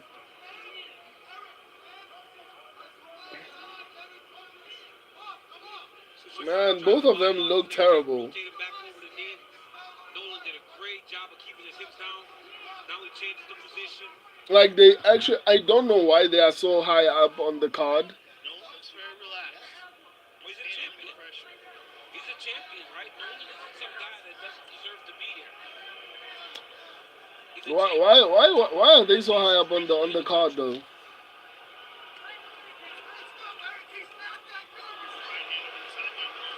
Oh.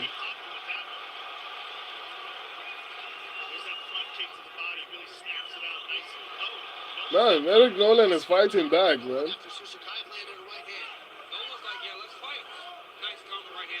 Susakayev needs to finish this fight, man.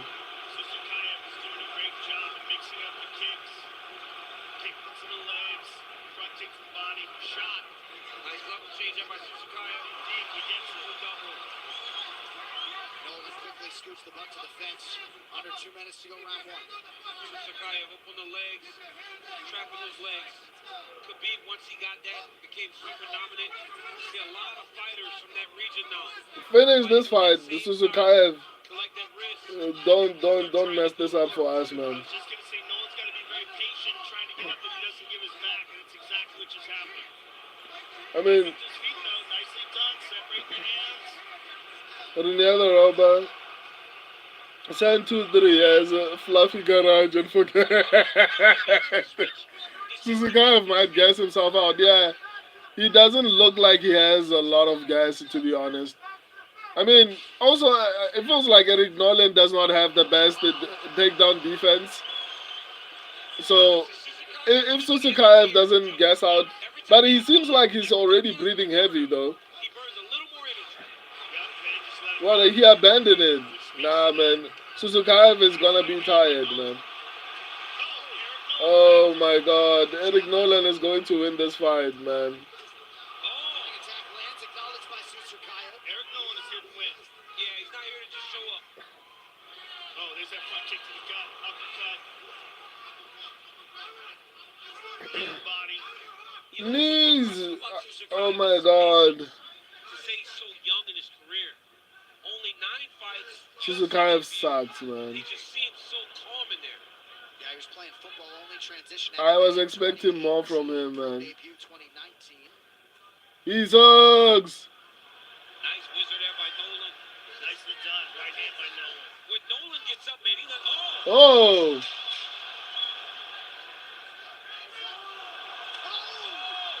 Great connection on the right by the American. Oh, big knee from Nolan. Round two coming up. Nolan hurt him. This is bad, man. Another Robert Sukaev, too cocky. Failed overrated prospect. Yeah, he's too arrogant, man. That's what I was saying. I was like, even if he wins, why are you behaving like you're like Hamza? And like I said, just because you train with Hamza doesn't mean you're going to be Hamza. Holy minus 1,000 odds and he's getting cooked badly. It's not even like it's one thing to be minus 1,000 and get clipped. At this point, it feels like Eric Nolan is a better fighter, unfortunately. Rene the Robber, arrogant is the word I was thinking too. Yeah, he's very arrogant, man. Like I was speaking about this early. I was like, dude, like why are you behaving like this, dude? Like you're laughing, like you're like this guy is not on your level or something. He doesn't have gas. Like he had a good position as far as wrestling goes. I just hope he wins, so that I don't get this pick wrong, and then I'm never picking him again, man.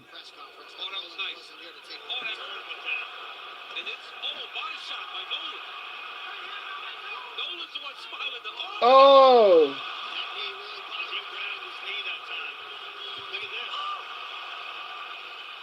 Eric Nolan is hurt, so Sukaev might win, but man, I'm never picking Sukaev.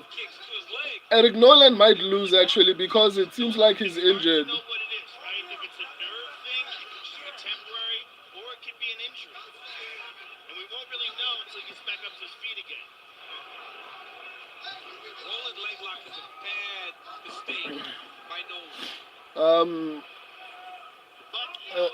Leandro Nolan was winning, but it seems like he's hurt. There's an arm triangle. Get rear naked choke, dude. Rear naked choke. Get it in. Yeah, fluke win incoming. Fluke it out, Sukaev, fluke it out, so that I never pick you again. You suck, dude. You're not Khamzat Chimaev, dude.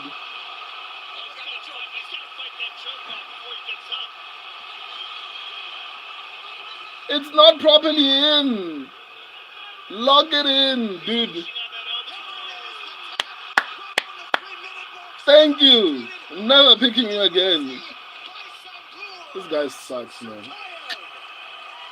Rene the Robber, but maybe Nolan is decent enough. Probably. Rene the Robber, Susukaev, bad buddy with Chimaev paid off. Wow. Still, I hope I never have to pick him again. I'm Hooli. Him and Chimaev are cousins, but have the same. On the inside of the leg. I don't like that joke. Leave Chimaev out of this. Like, guys, don't do that to Chimaev. Like, Chimaev has nothing to do with this guy. So, Suzukaev sucks on his own. Let's focus on that. Suzukaev sucks on his own, man. I hope I never have to pick him, man. Oof. He won because he landed a good shot that injured Nolan. That's it. That's it, to be honest. He's too arrogant. Seems like he doesn't have gas. Won because he got lucky. Emperor, DDP. I don't think so. Again, my subscribers are killing it, man. My subscribers are 5 and 2. I'm 4 and 3. Not too bad, but still kind of sad for me, to be honest. Available for purchase right now on ESPN Plus, UFC.com/PPV if you're outside the US. All right, let's make this one official now. Here's Bruce Buck. Ladies and gentlemen, referee Jason Herzog has called a stop to this contest at 2 minutes, 1 second of the second round.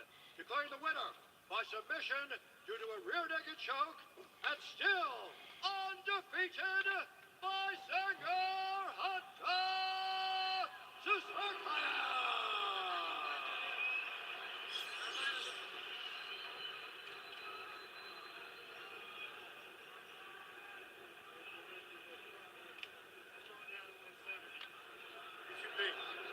Congratulations, sir.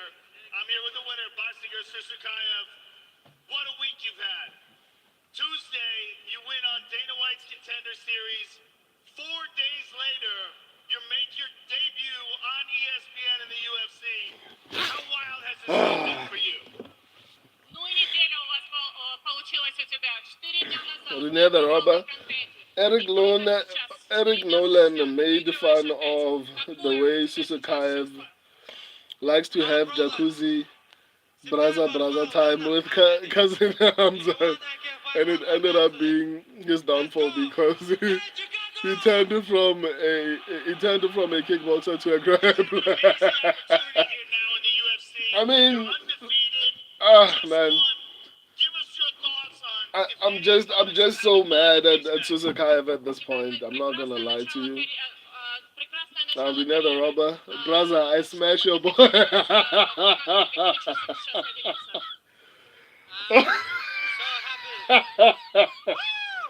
Wow. I smash your boy. Wow.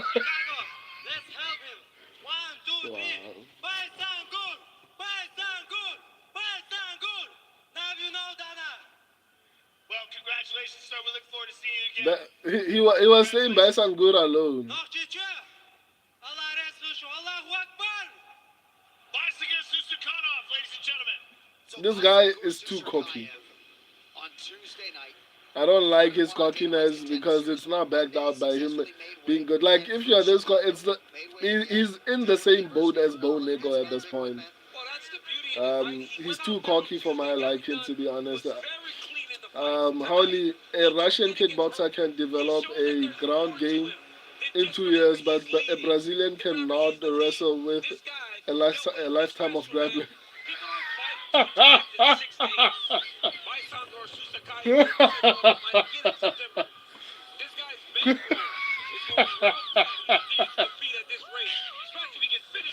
So Nolan had a blown out knee. He was walking outside the octagon afterwards. He really had a hard time walking. And he said, I'm Wow. going back to 170. Shashat McGee is not happy. It was He's the not way it was happy. planted, the way the kick landed. You love kids like this, though. This reminds me of how He's mad at all the Brazilians that lost. So much potential. Remember Robert Ella also true. Come adversity, but we do Yeah, see a man. lot of that playfulness and cockiness can get you in trouble when you're dealing with more skillful opponents and more experienced opponents. A lot of UFC star power. Yeah, he is too cocky for my liking. History. Matt, the Immortal Brown, also with us. Loves that knockout like Gilbert Durinho Burns. Marlon Chito Vera, the fan favorite. Fights Ayman Zahabi coming up later this year. And the greatest living American, our former broadcast partner and former WEC champ, Brian Stan. Look at that jaw. Brian. That's a jaw. So Tuesday, Dana White's Contender Series returns to that normal broadcast window, 8 p.m. Eastern, 5 p.m. Pacific, exclusively on ESPN+. A lot of people keep asking me to do Dana White's Contender Series picks. I can barely do. I can barely do like straight UFC card predictions, man. Maybe one time full time because it's getting close with the company that I'm busy starting and building in South Africa. If that continues to go well, we're going to be doing special things, man. So if that goes my way, maybe I can be full time on the channel, even if YouTube has not paid me yet. You know, so that I can do a lot more. Emperor, as much as I want DDP to win, he isn't defending any of Khamzat's takedown. But we here for the thrill. And what's so interesting is the fight is unpredictable, even if people give Khamzat the win. Yeah, I mean there are still people who think Dricus might win. And even though I'm this confident in Khamzat Chimaev actually getting this one done, I'm not gonna sit here and lie to you and say I'm not worried. Like I am truly worried because I do feel like Dricus Du Plessis is a very tricky person to figure out, especially because he is also very smart. And that's something I don't think he's underrated as far as that. But Dricus Du Plessis, for all his goofiness as far as fighting goes, effective goofiness, he's very smart, right? So that fight IQ is probably one of the reasons why he's able to have so much success even with an odd fighting style. I generally don't think his success is solely because of his fighting style. I think it's because of his fight IQ, right? So, in all honesty, that's one of the things that actually worry me, to be honest. Oh my God, it's about to rain, and oh, the rain is going to make noise. Hopefully, it doesn't rain too much. But still, so in that's basically generally how I view that particular fight. I think Dricus Du Plessis is very smart, very smart, and I think that's going to play a factor into how he prepared, or rather, that played a factor in how he prepared for this fight. I respect him for trying to spend his camp working on his wrestling. I mean, at this point, to be honest, there was nothing else he could do. Based on what I'm hearing, his whole entire camp was focused on his wrestling. So that potentially means that he's planning to go in there and find a way to actually wrestle, even if both defensively and offensively. So I'm picking Hamza, but I'm not in any way saying Dricus does not have a shot. Oh, I think he doesn't have a shot, but I mean, I still am worried. Renia the Robber, Ateba Gutierrez loses to Ozzy, Osman Diaz at UFC 320. Confirmed though. Ozzy Osman Diaz, who's that? I don't even know who that is, man. Renier the Robber, Aussie plus 200 confirmed. Or plus 2,000. That's crazy. So is that big of an underdog? Renier the Robber, Khamzat is so good that he taught his bad brother, who is a pure kickboxer, how to effectively use grappling to win a live MMA fight. I mean, which is kind of impressive, and that's why I get why Shawshot McGee is a bit irritated by that. It's like, dude, like this dude who's been kickboxing his whole life can grasp wrestling in a matter of 2 years, but a guy who has like a grappling background that doesn't cannot even wrestle for an entire lifetime, which is sadly true. Brigadier the Robber, 8 KOs. This dude is pure kickboxer and got a submission out of nowhere. Yeah, that's impressive. I guess you're right. Training with Khamzat Chimaev actually was very effective for him. Me, Khamzat Chimaev by submission. Reality, DDP by the DDP is not winning this fight, man. Renier the Robber. Renier the Robber. Me, Leron Murphy by decision. Reality, Pico by decision. The Leron Murphy one is the one that worries me a lot more than Khamzat Chimaev. Renier the Robber. Me, Prates KO. Reality, Neil by decision. Prates has horrible cardio, so that could happen. Sukjo, try singing the Indian patriotic song. I don't know it. Renier the Robber, me, MVP by decision. Reality, Cunningham by decision. That could happen, but I think the Michal Oleksiejczyk's performance is how I feel about. Oh, Dustin Poirier. I haven't heard him. Let me listen to a bit of his commentary. If you win, if you perform, that's what he needs to focus on. His performance. You know, I've seen him in the past get overzealous, put himself in harm's way to try to get that big finish. He has the skills to put guys away, but don't overdo it. Don't put yourself in harm's way if you don't need to.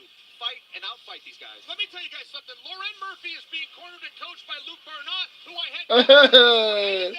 Charles Olin is calling Leron Murphy Lauren Murphy. He said, look, we got to stop the takedown. We got to control the range. I'd be offended.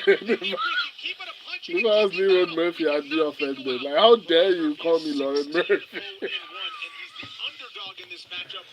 Oh, that's crazy. Premier the Robber, me, Kaya Sakura by KO, Reality Team Elliott by decision. Crazy enough, that's possible. Premier the Robber, I will sing the Indian song. I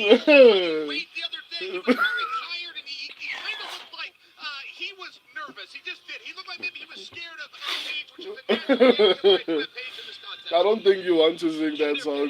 I think you're just going to say some horrible stuff. Emperor, it's time. It's time for the main card. I don't think that many I don't think there's any fight that's exciting, to be honest. At least for me, on the main card, except the main event. There's no fight that I'm actually excited for on the main card, except the main event, to be honest. All I'm looking for is all I'm looking for is what do you call it?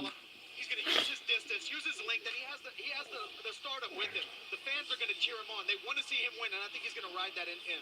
Aaron Pico, we just spoke about. Yeah, it's the main event. That's all I care about, to be honest. Renier the Robber, that's a mild one. I could have went first.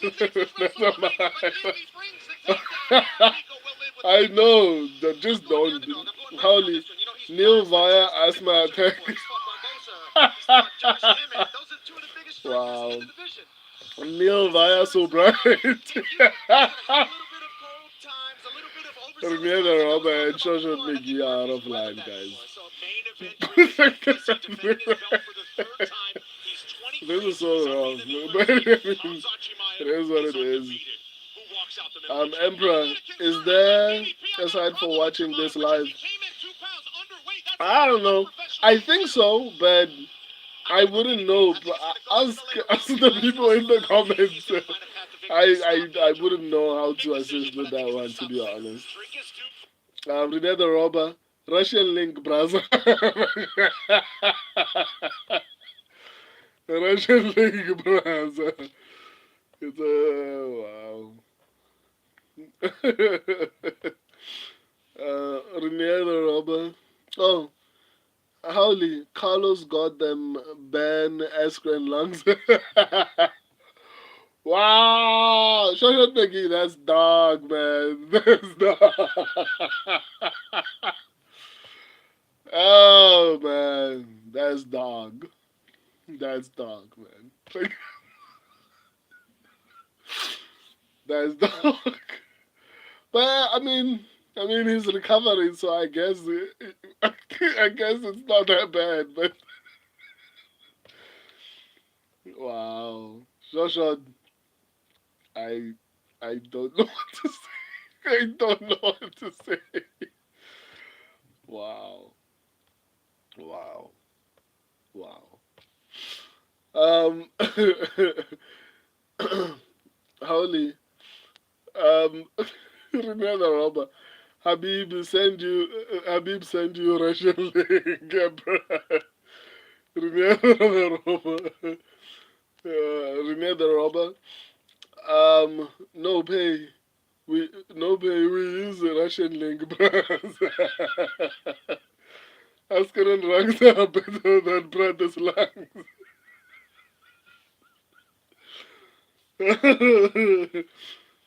Howley. Ben has a faster mile. Wow, dude. I'm not participating in that. Wow. Wow. Um, you don't pay. Renee the Robber. Carlos finna become George Floyd in round three because his lungs have turned into me. Oh my god. You got no wonder people don't join these streams. Like, and I can't help but laugh, man. Ah, guys.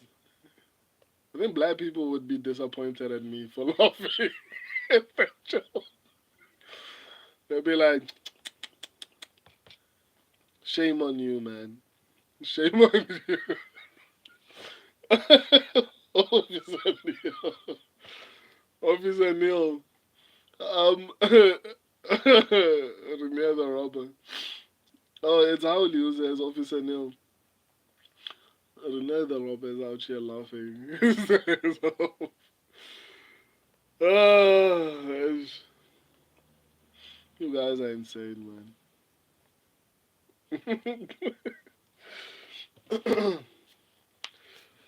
Ah,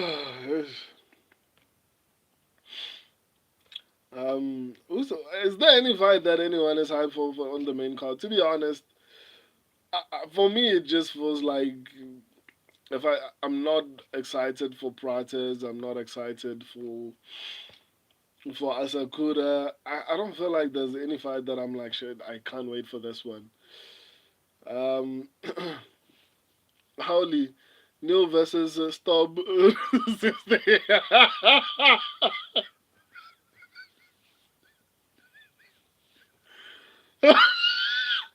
I just got the Officer Neil part. Wow.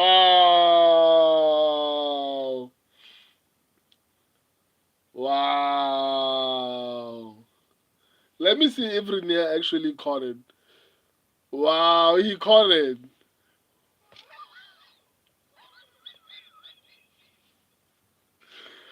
I'm not gonna explain it because then it makes me laughing a lot more. Terrible.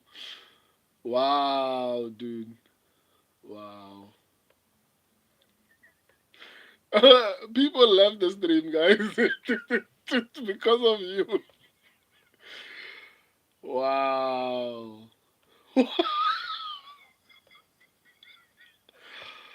Oh my goodness.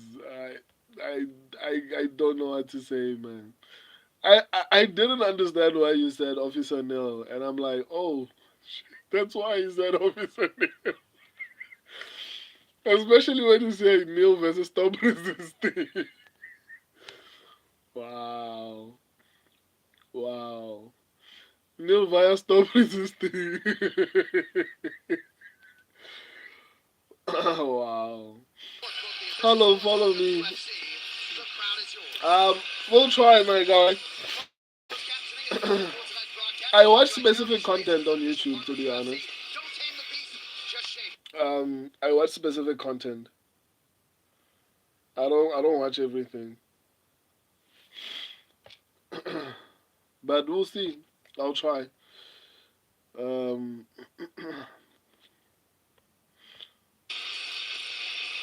let's go! Khamzat. Chicago, Illinois. Illinois.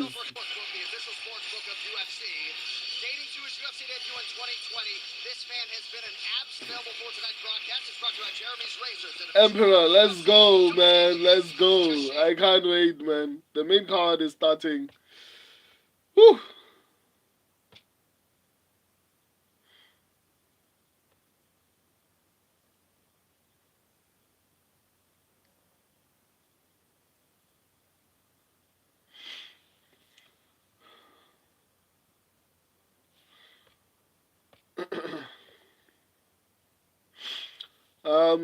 No one won, man.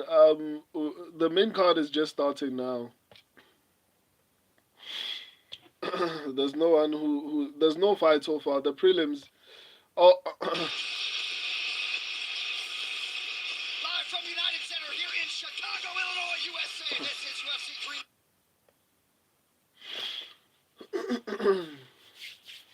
3. No fight has started. At the very least, as far as I know.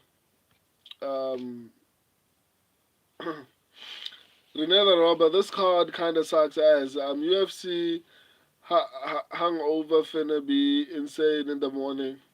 Gonna have me depressed when I go and fight. UFC, UFC hangover. I mean, to be honest, it's not the best card. I think this card is heavily reliant on the main event. If the main event somehow got cancelled, the whole entire card would be terrible, to be honest. It's a fight night card, to be honest. It's not a pay-per-view. Without the main event, this card is honestly trash. I'm not gonna lie to you. He's just an absolute winner. But when you talk about a guy that won, talk about force. Khamzat Chimaev. That's all he's done. He has not lost in the trade room. He has not lost in the octagon. He doesn't lose situations. The guy has amazing wrestling. He goes Who's Joe? Joe. some of the best fighters in the world. Look, Holy. Holy. And so I'm thinking main card can't be as bad as the prelims. I hope not, man.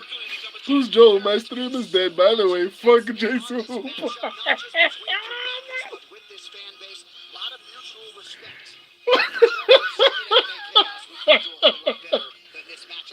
Who's Joe? That was hilarious.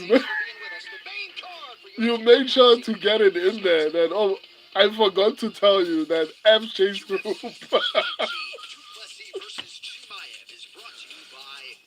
Wow. How you said it was hilarious. Like, oh, before I forget, F Chase Group. Oh my goodness.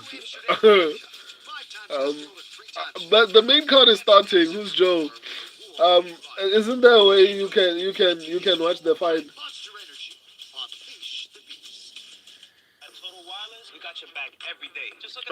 You know the Robber. At least I can make you laugh with these edgelord jokes and mega go.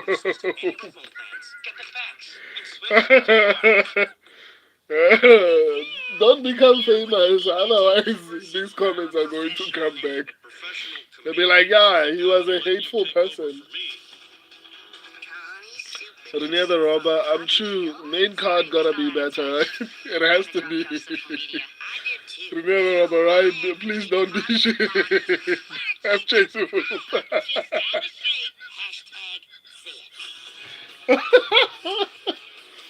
No, FJ Super.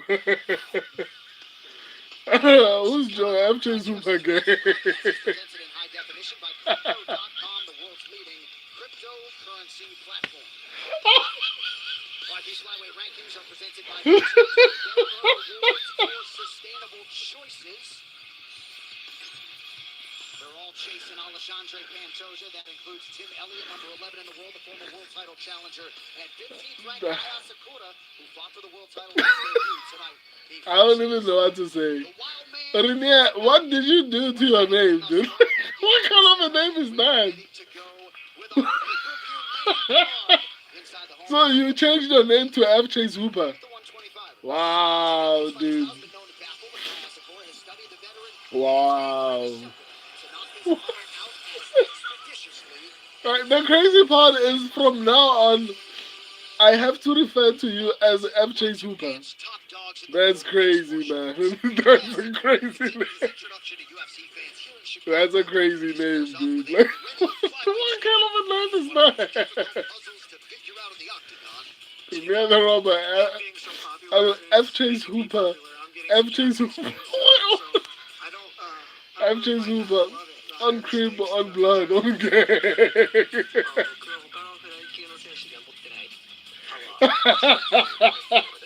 Holy. FJ Hooper built like FJ Hooper. On Slugfest, we shitting on Chase.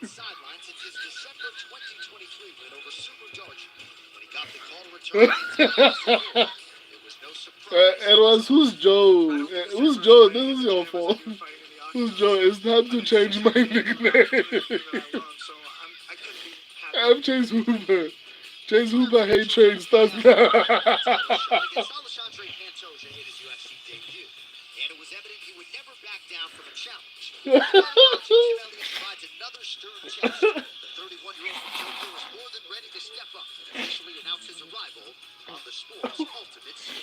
I thought you guys were going to leave it alone, man. Man, this just came from nowhere. FJ Hooper, on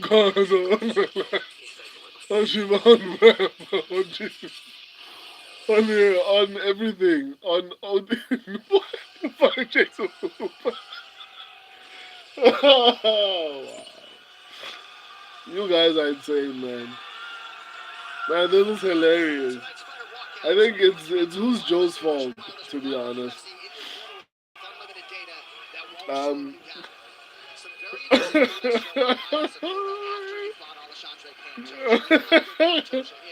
I swear, oh God, fuck Jason. I'm Jason.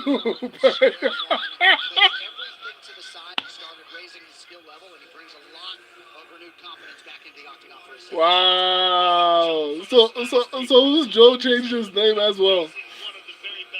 Wow.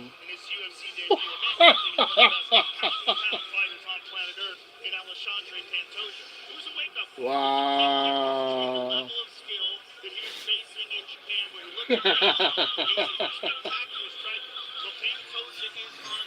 Wow. Like, you guys are insane, man. I've changed Hooper. Yo, what up? FJ's Hooper 77. I guess I have to differentiate with the name. FJ's Hooper. What is happening? FJ's Hooper 77. We smoking on that Hooper pack gang. FJ's Hooper 77. Hooper ain't gonna be good no more next game. Holy, this is either going to be a Pearl Harbor or Hiroshima.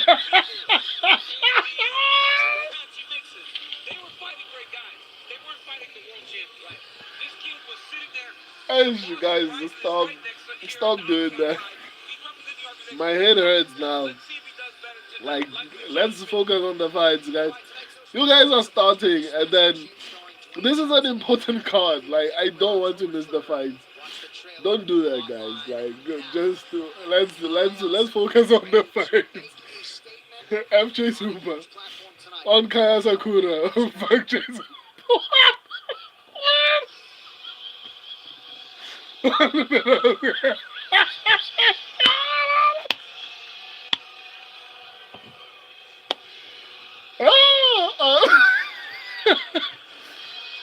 FJ Super. Whatever on Maram's cardio. FJ Super. Okay, I'm calm. By the way, FJ Super.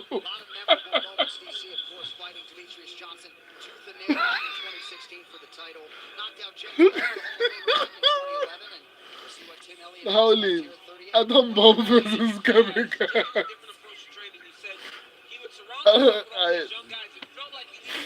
You guys need help. You guys need help, man. Like you seriously need help, man. Like the fights are starting here. FJ Super, FJ Super to champion. FJ Super 7-7. Dumaemia Devaya Angnug. FJ Super, by the way.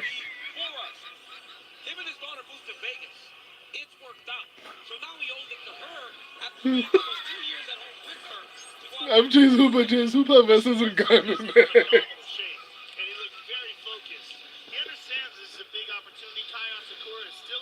Oh my goodness.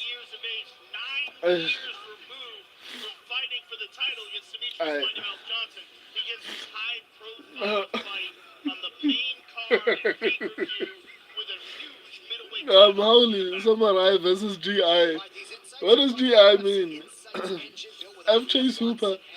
First feed him to Big Boy Shamil. Fatih.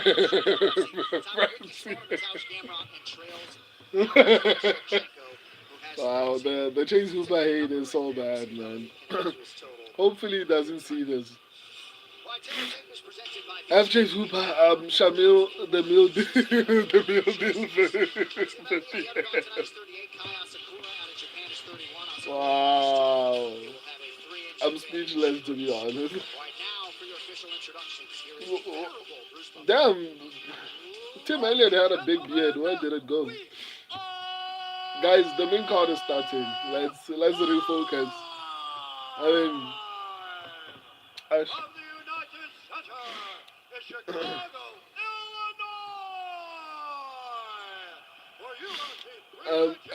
FJ Super.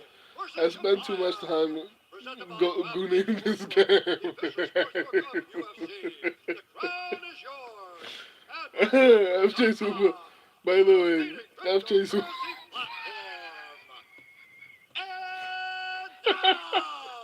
This fight is 3 pounds in the UFC flyweight division.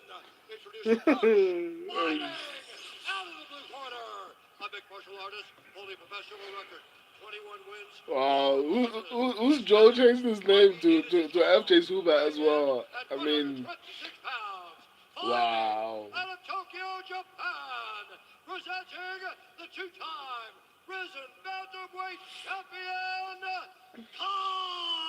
Kasa could have better performed well, man. Like I think it'll look bad on him to be losing like this. Like it'll actually look bad for Risen to actually for Asakura to lose to a basically grandpa.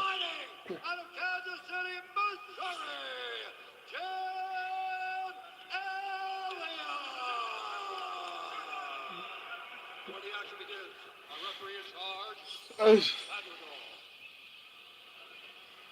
main card assignment for Rob Madrigal. Thanks to Chris and Blair getting started here for round 1. FJ Hooper. Yes. Whatever, let's see how my uncle team gonna deal with this kamikaze. Kamikaze. series starring Taylor Kitsch and Chris Pratt. Wow. Our Prime Video. Tim Elliott in purple, Kyle Sakura counters in white. Tim Elliott spoke about Kyle Sakura, said, "You kind of got to be a jiu-jitsu specialist to dominate him in the wrestling." And he goes, "I'm not that. I'll just fight him." If you know Tim Elliott, it's very unique striking. Okay. Sakura has some Okay, sick Asakura. Those were good shots early. If Tim engages him in a stand-up kickboxing war, this is to Kai Asakura's benefit. That said, Elliott is one of the most awkward fighters outside of DDP. He just jumps up and down in place. When he moves so weird, it's so different, and he's so experienced. Man, Tim Elliott still looks really fast, man. You think he would look like a 38-year-old, but he doesn't, man. He looks actually pretty fast, which is kind of odd. And it worries me a little bit because it means Elliot has a shot. That means basically where I'm standing. Of course, the internet is going to start acting up now. When he was 18 for a street fight, he fared well. Good call by Elliott. I heard him with that right hand.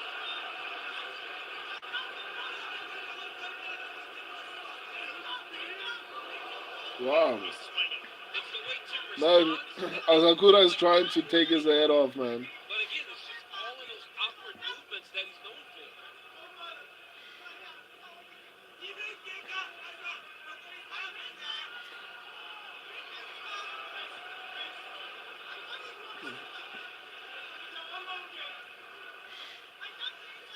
As usual, Elliott had a great energy with him in our fighter meeting. And he drinks beer for the I'm just thinking about the name changes, man.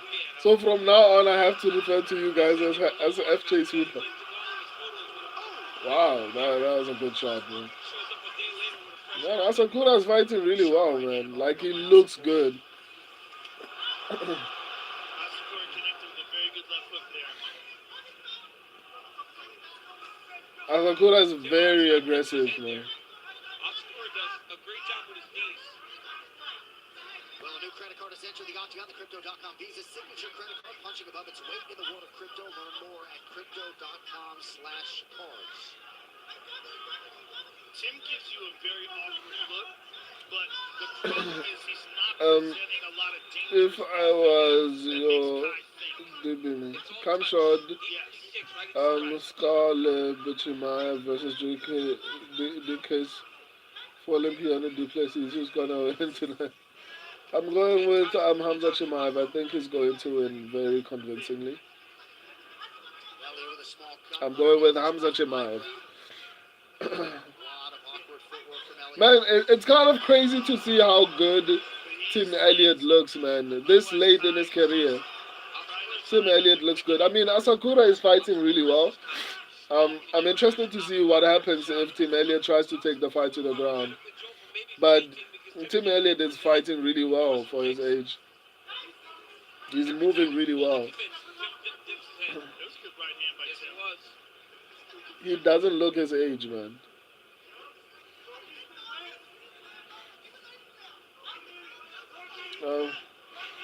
Holy, Elliot brought an extra chromosome to this fight. I agree. Oh snap! He took him down. Side control very nicely done by Tim Elliott. Just a great read. As soon as Asakura went high, he went low.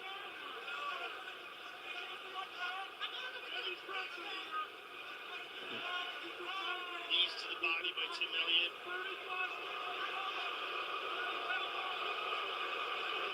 There's a bloodthirsty Chicago crowd. Guy gets a takedown. They give him 3 seconds. They start booing. Position potentially. This shows Tim Elliott's grappling pedigree.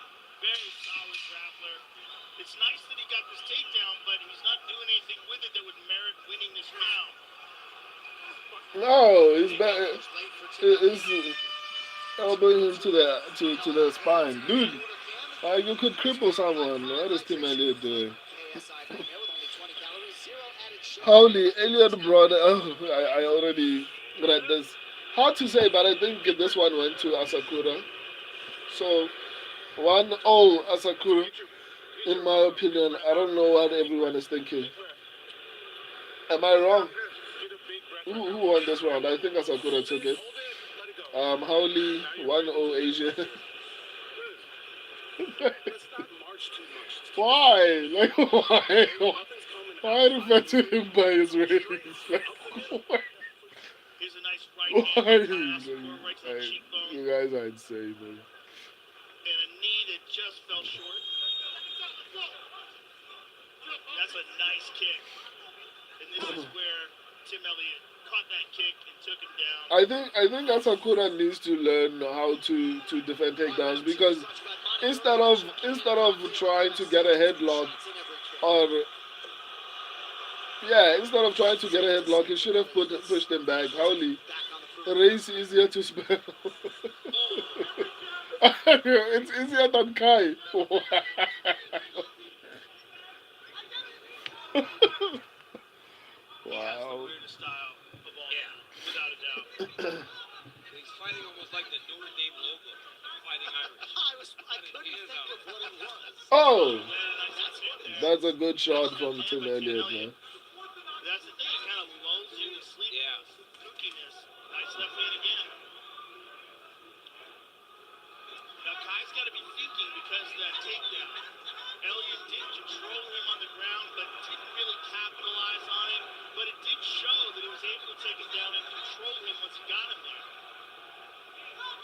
But just didn't do anything with it to merit winning the round. Yeah. Nice low kick by Kai. Tim Elliott doesn't like those leg kicks, man. I don't know if Asakura is going to Tim Elliott is starting to slow down, or maybe am I being crazy? He's starting to look slower. He's starting to look gassed. Generally, when you're throwing high kicks, Asakura still looks really fast and fresh. nice left hand by Tim. So you see a little more hesitancy now in Kai Asakura after that takedown. Oh no! The Smashing Machine starring Dwayne Johnson and Emily Blunt. Theaters everywhere October 3rd. You can watch the trailer online now. How much does Dwayne Johnson look like Mark Kerr? in that movie. It's crazy, man. They did an amazing job. Yeah, they did an amazing job. Mark Kerr is with us tonight here in Chicago, the newly minted UFC Hall of Fame. There was another left hand by Tim that partially landed. Now, all of a sudden, Tim is on the attack. Completely different Oh, fight after that takedown. Asakura is landing good shots, but I mean, Strike numbers are close for what that's worth. 26-22 for the Japanese fighter. He just looks different now, though. He doesn't look nearly as confident, and Tim is being more effective with all this awkward movement. He's landed some good shots. And he doesn't seem as willing to try to go knock him out. Right. In round one, he was doing everything big. But I think he's having trouble finding Tim Elliott. Also, Tim has clipped him a few times. Yeah. man, Asakura has good cardio, man. I like his fighting style. Even when he goes to a decision, it clearly looks like he's trying to finish the fight. He's fighting really well. Movement that Kai Asakura is doing, moving backwards, that's not doing him any favors. He needs to plant his feet, lower his level to discourage the takedown. Dean Thomas is talking crap, man. Why? What do you mean he needs to plant this lead? Like, he's winning the fight. But why should he risk it if he's doing well? Yeah, there it is. That's what he's worried about. Takedown. Oh, he did a better job of getting up that time. Let's go, Kyle. Let's go. Let's go. That's what I was worried about. He's doing well on the ground, like defensively. He did not let Elliott settle him that time. But yeah, I believe Dean's right. Because it's hard to hit the head when it moves that much. That Why blind though? Like the commentary is talking nonsense. Why does he need to? Why does he need to get into a striking or rather a slugfest in the pocket? Tim Elliott just took him down, and I think he might lose this round because it was already competitive. It's not good, especially with only a minute to go on the round. Yeah. Terrible on the judges' scorecard. Very bad. But for Elliott, he's got to land shots in these positions. There he goes. He can't just hold. Oh, this will be a guillotine. No. He's got a phenomenal one. Oh. He's got a phenomenal mount of guillotine. He's got time here. Guy's in real trouble. This is it deep. He might go to sleep here. He's in real trouble here. Tim has him locked up. Nah, it's in, man. Asakura's about to get submitted. Underneath with the meditation. That's it. Tim Elliott got it done! He submits Kai Asakura in round 2! What a win! Outstanding performance by the 38-year-old Tim Elliott. Found the guillotine, took his time. But I called it though. I called it. You can see Asakura start to panic. His leg I called it. I said Tim Elliott is probably one of the best underdogs on this card, along with Bobby Green. Unfortunately, Bobby Green pulled out. I also thought Gerald Meerschaert would do a little bit more decently. F. Chase Hooper, that hurts. I had Tim Elliott by sub earlier in the week, yeah. I actually honestly called it, but I was hoping Asakura would be a little bit more improved after fighting someone like Pantoja. Ah, man.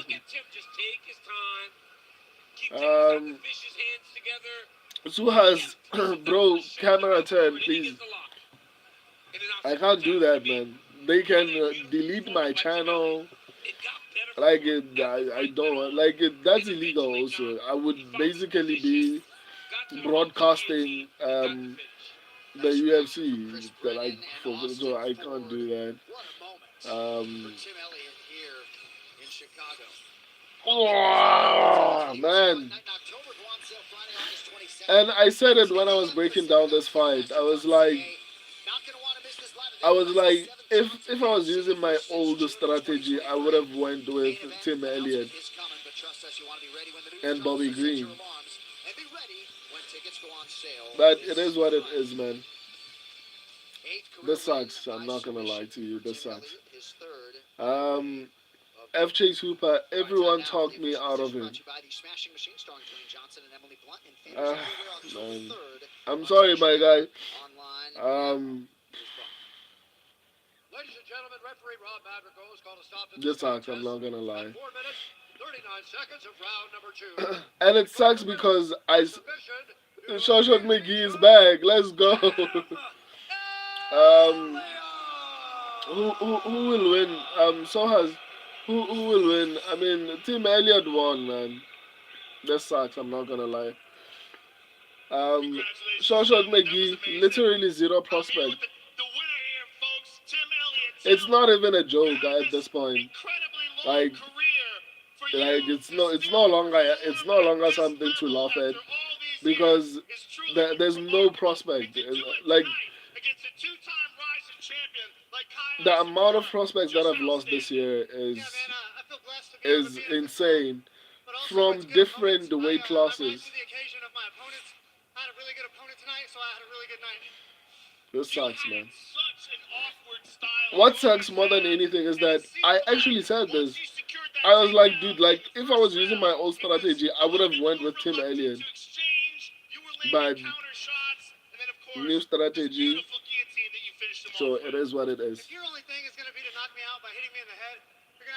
Now it seems like maybe it's better that Bobby Green's fight got cancelled because at this point it seems like he might have actually gotten it done. Sucks. Anyway. FJ Super. Man, that hurt so bad. I feel you, man. I feel you. Even in my breakdown, I was struggling to justify Kai Asakura. But once again, I'm employing a new strategy, so I have to see it through. It hurts, I'm not gonna lie to you. FJ Super, yeah. You picked formerly Joe.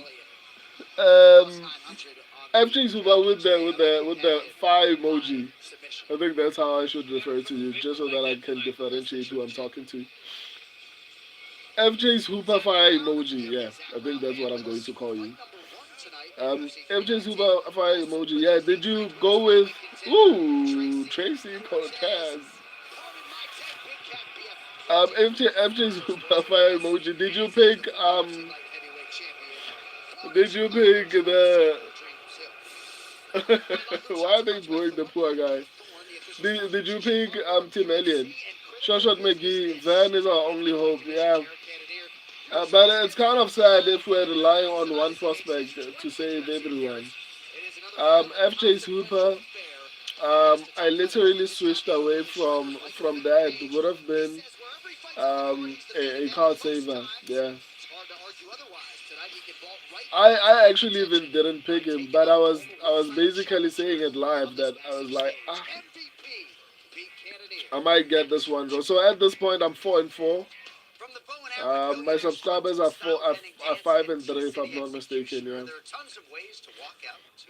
Bad picks. FJ Superfly emoji. How did my unc sub him? Who subbed who? FJ Super 05 incoming. You, don't say that, man. Shot McGee, Unks only win when we don't pick them. Yeah, it feels like that's the recipe. If you don't pick them, they are likely to win. Shot McGee, this is the worst I've ever done, and one win was a robbery. Damn, yeah, that's brutal, man. That's brutal. But like I said, I'm not any better. I'm 4-4 right now.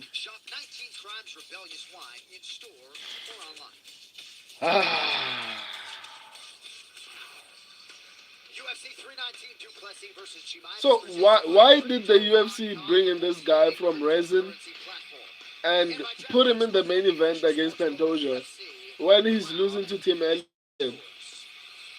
I feel like the UFC is to blame for a lot of what is happening now.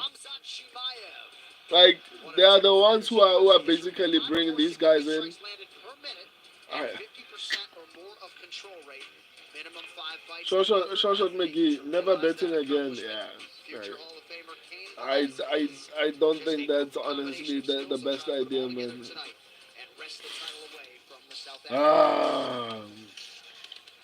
Ah, Chase Hooper. F Chase Hooper.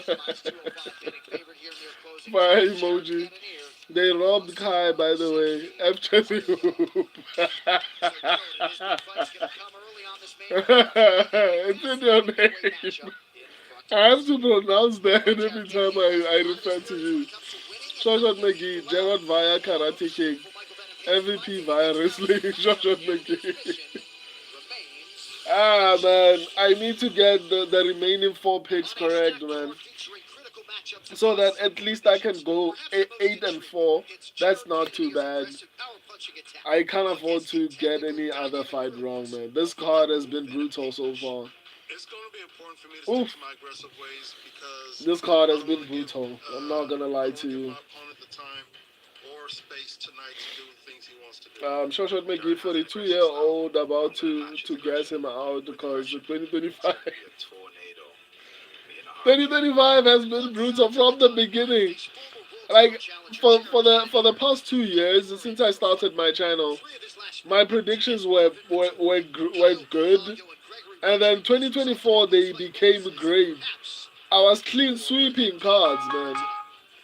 I was clean sweeping cards, and then 2025 happened. Mackenzie Dern. After Mackenzie Dern, it went downhill from there. So yeah, it is what it is, man. There's massive potential for me at the middleweight division. MVP better win this fight, man. I'm the best striker in In fact, every single person who's left on this card better win their fights because I can't afford to lose, man. I'm the new Moicano right now. I can't afford to Thank you lose. so much. You know, at age 38, Michael Venom Page is more focused on strategy than ever before. Inside the octagon, that means remaining a middleweight, a class that he says offers steady movement, therefore greater opportunities to secure those big fights that he's looking for and climb the rankings. Now, while MVP has not issued a hard timeline on his fighting career, he has said he does believe this is his last lap in MMA, and therefore he wants to make the most of it. Outside the cage, he is already laying the groundwork for a FJ good Super, future.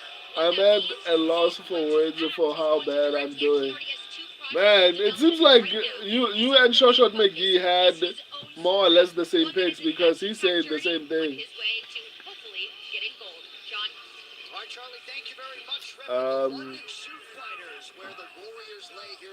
at this point, nothing can save the hangover tomorrow. FJ Super.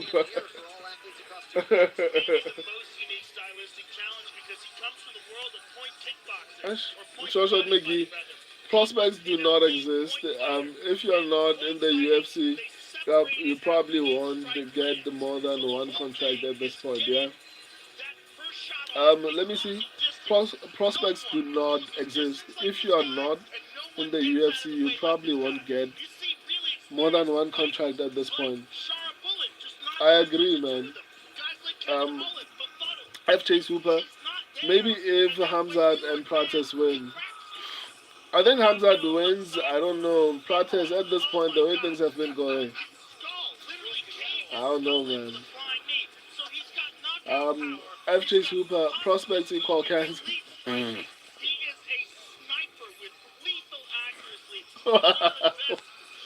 Jean-Jacques McGee. DDP via sub seems alive at this point. No, that's not gonna happen. That's not gonna happen. FJ Super, don't go with hype. I fall for hype and lost Tim Elliott by sub as a prediction. That one hurts. At the very least for me, I wasn't even picking Tim Elliott. I just said it in my breakdown that you know what, Tim Elliott is the better fighter, and if I was using my old strategy, I would have picked him, right? But I didn't actually pick him. So for you, I get it. You actually did go through with it, and you actually picked him, and this happened. I feel bad, man. I feel bad for you, man. It sucks. I'm not gonna lie. Short me. FJ Super. I'm not arguing with people in comment section or listening or listening to campus. Yeah, I mean I'm sure I'm being trashed right now. FJ Super, by the way, FJ Super.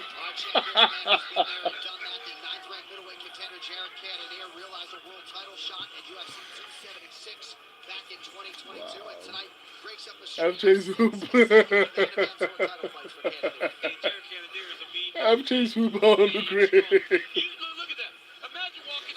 Shut Mickey.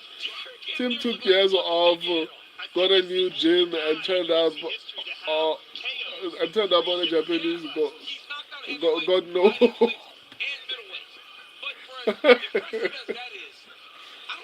Wow. FJ Super. UFC Japan not happening. I mean, at this point, it doesn't even make sense. I'm sure McGee Chase gooned his way. Chase gooned his chin away. FJ Super sucks for him. By the way, FJ Super.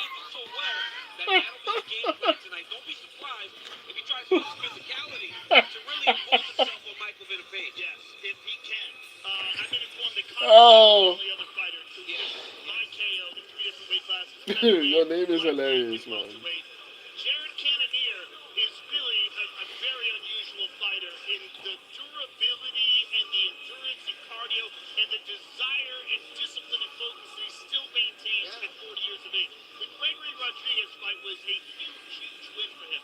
Because Rodriguez he's moving through the ranks, and he really tried to stop that fight in the first round. Tonight's fighter deserves Shoshat McGee. Japanese prospects are built of propaganda. So it's not because of skill, man. But to be honest, it's kind of crazy in hindsight that the UFC took Kaya Asakura, put him in the main event. That just goes to show how out of touch the matchmakers sometimes are. Like, why would you do that?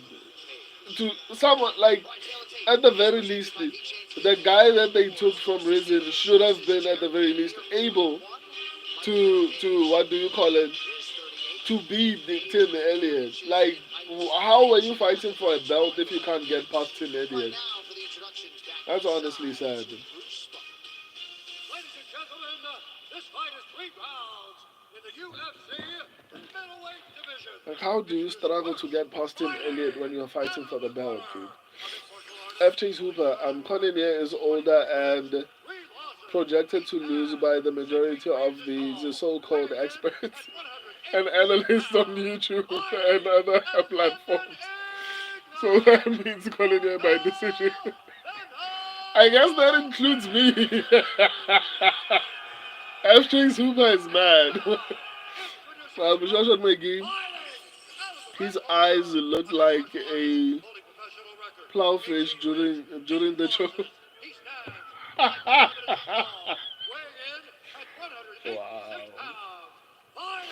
Wow.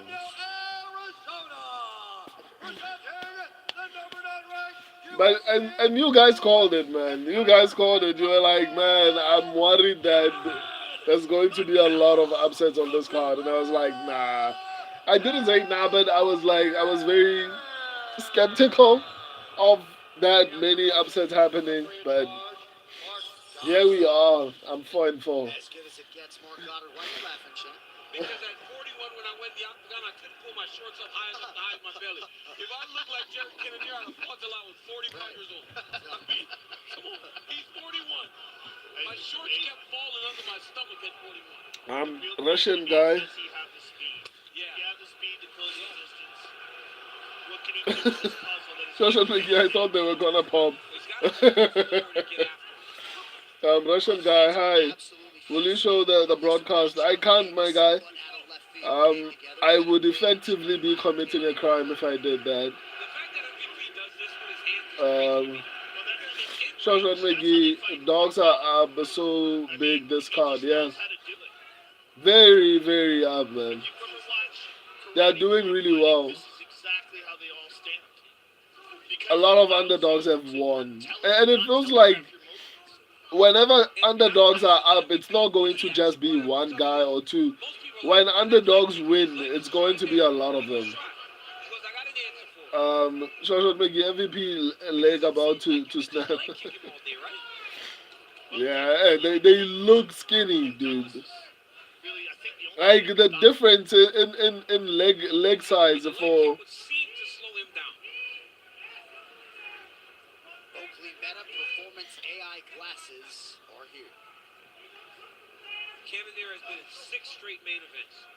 We talk about durability as you age, and just a champion. Man, MVP's legs are skinny, dude. Obviously, I expected this, but it's not like Cannonier is the best wrestler. He's doing a good job with the left underhook. He cannot allow Cannonier to get his hands locked. I called this on my breakdowns. Cannonier is bad defensively as far as wrestling goes, so he's not gonna be good offensively. They are more or less on the same level, so I don't know where anyone got the idea that the Cannonier would out wrestle MVP. If anything, Cannonier might actually get a knockout win. That's his best shot. Let's go. That's what I was talking about. You can't wrestle offensively if your defense is terrible. Let's go. My predictions might be trash at this point, but my breakdowns are pretty good. Yeah, if you're just swinging at nothing after while, you're hesitant to pull the trigger. Well, that's the problem, right? We saw Kevin Holland just get frustrated. It just grew. Oh! Oh! Wow, that was a nice job, man. And I tell you, I would hate fighting a guy like this. Look at him. Look at him. He calm down. Well, that's part of the issue. That's going to be hard for him to. He's just showing it. Wow. He's such an entertainer. Look at this. Get out of basketball already. You gotta just fight him, man. You gotta just go get him. Take your chances. I think it takes an elite kickboxer. This guy, and even Shara Bullet, who is an elite kickboxer, struggled. Well, Sharp Bullet just watching him get taken down, get kicked, punch. I'm not gonna lie, I'm worried about Cannonier's pressure and the knockout ability. There it is. Nice level change there by Kennedy. I knew this would happen, man. Like, how do you wrestle offensively when you are bad defensively? You're not gonna do good, dude. At the very least, Cannonier's gonna rough him up when he gets in tight like that. Yeah. You're not gonna be good, Busy dude. trying to keep him there that you're not worried about doing damage. At this point, the MVP should just take down Cannonier. And MVP is also exceedingly well coached. These coaches obsess over the details, and their guy executes. London shoe fighters have been around a long time. That's an elite gym. Cannonier is not a wrestler. This strategy is going to get him tired. Cannonier might get knocked out, man. At least this is better for Cannonier because he's right in front of him. This is what he's doing right now. He's not getting pieced up from the outside. He's already sweating hard. That's not a good sign. Beat Venom Page. Yes.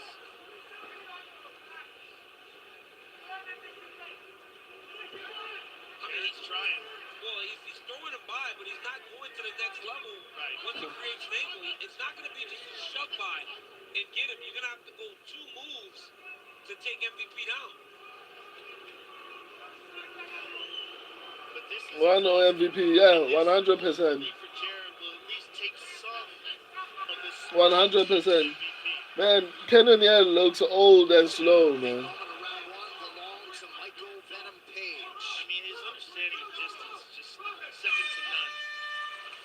All right, tonight's corner canvas panel, my climb, Man, Cannonier looks gassed, man. with only 20 calories, Cannonier looks gassed. FJ Super, unusually strong in the clinch. No, I don't think that's the case.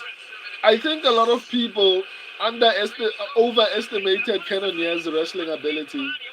And I said it in my breakdowns. I was like, for me personally, I will never trust anyone who's bad defensively to do good offensively. Unless if MVP was all round horrible at the grappling, I felt like he did pretty decently defensively. There was someone he was fighting, I forgot. Even the Ian Gary performance was actually pretty decent because Ian Gary couldn't finish him, right? So I feel like Jared Cannonier is a horrible wrestler. He's primarily a striker. So I knew that this would happen. More as far as grappling, both of them are more or less on the same level. Just that MVP is a little bit more athletic. So obviously he has, and it seems like he's been. Let's go. That was a good shot. Let's go.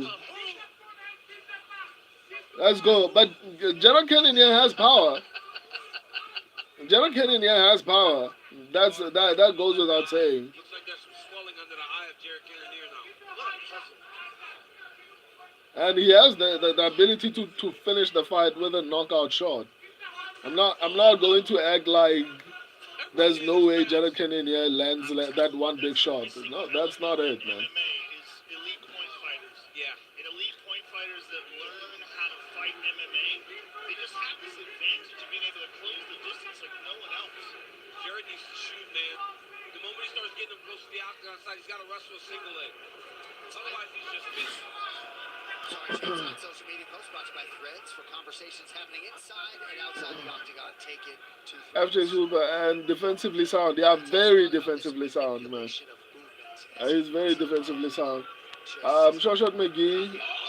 Let's go! Let's go! He hurt him again, man.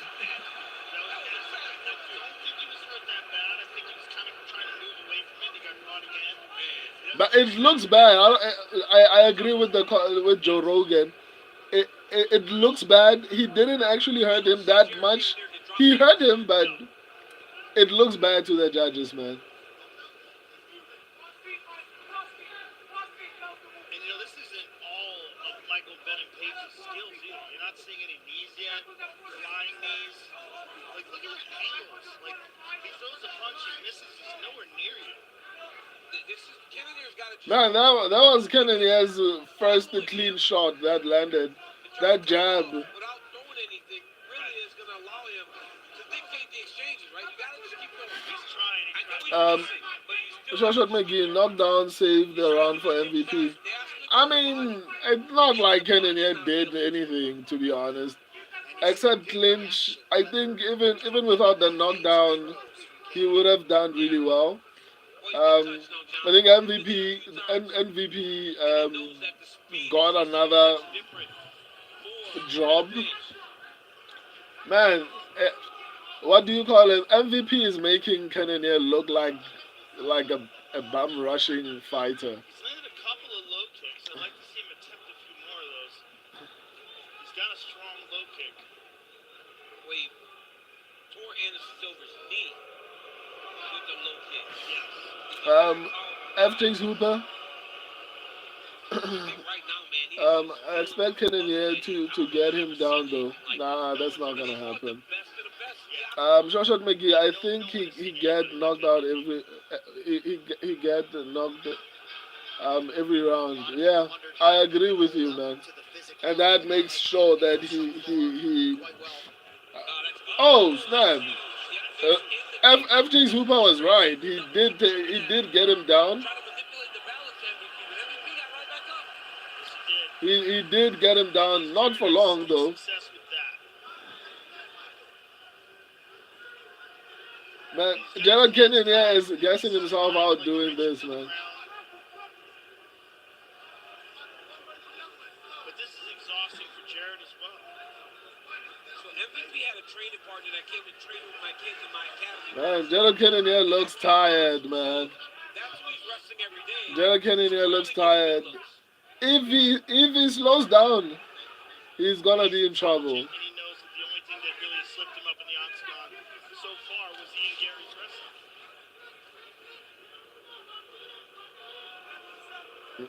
wrestling. Ian Gary is making Gerald Kenyon look really mid, man.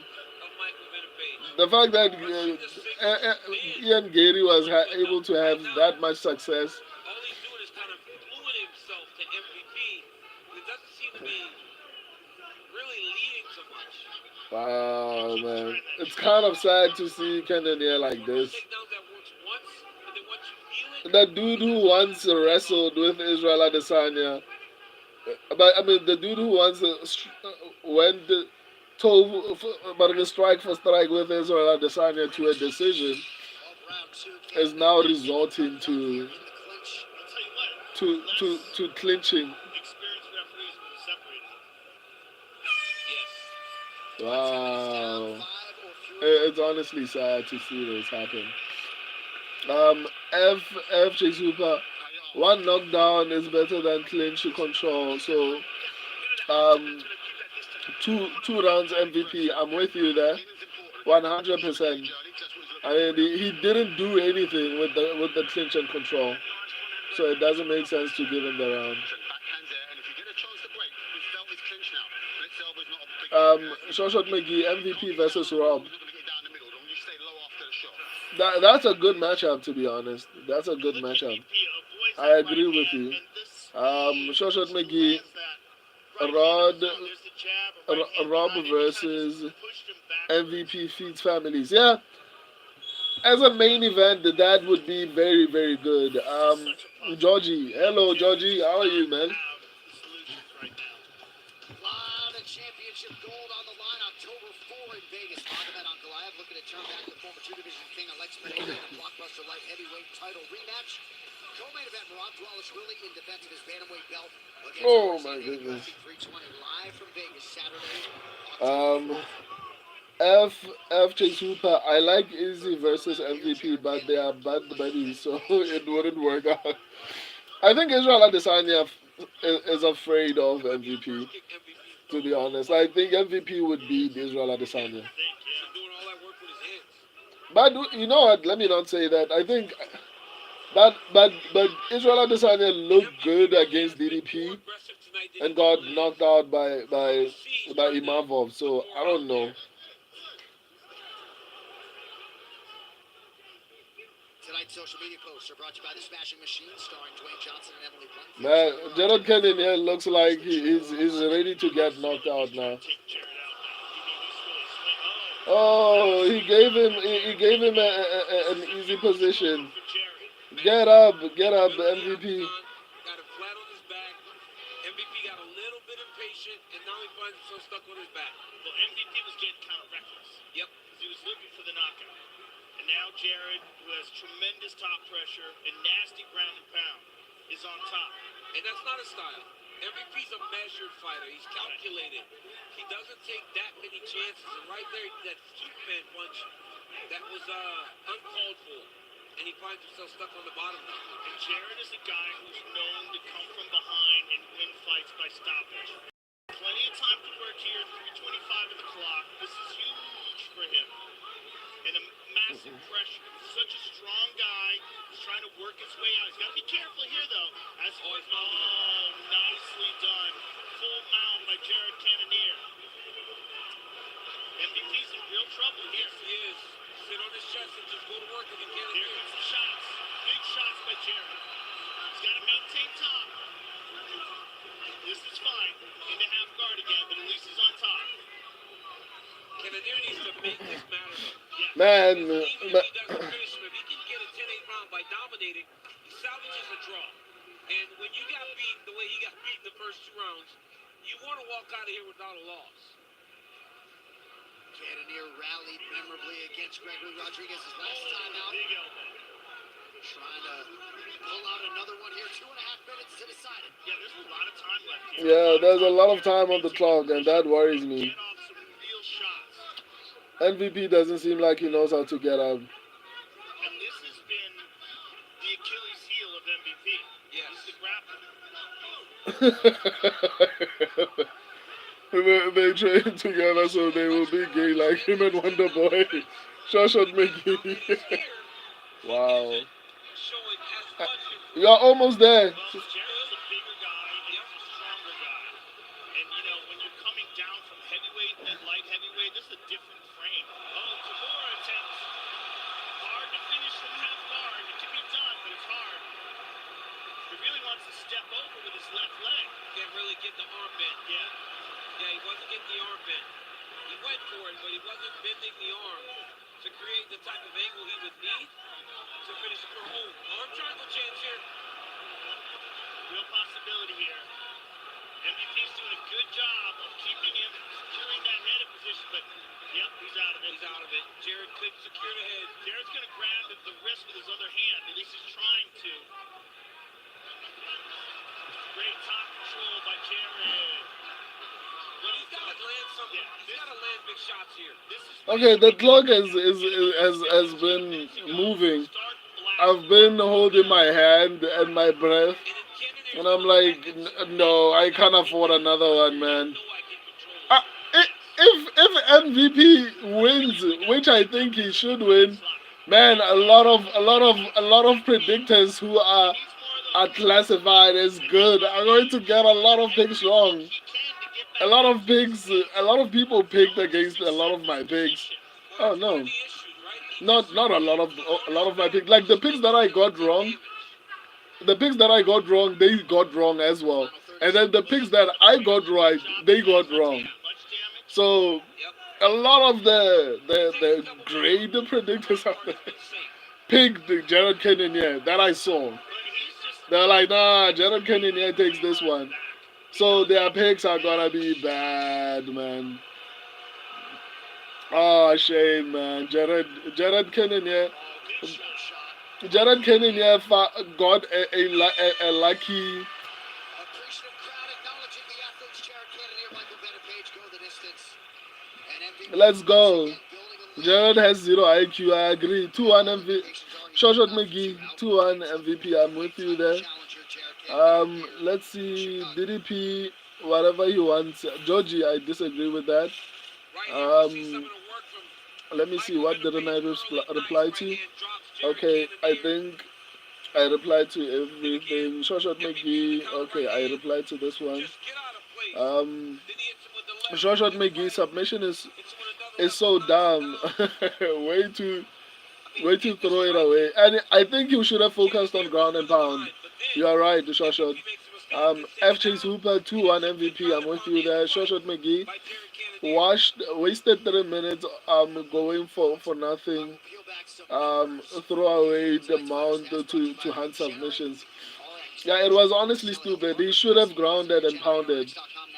He had the right idea initially and then somehow abandoned it.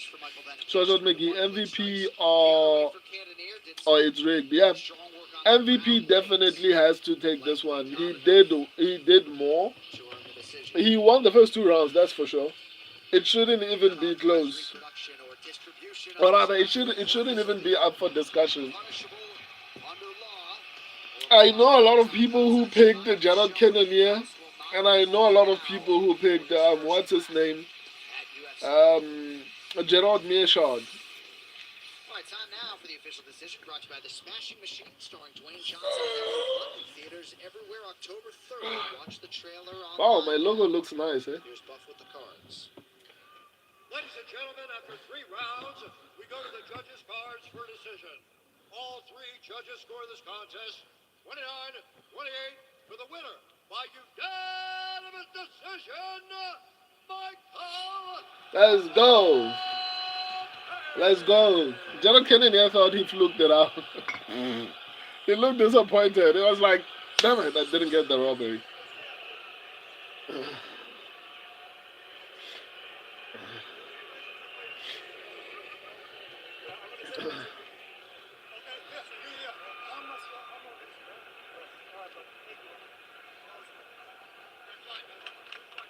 Beautiful to see the sportsmanship. Congratulations there. Did you hurt your hand?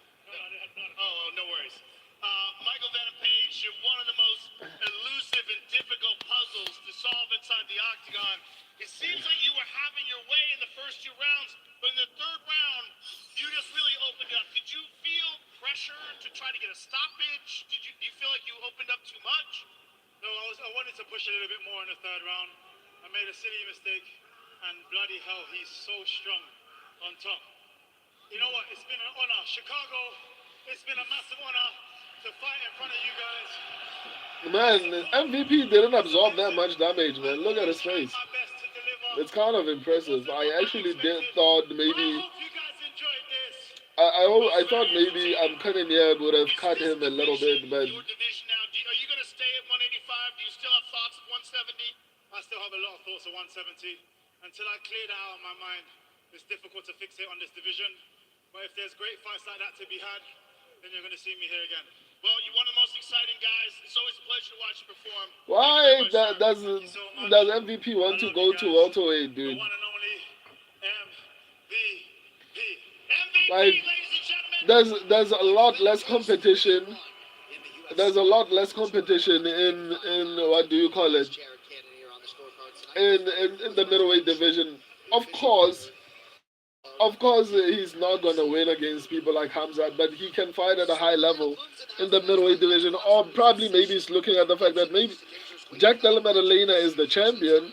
So if I can get to the belt, I have a shot at winning it there than against 2 grapplers in the middleweight division. Bad man, the undisputed UFC flyweight champion. I guess maybe that's the logic behind it. Who knows? Kicks, Jack Carr and LaMonica Garrett in the house. The Turbo Star Wolf, starring and executive produced by Kitch and co-created by best-selling author Jack Carr. Premieres August 27th on Prime Video. Also with us tonight, Shama, the former 2 Division UFC champion, Alex Poatan Bode.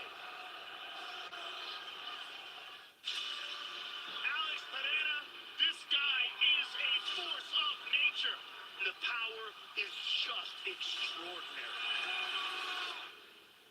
But he hasn't seen anything like this. Arguably his most feared challenger, Magomed Ankalaev. Nice right hand by Pereira. Another one. Oh, he hurt him. Massive left for Ankalaev. Oh, my goodness, what a fight. Ankalaev, a company of the new world. That man wants revenge. Walter really wants to remind everyone who he is. Magomed Ankalaev. So dangerous, so dominant. Absolute savage. This guy's unstoppable. Robbie Wallace feeling. He's a machine. He just melts guys. Corey Sandhagen. Why do I feel like Corey Sanhagen might shock a lot of people?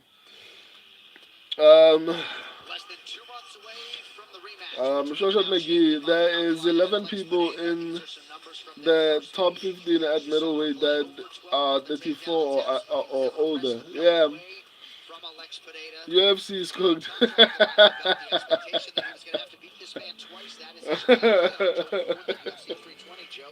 It shall be done. But before that fight, Yeah, I Ankalaev agree, was the man. challenge that everyone was There are no looking for. prospects, like you When said. look at his style, The UFC doesn't have any prospects, unfortunately. Not anymore. the size, everything about Ankalaev said that he was going to give Alex Pereira problems, and he did. He wrestled away a decision. There was some thoughts that whether or not Pereira was 100%. Pereira has come into many fights injured, and supposedly he had a hand injury there. Right. But I am very, very much looking forward to seeing a healthy Alex Pereira in the rematch in Ankalaev. Man, Joe Rogan is coping hard. This is going to be. He is struggling to accept that Pereira could have lost. It has to have been an injury. I've never seen a man who's so happy in the middle of chaos and war. He is just an extraordinary human being. But if there's a guy that can cause problems for him, it is the uber technical Corey Sandhagen. He is so slick and so mobile and can do so many different things. It's a very unique challenge from one of the most dominant champions in the sport. Rob the Valishvili. I mean, these two championship fights are going to be amazing. You knew that Pereira was going to be UFC challenging 7. all the way he lost the belt. Um, It's moving Shoshat on like McGee, heavyweight. I mean, you're behind 7 at 170, 34 older, top 15. Damn. That's crazy, man. That's a lot of people. Wow. That's crazy. Inside of the top 15. This is a massive night from Las Vegas. UFC P20 is going to be sick from the team over the ring. Yeah, that card is nuts on October 4th, but the hits keep on coming next Saturday. Oh, I was thinking, well, so the next pay-per-view is October. I just realized that that's because there's no pay-per-view in September. We're getting UFC Noche. Hopefully they stack that card. T-City, Ortega. T-City needs to lose this fight, man. Aljamain Sterling is by far better at grappling and striking. I'd be surprised, especially after that performance against Movzaev Loev. I think Aljamain Sterling is by far significantly better. 6 at 155, older than 34. Wow. Wow. I think the UFC right now, like you said, has no prospect.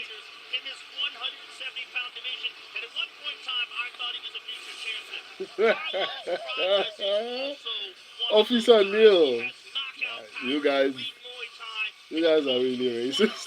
Like, the things that you guys say is crazy. Whew, let's go. I hope Carlos Prates takes this one, man. FJ's Hooper, UFC 320 seems like an Abu Dhabi card.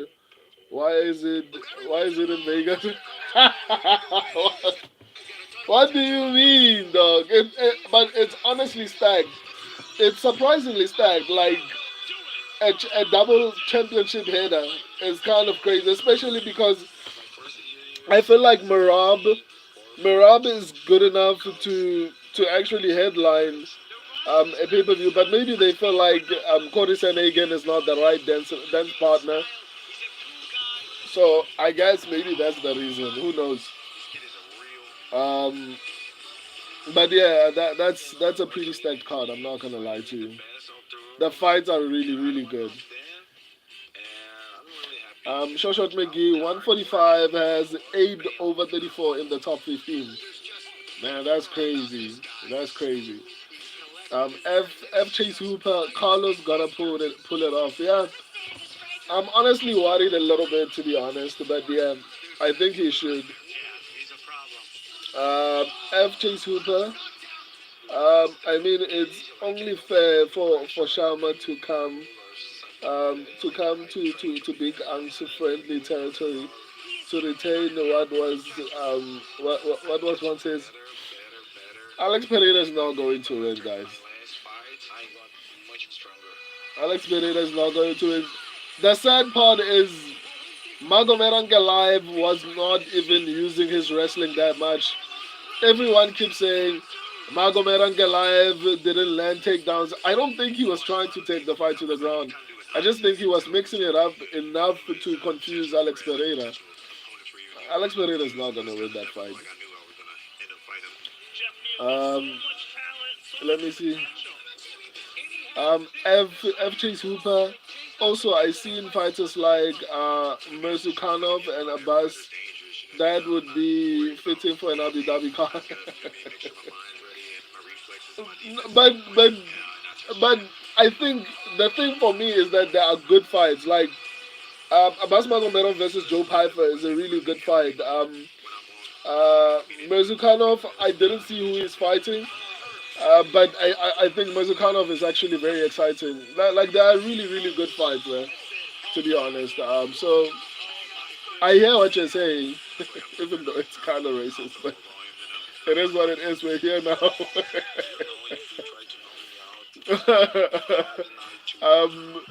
Shoshat McGee, 135 has 7 fighters over 34 in the top 15.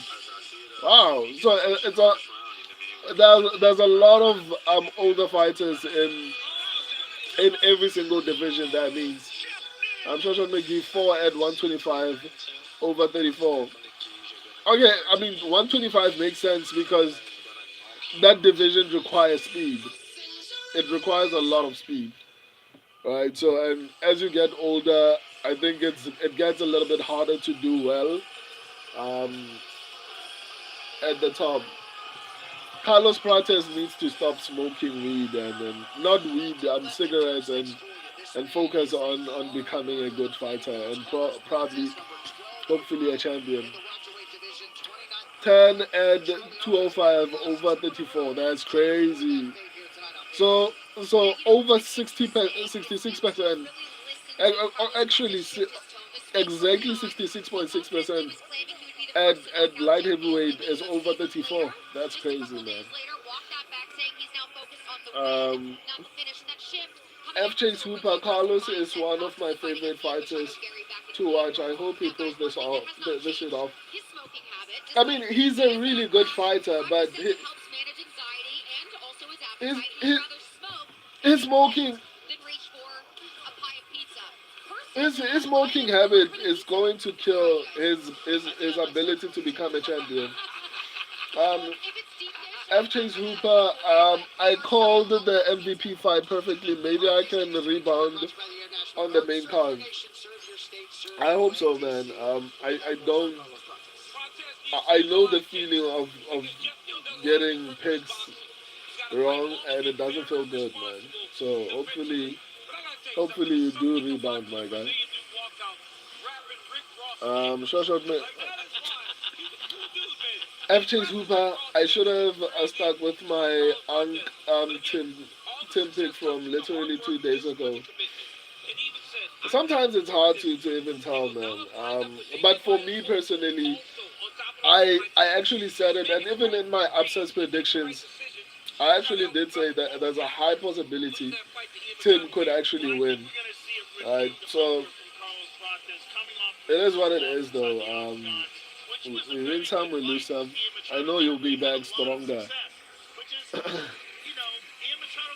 F Chase Hooper, I'm gonna stop listening to everyone, even when I lose an argument.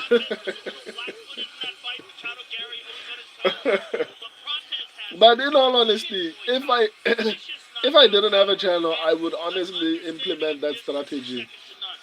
Always pick the Russian, fade the Brazilian. On average, there's going to be one, two, maybe 3 out of 10 Brazilians who are going to win on a card. But the probability of it happening is not as high as it used to be in the past. Um, the skill level for some reason has not been as high.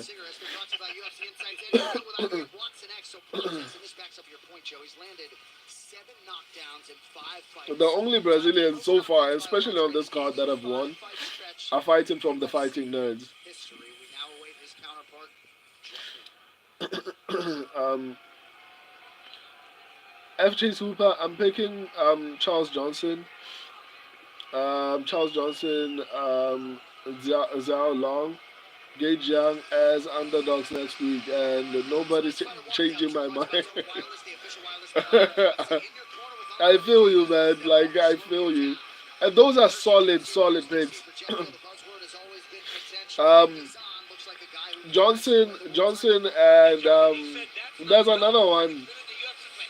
There's someone who I'm forgetting. Who am I forgetting? There's one that I'm forgetting, but those are pretty good underdog picks. Shoshat McGee, F. Chase Hooper. It's kind of crazy to think that I'm actually saying this. It's his name. F. Chase Hooper. Charles Johnson only lost to redhead, redhead to a redhead.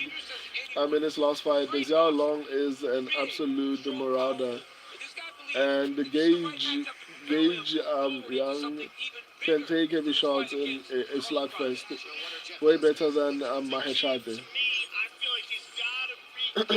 Okay, is Gage Young an underdog? I didn't know he was an underdog actually.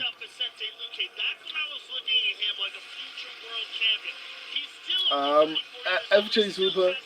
See Slugfest. See Slugfest is so chill. He doesn't even bash my picks and call me wrong. He just says it's possible, then gives a breakdown of the fight. Nah, man. I mean, I think getting picks wrong has humbled me. But at the same time, that's why on the channel I have subscribers picks.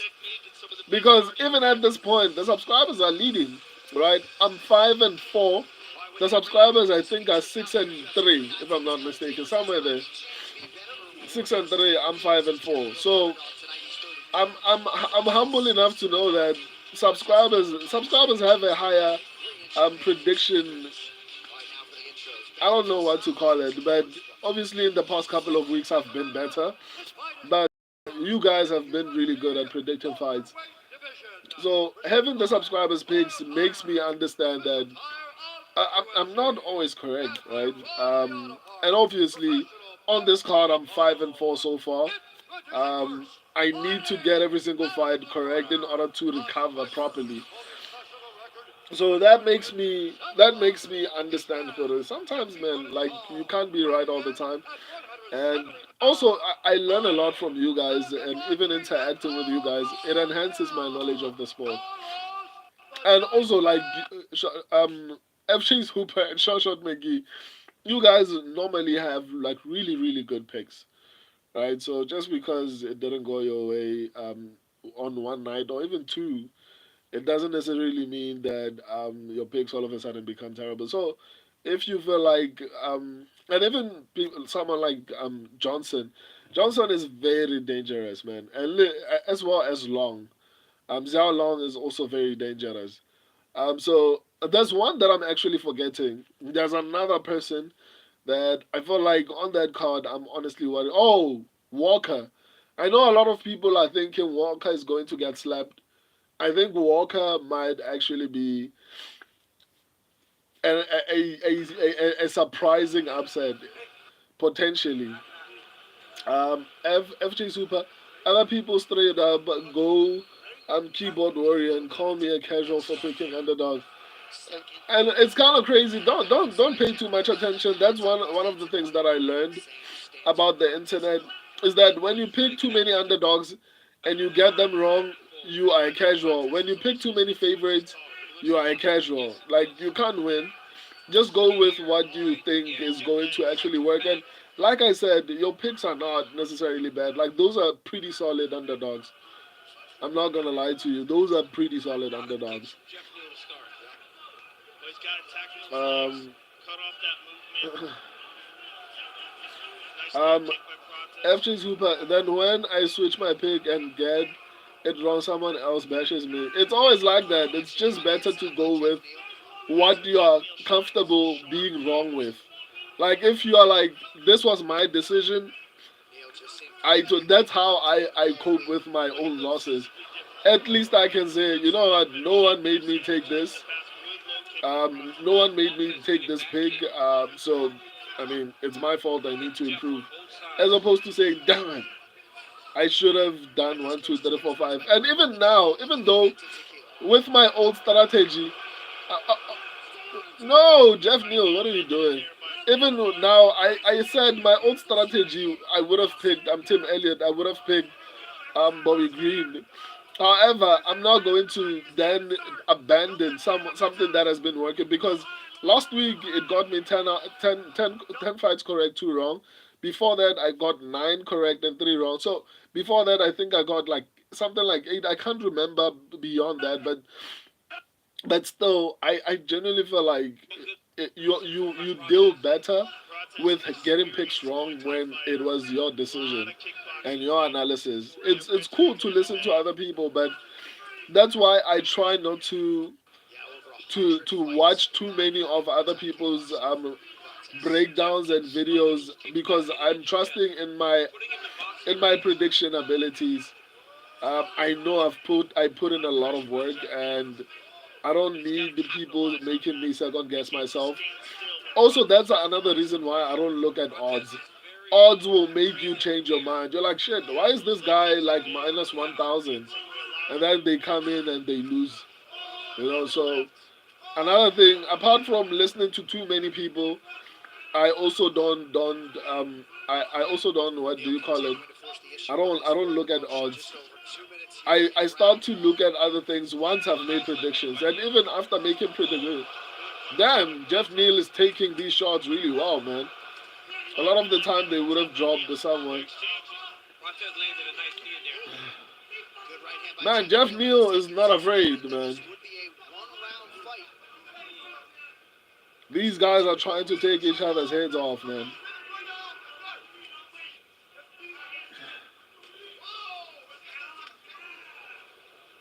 Swelling underneath the left eye of Neal. Man, Practice is starting to look like he's gassing out, man. He's starting to breathe too heavily for my liking. No, internet, why are you doing this to me? That is one of Protest's better weapons, used it to great effect there.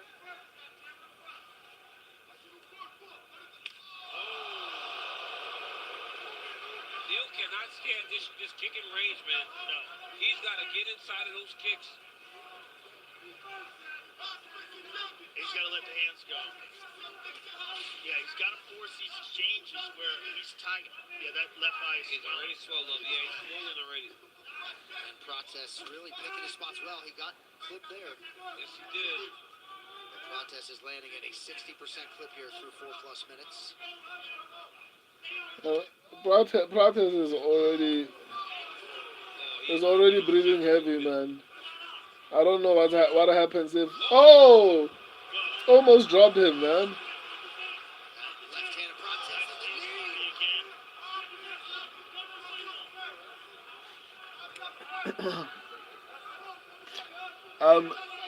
FJ Super, Humble Slugfest is the best Slugfest. Let's go. Let's go. Wow, man. Carlos Prates is starting to land the big shots, man. Protez is sniping him Jeff right now. Neal has a chin, my guy. Damn. Lead elbow. Oh! That fight is over. Right at the gun. Indeed, a one-round fight. Carlos Protez with a stunner by knockout. My goodness. Spinning elbow. Wow. Let's go. Let's go, Carlos. Let's go. Neal just fell We needed straight. that. We needed that. Heard the crack. Let's go. But it contacted his jaw. That was insane. Did that hit him on his jaw or the side of his head? I don't know. We'd have to see it It again. looks like they're putting bandages on the side of his head because he's bleeding. Let's take a look at it again. Wow. That was nasty, my God. Oh, yeah. Oh, shit. Oh, he just went straight down. Wow. And we've never seen Jeff done like that. No, never. He's lost fights, but not like that. This one-shot knockout like that. Wow. Yeah, he's got a gash on the side of his head. The sound Wow. that made. That was We can hear that Oh again. my goodness. Because the Short sound- McGee. let's take a listen. Oh man. I like Carlos so that means he's cooked. He wasn't cooked, my guy. He cooked. He cooked. Joshua McGee. Track star. It will be the ninth spinning Yeah, runner here, track star. Like he was busy running, that's for sure. alerts. But He had some moments in round one, but it was really starting to be taken over by the FJ Super fire emoji. Who's winning between? By the way, FJ Super. Carlos Protez won via spinning elbow. Emperor. What round is this? First round, my guy. FJ Super. This is why he's my favorite welterweight. Let's go, man. That was beautiful. FJ Super. Other farmers are back. Short McGee, wow. Is he dead? what kind of a question is that? Emperor, all the US fighters are just losing. Yeah, it's crazy, man. I'm Short McGee just hand rolled that new pig. Wow. Yusuf Foxon, Azizov, Carlos Prates defeats Jeff Neal. Yes, Carlos Prates just won in the first round. Spinning elbow knockout. You came back from your first loss inside the octagon in spectacular fashion and became the first person to ever knock out Jeff Neal in the octagon. How good does that feel? I'm so tired. Amazing, but first, we come to come in. FJ Hooper. That guys. You know, tomorrow will be my birthday. You know? FJ Hooper birthday protest, new mythical fight unlocked. Let's go. You know, also, sign my friend, my boy, Marcus Dagley. 11 winning streak, LFA L3 champ, the best bout for pound in Brazil. Please let us fight in Rio, you know? And 50K bonus, happy birthday tomorrow. Let's go, let's party. What a good guy, using his post-fight speech to try to get his friend into the UFC. Carlos, this was a spectacular performance, and it didn't just look like you rebounded from your last loss, but you look better than ever. Yeah, you know, a lot of people say, like, Carlos is done already because he's smoky, he's party, and he cannot be a champ. And I'm going to prove everybody I can be a champ, still smoking, still party, still drinking whiskey, still That's enjoy not the best gonna life. happen, dude. I like you, Carlos, but the top 5 in any division is different from fighting people outside the top 5, and you just lost to a guy who's not even in the top 10, who's not even in the top 5. I love you, my guy, but you need to stop smoking if you want to be a champion. Short McGee, Carlos, I need a cig protest.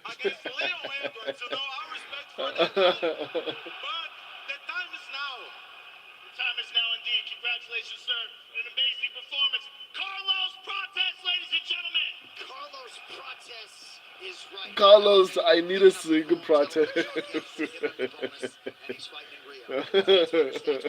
Regenerate RX, the official performance telehealth partner of UFC. Visit regenerate.rx.com now for more information. The man with the most knockouts since 2024 when he made his UFC debut, none other than the Nightmare, Carlos Prates. Carlos Prates. We are now nearly at the fight. The co-main event. I'm not that excited for the co-main event. I just want to get that pick right.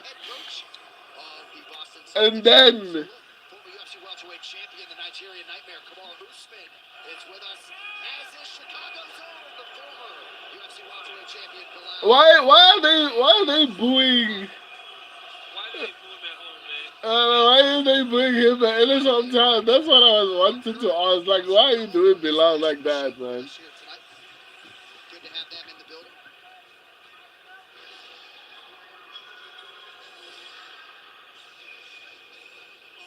First time since 2017, UFC back in Shanghai next weekend. China's own Zhang Mingyang ready to deliver, put his 12-fight win streak on the line against one violent Brazilian finisher, Johnny Walker. What a main event in store. Action starts early, make it out 6 Eastern next Saturday on ESPN+. All right, co-main event upon us. With more on that, here is Charlie Arnold. Back it up.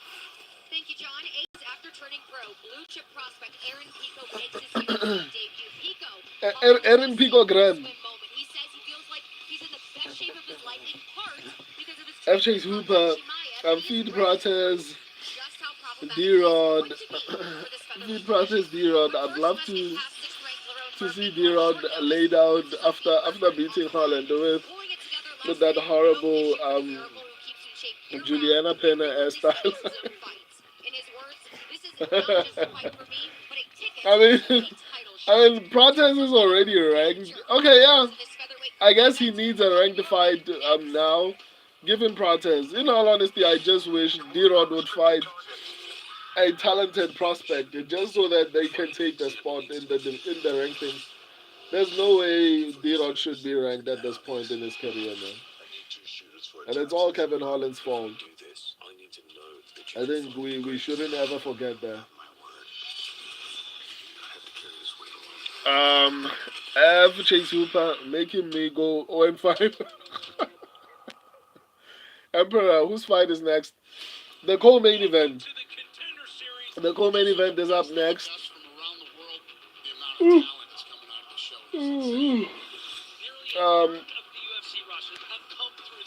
co-main event, Leron Murphy versus Aaron Pico.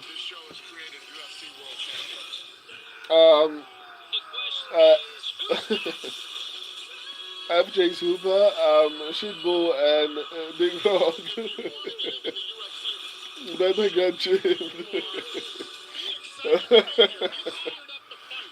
Wow. FJ Super, I want to see Prates sleep Holland too. Yeah, unfortunately that fight is not going to happen. The UFC will likely give Kevin Holland the best fight he can win. They are not going to give him someone who's going to knock him out potentially.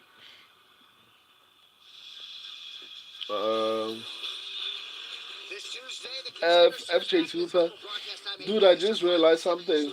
How good and defensively sound is Ian Gary to avoid this and beat Prates? That's what I was saying early. I was like, man, Ian Gary looked sensational against Prates, but that's actually his performance is now more impressive now that you see what Prates did to Jeff Neal, especially when you consider the fact that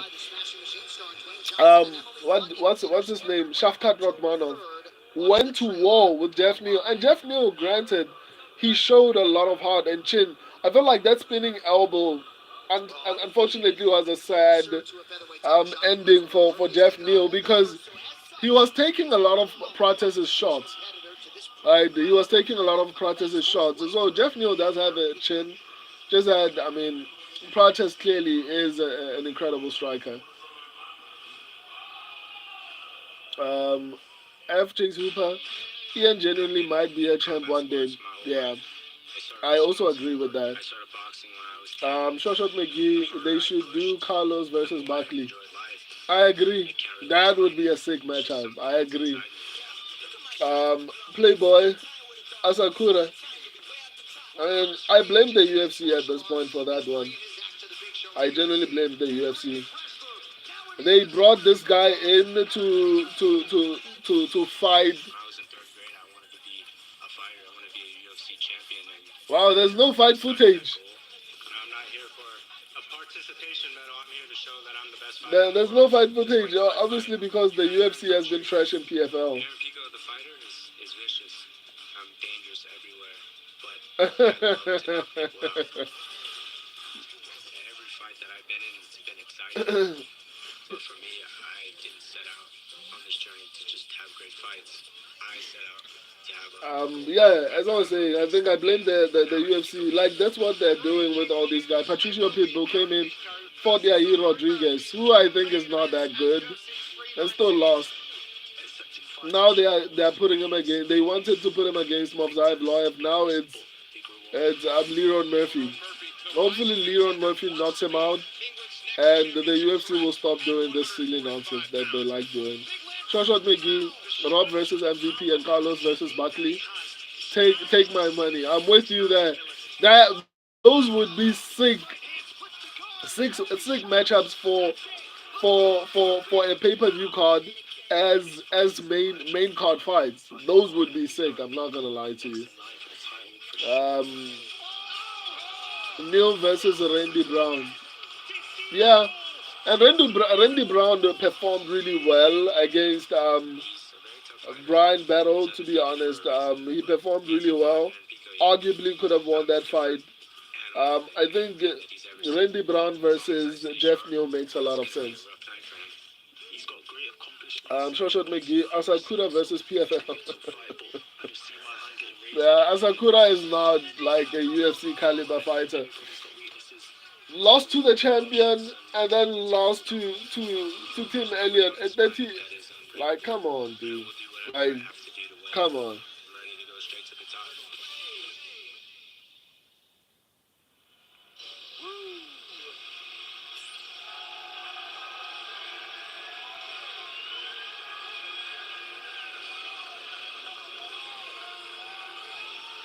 With so much fanfare and pressure, here is Aaron Pico. Guys, I'm coming now. For his UFC I shall return.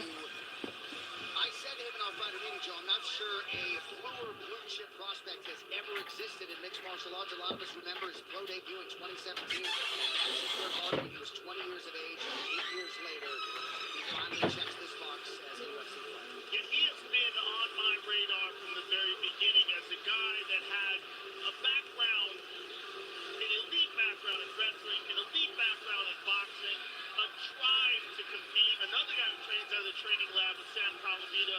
Tremendous cardio, just absolutely shredded. And I always thought that one day we would find him inside the octagon.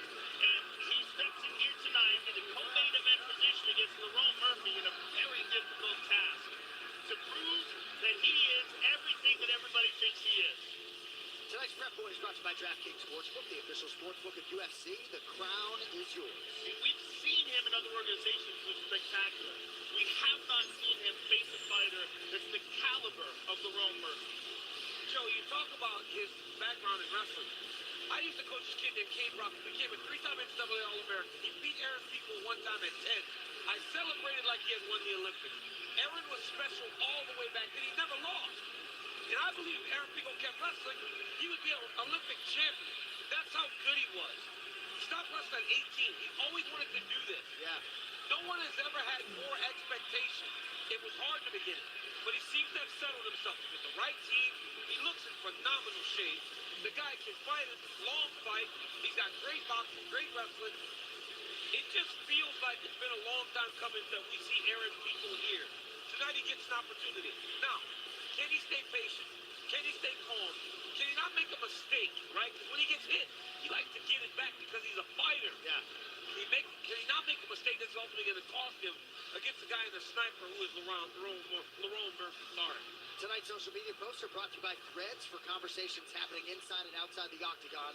Take it to Threads. Everybody whose wake he crossed this week was impressed, right? Whether it was a staff member, he is just beyond professional and so thoughtful when he talks about leaving his wrestling career because he knew if he did get on the MMA train, he wasn't going to be able to evolve as quickly as he needed to. It's all in front of him now.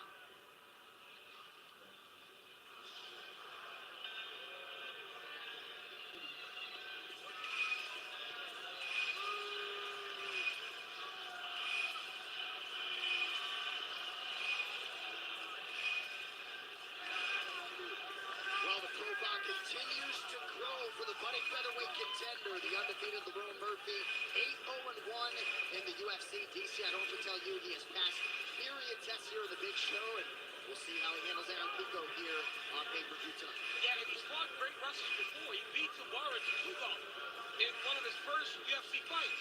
This guy is a puzzle that's hard to figure out because his footwork is next level. His boxing is super high level. But to me, it's his fight IQ. The way Lerone Murphy operates inside of the 15 minutes allotted to win a championship is very, very impressive. Now, his last two fights, he feels, have really set him up for beating Josh Emmett over 25 minutes, beating Dan Ige, two guys that can wrestle. But I don't know if he's ever been there with a wrestler like Aaron Pico. But he's got to move. He's got to move. Frustrate Aaron Pico to get a victory. Tonight's fighter descriptions are brought to you by the Terminal List Dog Wolf, a prequel series starring Taylor Kitsch and Chris Pratt, only on Prime Video. Murphy hasn't always been able to be as active as he would like. This was a golden opportunity. 3 weeks ago, he got the call to step into this co-main event, and now if he can beat Aaron Pico, he just might be next for Alexander Volkov. Well, he's such a confident professional that he can take a fight like this with 3 weeks' notice with total confidence. He is so good inside the octagon, and I think the most underappreciated fighter in this talent-rich featherweight division. In my opinion, this man has absolute world championship potential skills. He's so intelligent inside the octagon, he makes so few mistakes, and he can do it all at an elite level. Not just grapple, but strike, kicking, knees, elbows, knows when to put it all together. So good at following game plans. Man, let's get this started. These fight odds are brought to you by DraftKings Sportsbook. The crown is yours. Lerone Murphy is the plus 140 underdog tonight, but a lot of bettors out there have liked him in that role. Guess who's back? Guess who's back? Guess who's back? Guess who's back? Guess who's back? Beat it.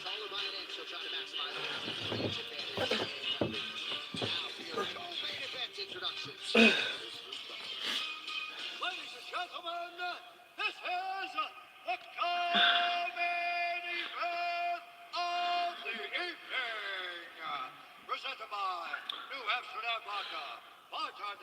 Shoshat McGee, Costa versus Cannonier, loser fights out for the top 50. Perfect fight, man. I didn't even think about that. Oh my flipping goodness, that's the perfect fight. F. Chase Hooper. Is Lerone a Muslim? I think so. I heard something like that. I'm not sure. But I don't. Why doesn't he have a beard though? But that normally doesn't indicate if he's a Muslim or not. But I heard he's a Muslim. F. Chase Hooper. I love Costa versus Cannonier as a matchup. By the way, fight of all time potential. Yeah, I agree. F. Chase Hooper. By the way, F. Chase Hooper.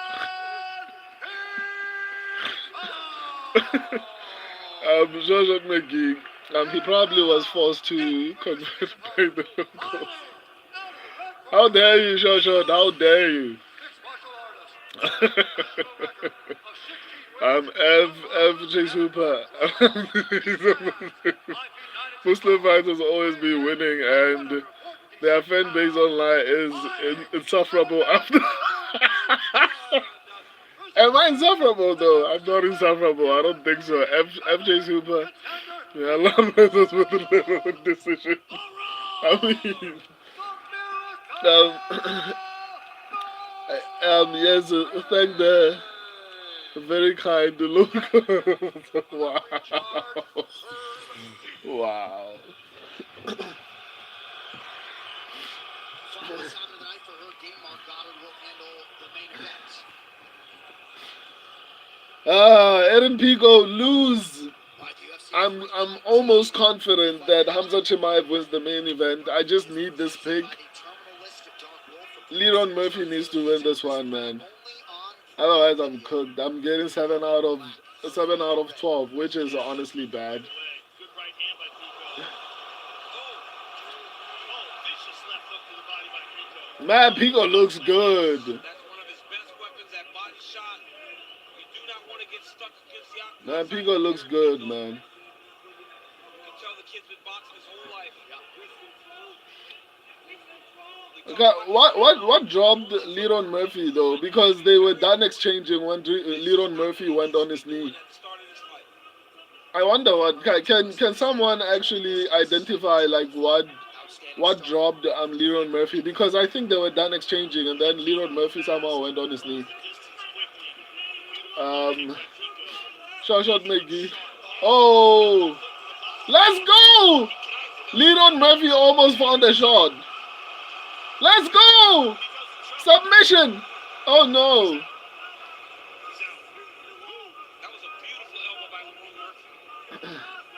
Man, you heard him. Stand up, Murphy. What are you doing on your back, man? Shot McGee, he's from the UK, aka Little Pakistan, aka the UK. aka the Middle East of the West. What the fuck are you saying? I'm Chase Hooper. He jumped a ninja choke. Like a spaz. At least he's up. He's back on his feet, man. This is going to be an amazing fight. Man, Pico is game, man. He's representing for the Bellator guys. It just feels like the Bellator guys have the same. Oh my goodness. How is it this easy to take down Leron Murphy all of a sudden? Come on. Oh my goodness, those are nice elbows, man.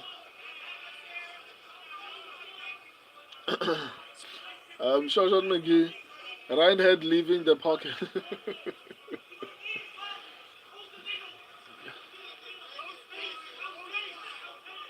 Man, Leron Murphy looks a little bit slower now. After those exchanges, I don't know how he's going to look if this goes to the third round. Wow, this is a good fight, man. This is a good fight. Both guys seem like they came to fight. It looked like it landed on the body. That's another good knee right there.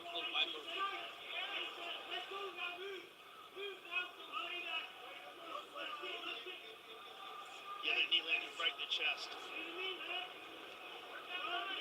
Pico's boxing is so high level. You really see it in the way he reaps these shots to the body. Look at that. Look at that left hook.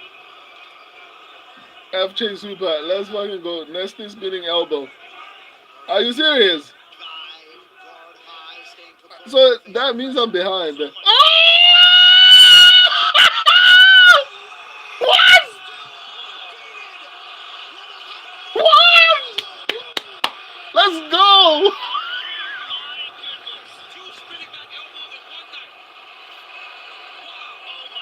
Wow! Wow!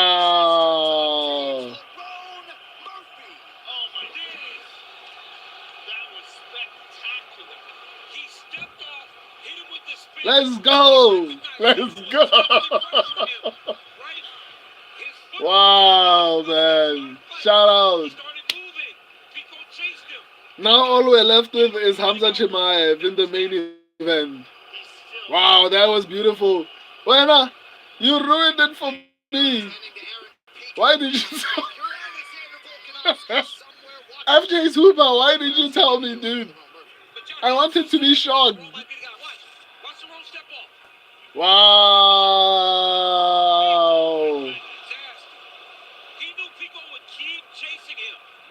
Wow, slap. Perfection. Look at this again. I mean, it doesn't get any cleaner than that. The fact we have 2 spinning elbow KOs in a row, that's never happened before. Wow. They don't have Like, nothing at all. you remember what I was saying on my breakdowns? It just feels like the UFC is trying to humiliate PFL at this point. What a highlight. Like, yeah, your dudes are not up to our par, dude. But Pico looked good up until that point, you know? It's honestly sad because it's the same situation as Jeff Neal, basically. Maximizing a showcase and getting the inside track for a title fight with respect to Yair Rodriguez and Mobster Employee than everybody else. Why is John Anik saying with respect to Yair Rodriguez? No, with disrespect to Yair Rodriguez, he doesn't deserve to be in the top 5, let alone getting a title shot. I think Yair Rodriguez is probably one of the most overrated fighters in the featherweight division.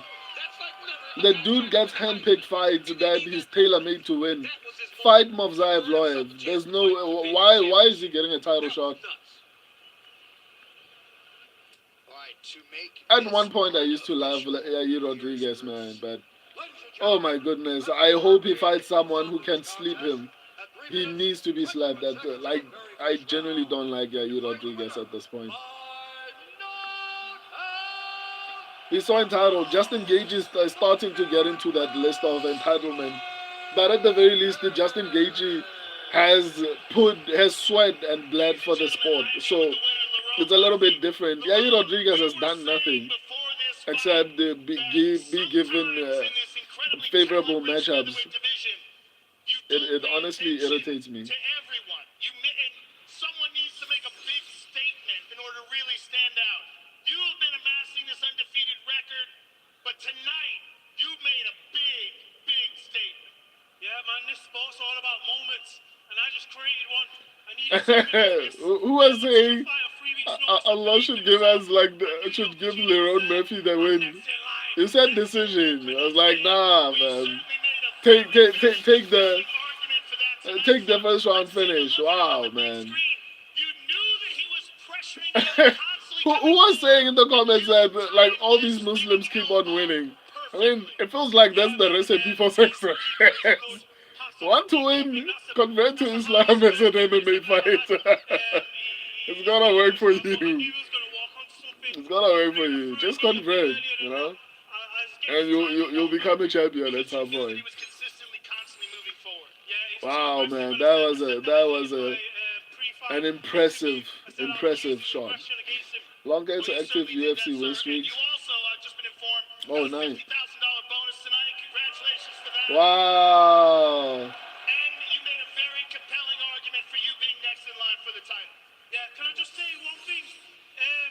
My teammate Jordan Barton here, he's been my hardest sparring partner for every camp.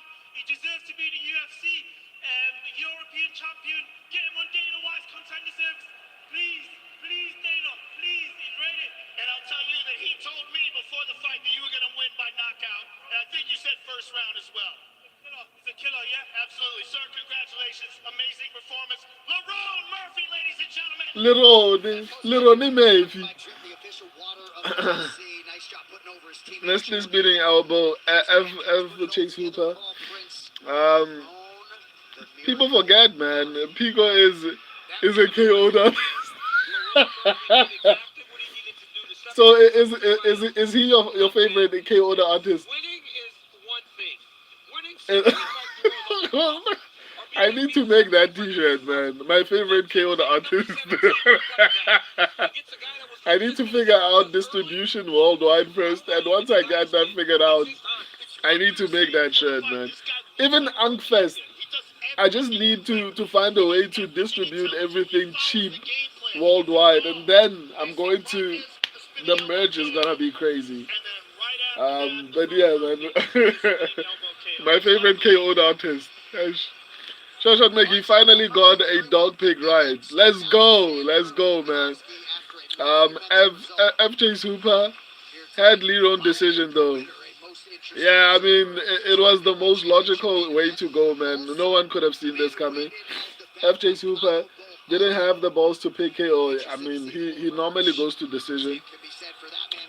Hernandez.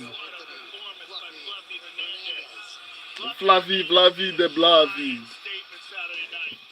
The main event.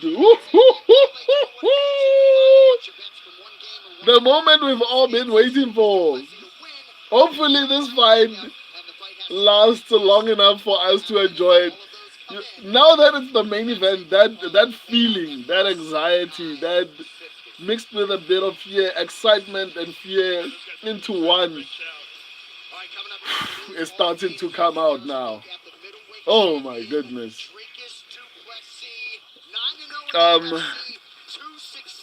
Bellabo made Murphy a KO artist. Let's go. Oh, Bellator made it Murphy a KO artist. FJ's Hooper, crafty 70-year-old prospect. FJ's Hooper, Bellator fighters. SMD, what does SMD mean? Shaking my damn head. Does that mean that Shoshat McGee, Murphy versus Yair? Let's go. I agree. Why are they showing us Canelo Alvarez when we want to see Hamza? No one cares about boxing. Stop showing this to us. FJ's Hooper, should Bull getting a flatline next. How dare you? Who's Shit Bull? I don't know who Shit Bull is. I thought you were saying Khamzat Chimaev. FJ's Hooper. On God. Shoshat McGee. My boy talking about fighting at the White House. About to be fighting in the backyard. That's crazy because he was talking about title shots. That was crazy, man. Shoshat McGee, if they move the shot, they should give it to Murphy. Yeah, I agree. F Chase Hooper, Liron is boring. It's not so boring anymore. F Chase Hooper, Liron is a decision merchant. Pico runs through him. Let's go. Let's see now. FJ Super Pico KO's Volk. Joshua McGee, get him. FJ Super Bellator fighters suck, man. At this point, it's hard to even argue. FJ Super Patchy Mix can. Shaking my damn head. Muddy. Who's that? Shoshat McGee. MVP is the exception. Yeah, I agree. FJ Super, we're so bad. Let's go. Let's flip it, go. And Chandler. I mean, Chandler has only had one decent win in his UFC career, and that's Dan Hooker. And I watched the Dan Hooker, by the way. Not this new one. FJ Super. F typos. Oh, okay, no problem. Shoshat McGee, nah, he is bad. FJ Hooper, Chandler still somehow beat the Dan Hooker. It was a fluke, I think. FJ Hooper, I'd pick Hooker in a rematch, low key. High key for me. FJ Hooper, I love him as out loud. DDP training with Khamzat look-alike. Rigzad, you look like an Epstein type of guy. Okay. Your mom too. F Chase Hooper. Ain't nobody recreating the absolute storm that is round one Hamza. There's no one. J Venter, we eat Russian in SA, but don't worry. Oh man. JJ Venter. I'm actually South African. But I'm going Khamzat Chimaev, my guy. FJ Super. I was gonna shit on SA there, buddy. But the channel owner is my guy, and he's from SA, so respect. Thank you for that, because I know you guys are terrible. Joshua McGee, Pechi must have trained the Pico. Wow. FJ Super, I want to see Patchy get his head blown off to the moon. If only Batista had power. Woo! I am so flippin' excited for this fight, dude.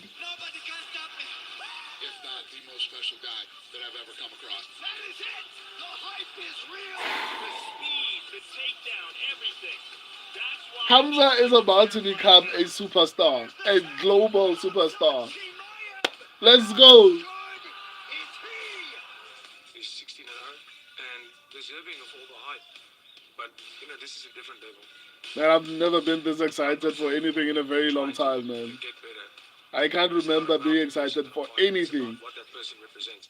Not Alex Pereira fighting, not Ilya Tuporia. When I go out there, Even outside of sports, man, like this excited for anything, I can't remember the last time. he's a huge, powerful middleweight. Oh my goodness! Big strikes raining down by the South African. The pressure to Jay Venter, let's see, brother. Dricus wins. We hold a national dialogue for you. Oh, what do you mean, dude? Look.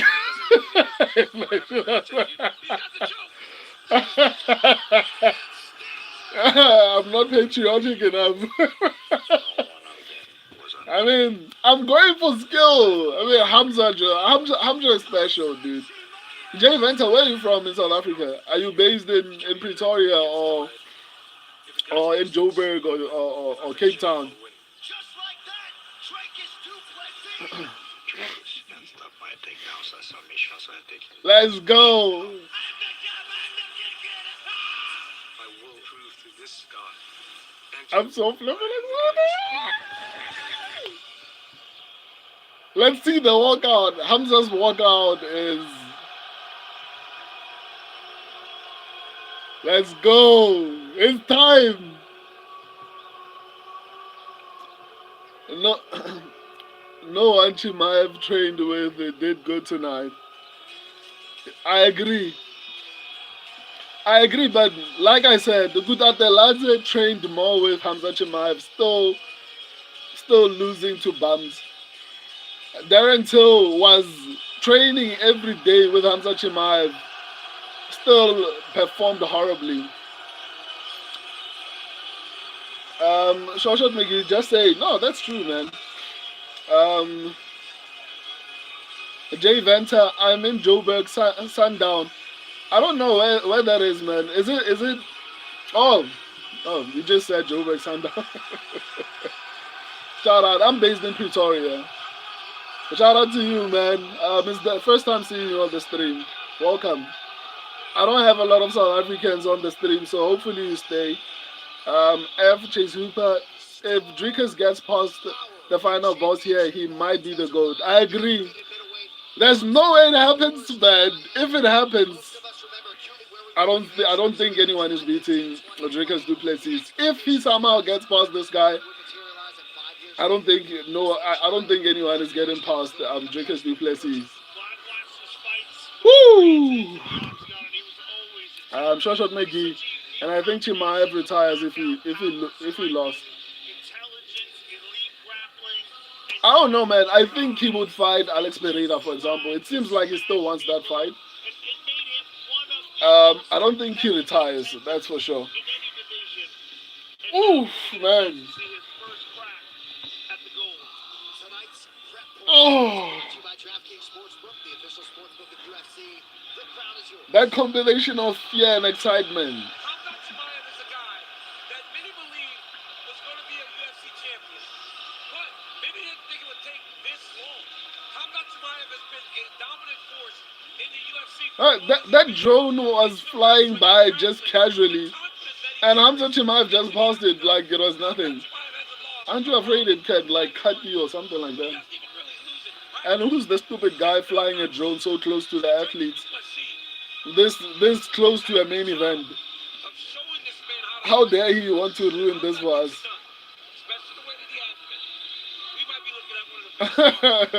Bilal Mohammed says, if Khamzat Chimaev gets a spinning elbow, that would be crazy, or something to that effect.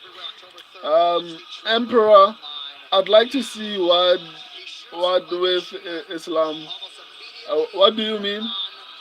Shoshat McGee, wow, I'm ready for this fight. Me too, dog. I'm losing my mind just waiting for Dricus to come out. Shoshat McGee, oh, Emperor Hamzat and Islam, I mean. I think Hamzat might want to do it. If Hamzat, when Hamzat gets this belt, I think he wants to go down to welterweight, and I think Islam Makhachev probably beats Jack Della Maddalena. So we might see it. We might see it. I don't know if Hamzat Islam or Magomed Ankalaev because they're both Muslims. I don't know, but that would be a sick fight. I'm not gonna lie to you. This is our national anthem, guys. For those who don't know the national anthem, what's playing right now is the South African national anthem. Yeah, to Gosi Sigelela Tina Besapolaya Morena Muluka Sitara Saetu Ufedise Dintale Matege Osibuluka Osibuluka Sichabasa Etu Sichabasa South Africa, South Africa, 80 blow say yeah, man, 80 oh, siete, flores siete, van die kransen aan wordt sounds the call to come together, and we shall stand. Let us scream and strive for freedom in South Africa, our land. I love the national anthem.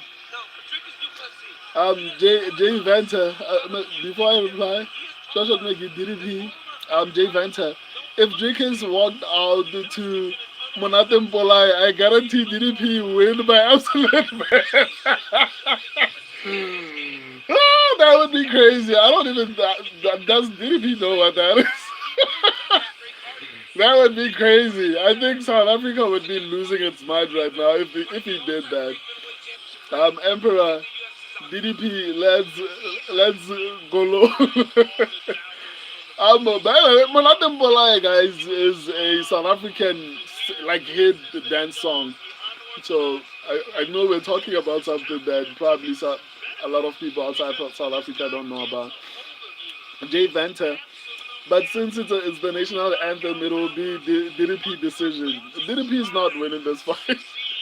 With all due respect. Emperor, my white African brother. Wow. FJ's Hooper, my Franco Dutch African. You guys are insane, man. Whew. Guys, full disclaimer, I'll see you guys in between breaks.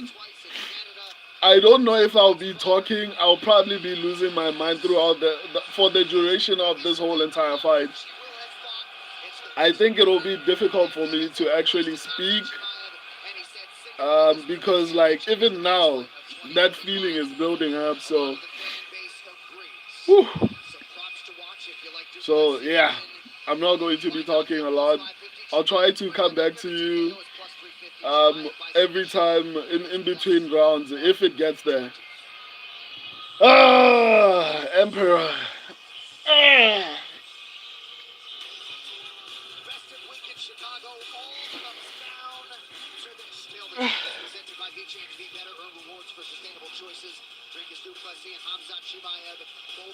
Oh my goodness. It's finally here. Whew. Wow. Khamzat Chimaev is now repping the Saudi Arabia flag. That's incredible. FG Super, my stream is dead. At this point, man. Yo, who's Joe? This is a bad time for your stream to go, my guy. I'm sorry. Like, isn't there any way you can find? Is the fight started? FJ's Hooper, by the way.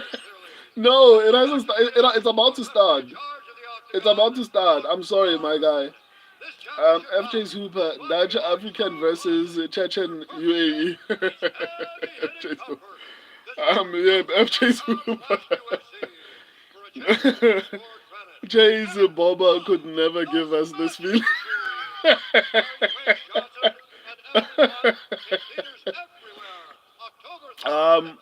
FJ's Hooper, please inform me what's happening.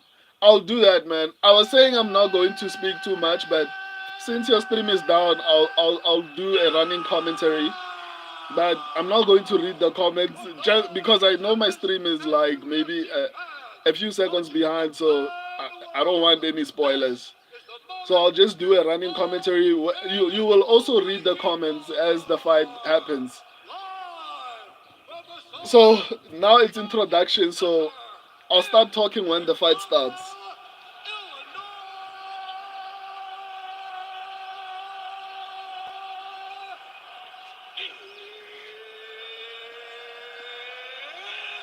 Time! 5 rounds for the disputed UFC middleweight championship of the world. Introducing first, fighting out of the blue corner. Woo!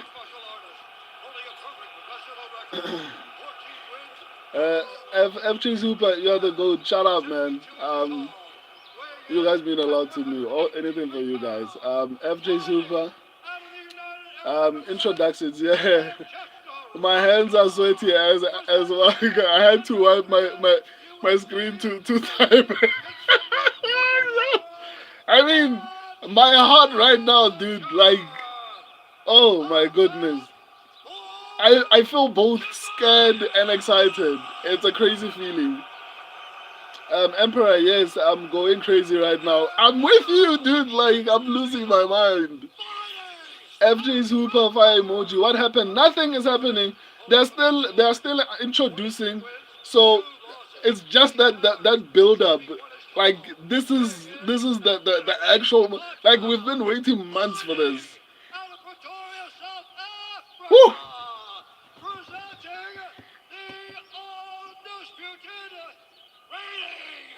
Defending champion. No. Don't start yet, guys.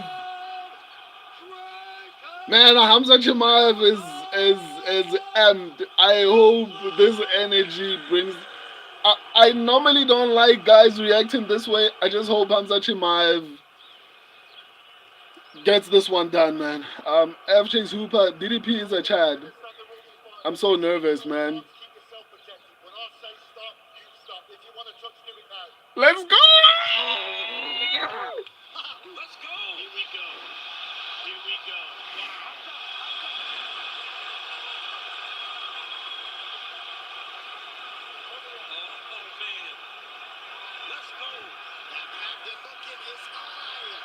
Let's go! For an undisputed UFC title, that belt belongs to South Africa's Dricus Du Plessis, and we are underway. Let's go! Khamzat Chimaev got him down, got DDP down. DDP tried to get a choke, but Khamzat Chimaev is avoiding it right now. So Khamzat is on top right now. Khamzat is on top. Side mount, not side control, by the way, not side mount, side control. Like, it's hard to even speak, man. Like, I'm so excited. DDP is defending.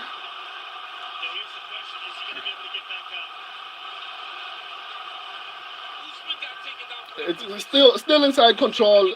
The Chimaev is trying to get a better position, trying to get in the crucifix position. He has the crucifix position.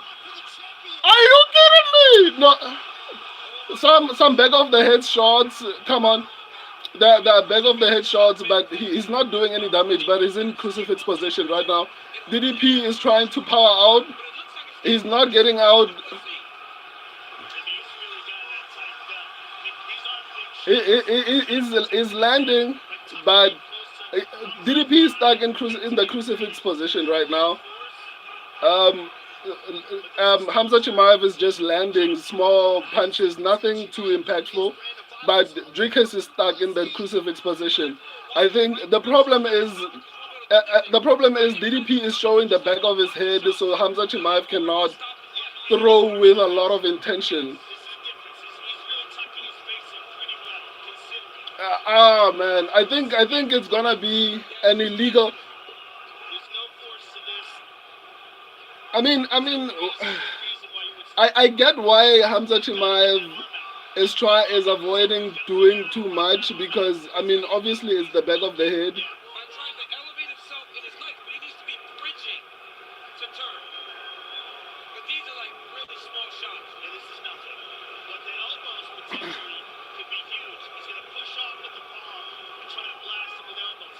Still in the crucifix position, so that if I'm saying crucifix position, it means there's no update as far as how the fight is playing out. And it is great to have a veteran referee that's not going to just panic and stop the fight. Well, this isn't totally a crucifix right now. Look at that. Still inside control. Dricus is out of the. It seems like Khamzat Chimaev abandoned the crucifix position. So it looks like Khamzat Chimaev is looking for a submission, but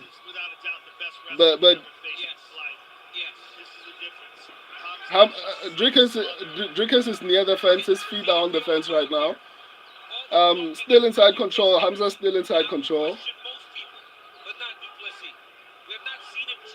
Okay, he's moving him away.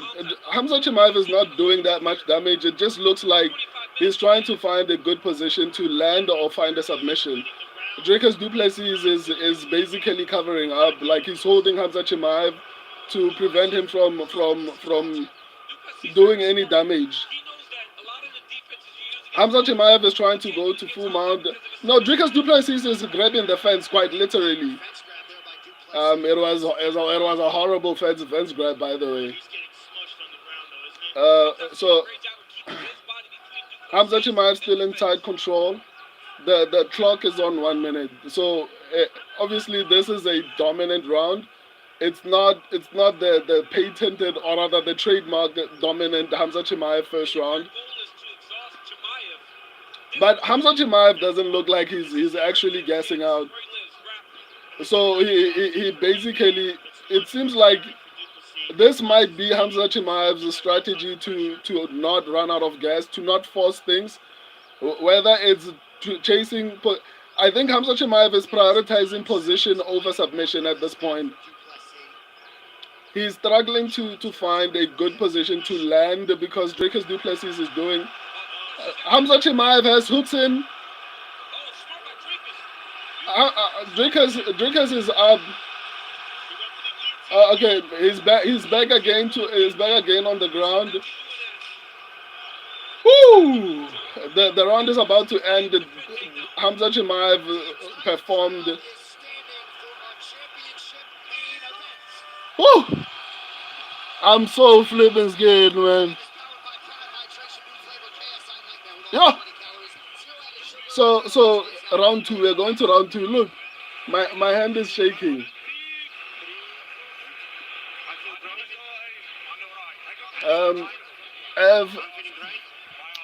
FJ Super fire emoji. I'm scared to death. I'm with you, my guy. I'm scared. FJ Super 1-0 Khamzat. Me too. I'm with you. Obviously that.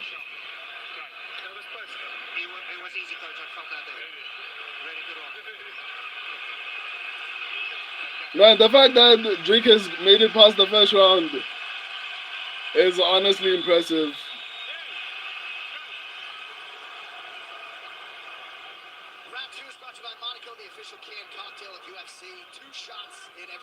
So definitely, I wouldn't call it F times. Ti- t- Thanks for the info. Yeah, round two just started. Hamza is trying to get the fight to the ground again. He's on his back. He's trying to get the hooks in right now. Hamza is kneeing him. So Hamza is they are near the fence. Hamza is on his back right now. He's landing knee shots. He is basically trying to take it. Dricus' back. Dricus is trying to stand up and is pushing him back to the ground. He's kneeing him. Basically, that's what's still happening. He's still kneeing him, pushing him to the ground. Dricus is on his knees. He is standing up now. He took him down. It looks like Dricus is starting to get tired. Hamza is trying to get his hooks in. Dricus is trying to go on his back in order to avoid getting submitted. Dricus is on his knees. So it looks like Dricus is trying to. His strategy is to go on his back to avoid getting submitted. Khamzat Chimaev is trying to avoid that because I think he realizes that it's a lot more difficult to be active when Dricus is on his back. I think Dricus defends well on his back. So there's Dricus is still on his knees. He's trying to stand up. Hamza is kneeing him from the back. He's holding him from the back. Dricus is starting to look gassed. I'm not gonna lie to you. Maybe I'm wrong, but his abilities to defend are starting to be a little bit more labored. Um,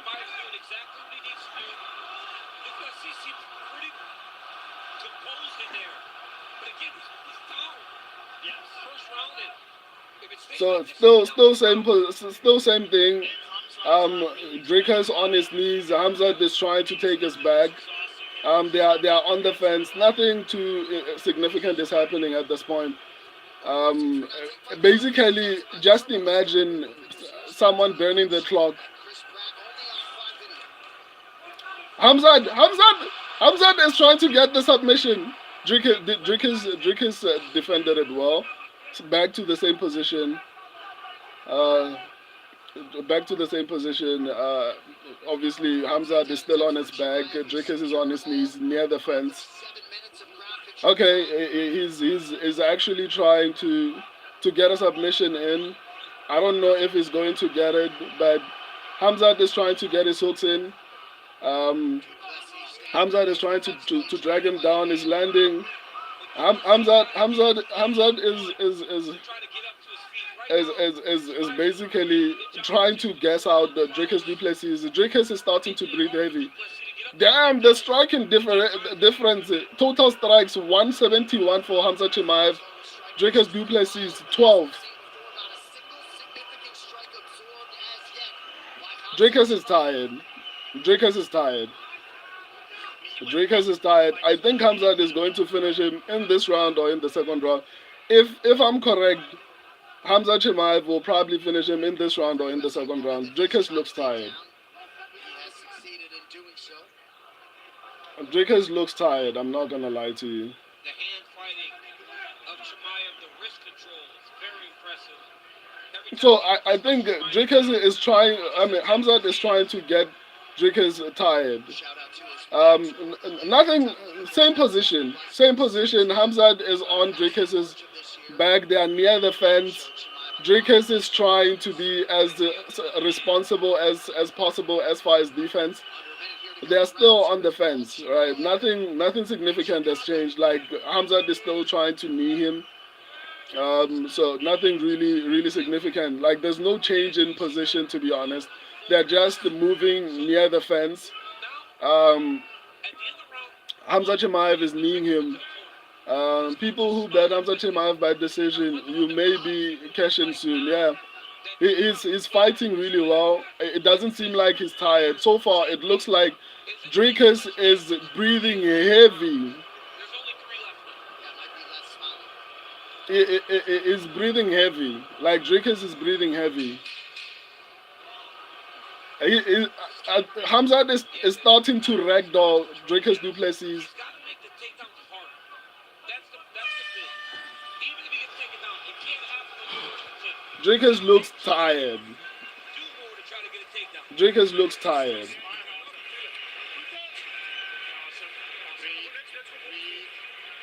don't want to give up anything. He's got two on you. Dricus is breathing heavy. Khamzat doesn't look like he's tired. We'll be able to know in the third round. I think Khamzat is preserving his energy at this point. Based on what I'm seeing, Khamzat is not going crazy like he normally does. So it looks like he's preserving his energy. He doesn't want to chase a finish when it's not there, and then he's gassed and can't go all 5 rounds. So I think he's pacing himself.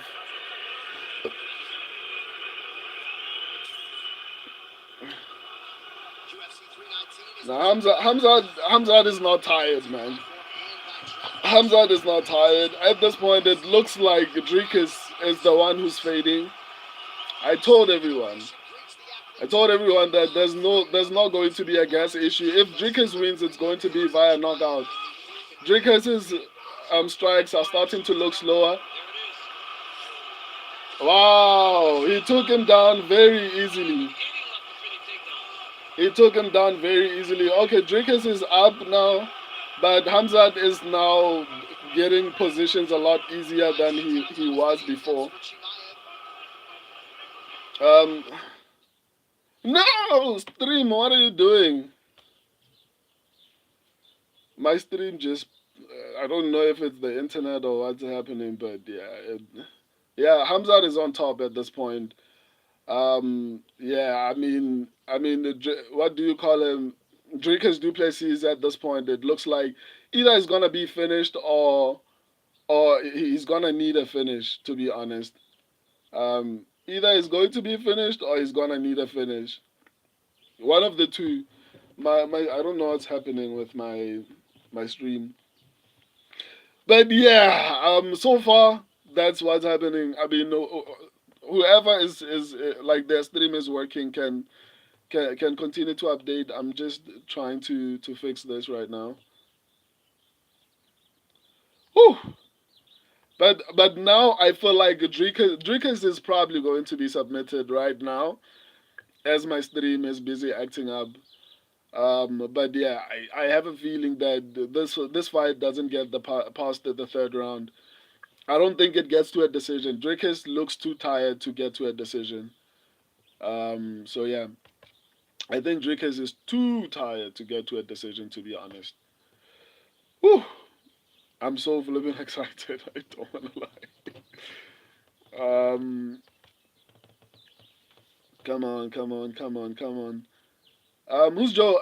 Were you able to see something? Like, are you able to see the fight right now? Oh, what is happening?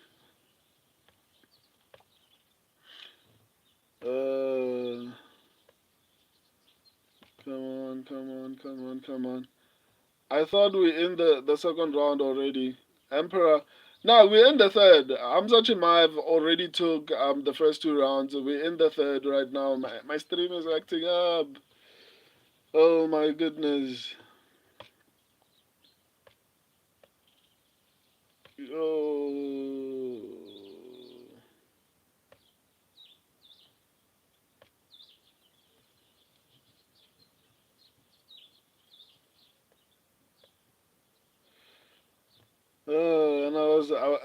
Why didn't it do this early? Like, why decide to do this now? Come on, internet, come on. Okay, Khamzat is in the crucifix position, and he's starting to look a bit tired, but yeah.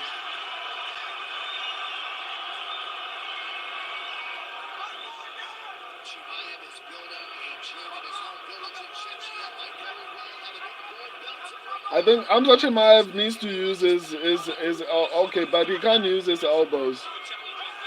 He can't use his elbows. So at this point, Duplessis needs a finish. Duplessis needs a finish at this point, unfortunately for him.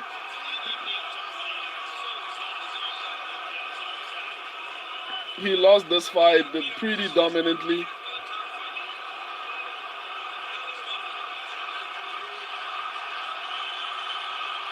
Submission!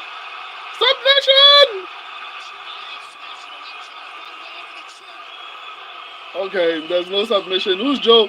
I think are you still on the stream, dude? Like, should I continue to call the fight for you? I was only doing it because you asked.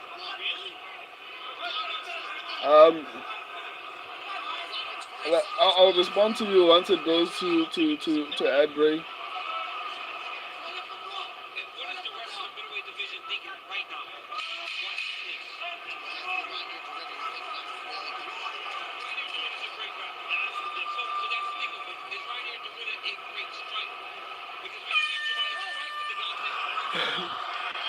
Thirty 25. I agree, man.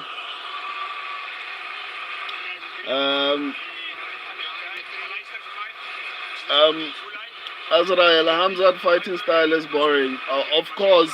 I mean, this is the best way for him to actually get the belt, dude. Like, what do you want him to do? Emperor, Emperor is hard to out wrestle Hamzat. The only way to win is knocking him out. Yeah, 100%. Um, F, FJ Zupa 30-25. I agree with Chimaev. As well, I want to see a brawl. I mean, I mean, do what you need to do to get the belt. Dricus Du Plessis is a hard dude to get out of there. Very muscular. Um, F Hooper, DDP is broken. Yeah, he's broken. I can see it. He's ready to give up. That's a fake bravado. That's for sure.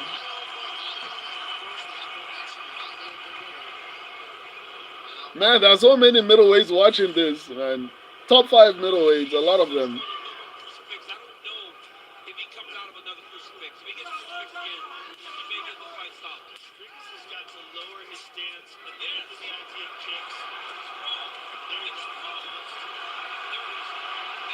Man, Khamzat Chimaev is like a dog with a bone, man.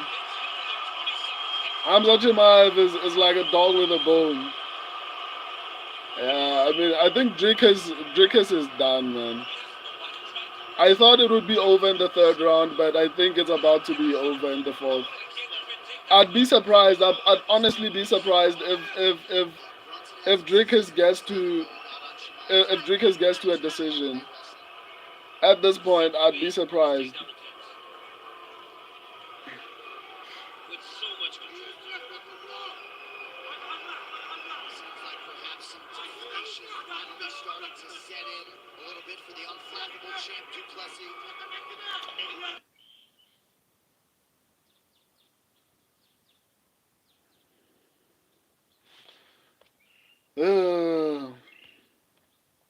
Internet, why are you doing this to me? But it looks like it might be a decision. The way it's going, I think Dricus Du Plessis might be good enough to avoid getting finished, but still, everyone was like, did DDP land a punch? Nah, I think he landed about 12. Last time I checked, he landed about 12 punches versus Khamzat Chimaev, who's landed like at this point probably over 200 or 300 punches. So in total, I would assume maybe Dracus at most has landed like 30, 40 punches. Let me see.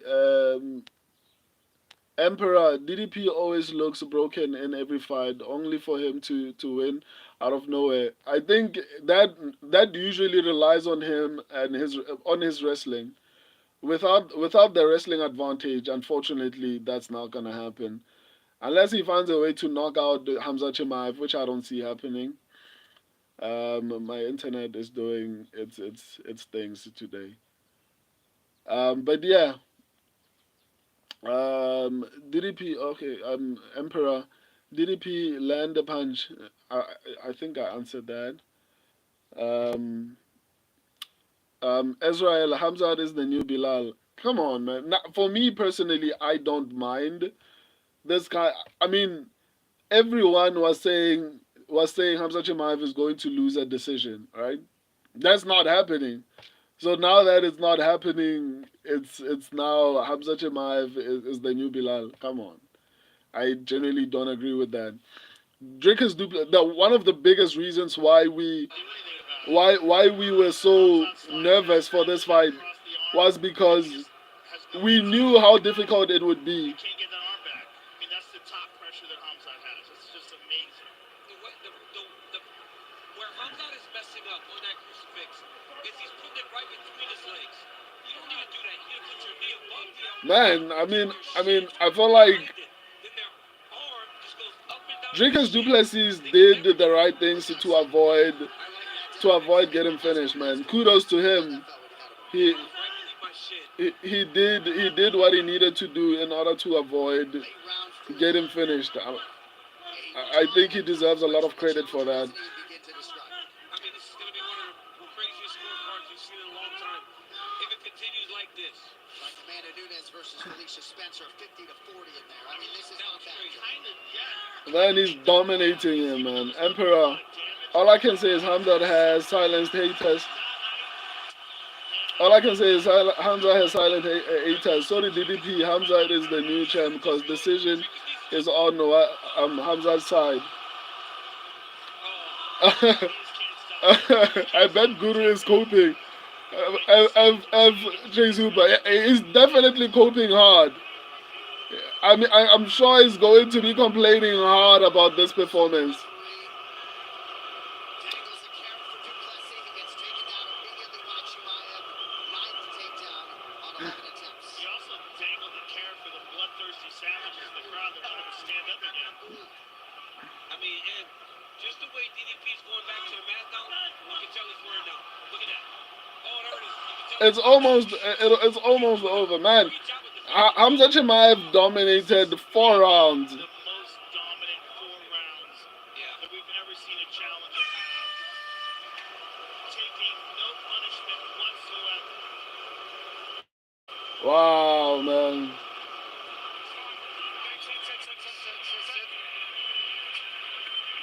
Dricus needs a finish right now. They were like, no, if Dricus Du Plessis can make it past the 3rd round, he's got it. He's got it. It's past the 3rd round. We're still waiting for him to actually get it. I told everyone that even if it goes to decision, Hamza is winning. The only way Dricus wins is via knockout. FJ Zupa, I'm kind of boring. I want Chimaev to finish him. I also agree, man. But it looks like Hamza is also tired. But I mean, Dricus, is exhausted. Israel, he's laughing.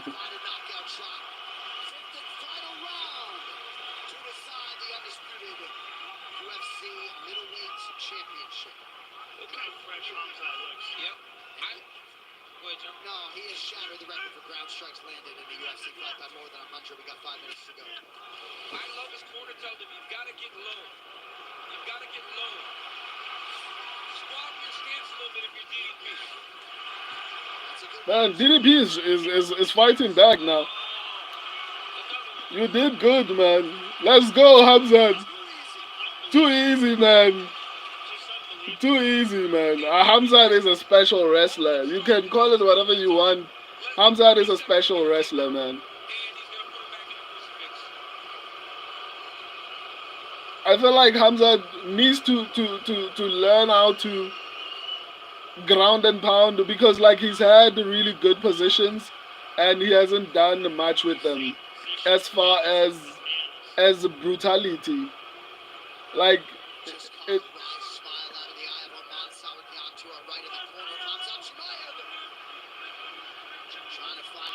yeah, this is probably going to be 50-40. I don't think. Let's go, submission! Okay.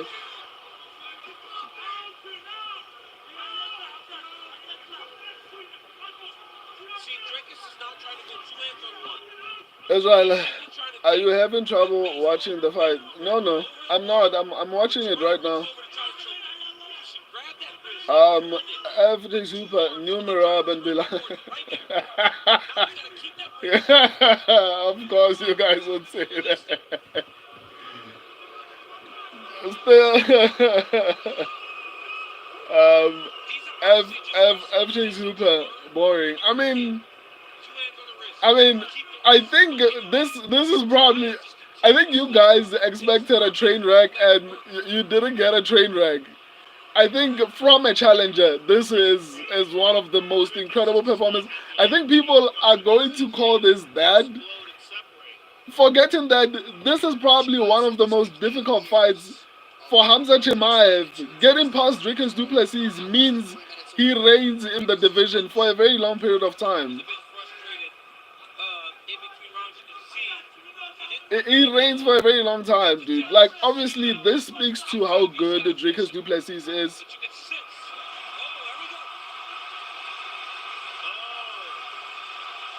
Oh my goodness. And there's like 2 minutes left. DDP does not give up on himself, man. That is crazy. Because most fighters, John, at this point would have turned over and let you submit him. Oh man, it was reversed, man. Khamzat is good, man.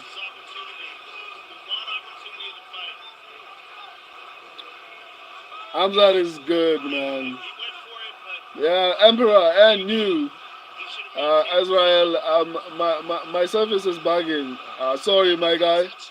But I think it's at this point, even if you don't see the end of the fight, it's unanimous. Khamzat Chimaev dominated every single round. He might not have gotten the finish, but Dricus Du Plessis could not even win one round. Right? He got a moment of he got an opportunity and still. What is the referee doing though? What is the referee doing though? Like, I don't understand why the referee would do that, because Khamzat was busy. Sure, you can't stop a fight because it's not exciting enough for you. Because he's basically giving it just feels like he wants Dricus to win the fight. The referee is such a stupid is such a stupid head, man. Like, look at his left leg. This should be so far back right now. Because I'm not going to take him down. Oh, snap. Top position.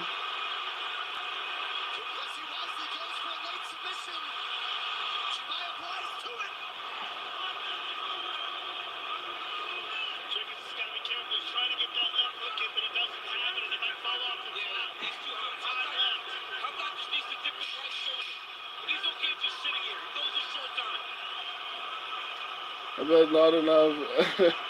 Yeah, and New.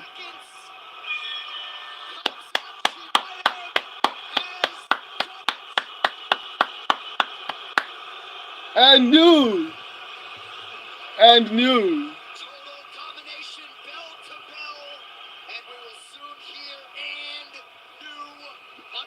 50-43. F Chase Hooper. Let's go. 50-43. F Chase Hooper. I'm mad because I didn't get the submission pick. I hear you, but I mean, Khamzat Chimaev was the challenger here, and he performed like he was the champion. Your foes would know what was coming, and they couldn't stop it. Some parallels to be drawn there. Nobody can stop the shot of this man. I told everyone. They were like, Dricus Du Plessis is going to win a decision. Where is the decision? We are here in the decision. Where is the win? Right? They were like, nah. All he needs to do is just get past. So the cardio fallacies need to end, or rather the cardio notions need to stop right now.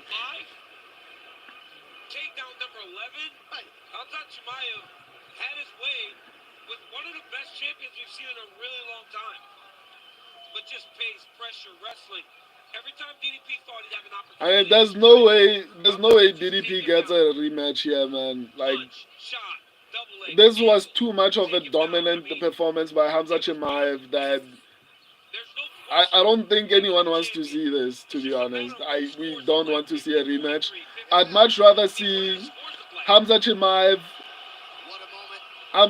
against I don't know, Fluffy Hernandez, RDR.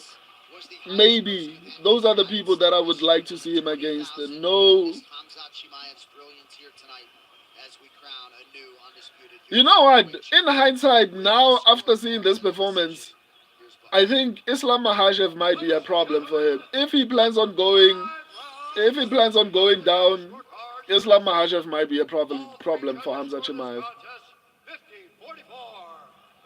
Wow, 50-44. I expected way less.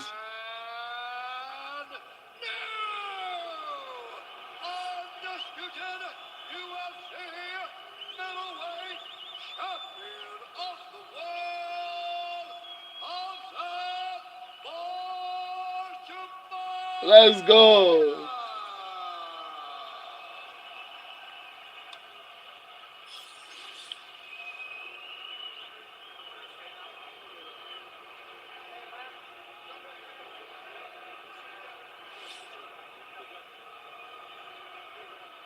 I think there's a lot of mixed emotion. Congratulations, sir. I'm here with the winner and new middleweight champion of the world, Khamzat Chimaev. This has been a moment you have been waiting for a long time. Your first opportunity at a world title, and you came through in a dominant performance. How happy are you with how it went out tonight? Yes, I had only 1 minute, last minute. A guy strong could have finished that one. Sorry, guys. Happy always. Get my money. Then, send my money, brother. I'm waiting for that war and that shit belt. Well, belt is important for my country. Nokje, wake up here, boys.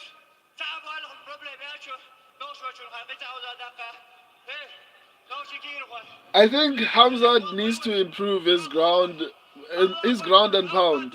I think he's a good wrestler. His jiu-jitsu needs to improve a little bit.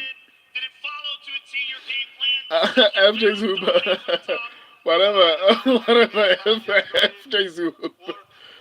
Number one bullshit. I genuinely think someone with like Islam Makhachev will probably beat Khamzat Chimaev. Thank you, brother. Well, Khamzat, enjoy this moment. Congratulations, sir. You're the new middleweight champion of the world. He doesn't have good ground and pound. Emperor Khamzat, smash him, get money. Woo.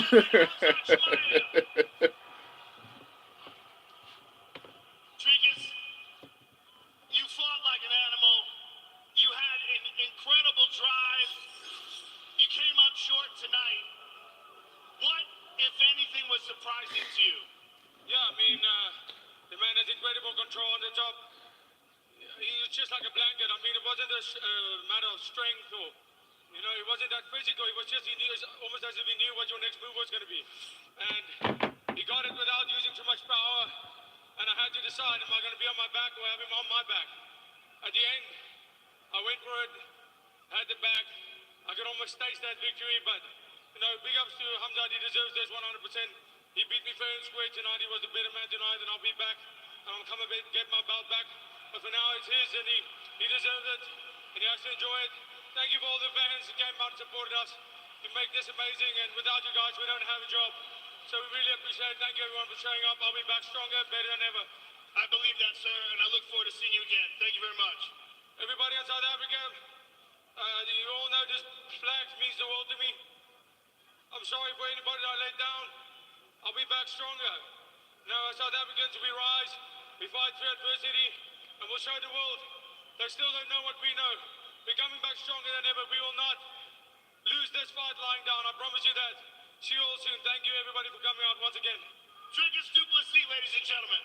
just want to thank my country, Abu Dhabi, UAE. Thank you for that big support.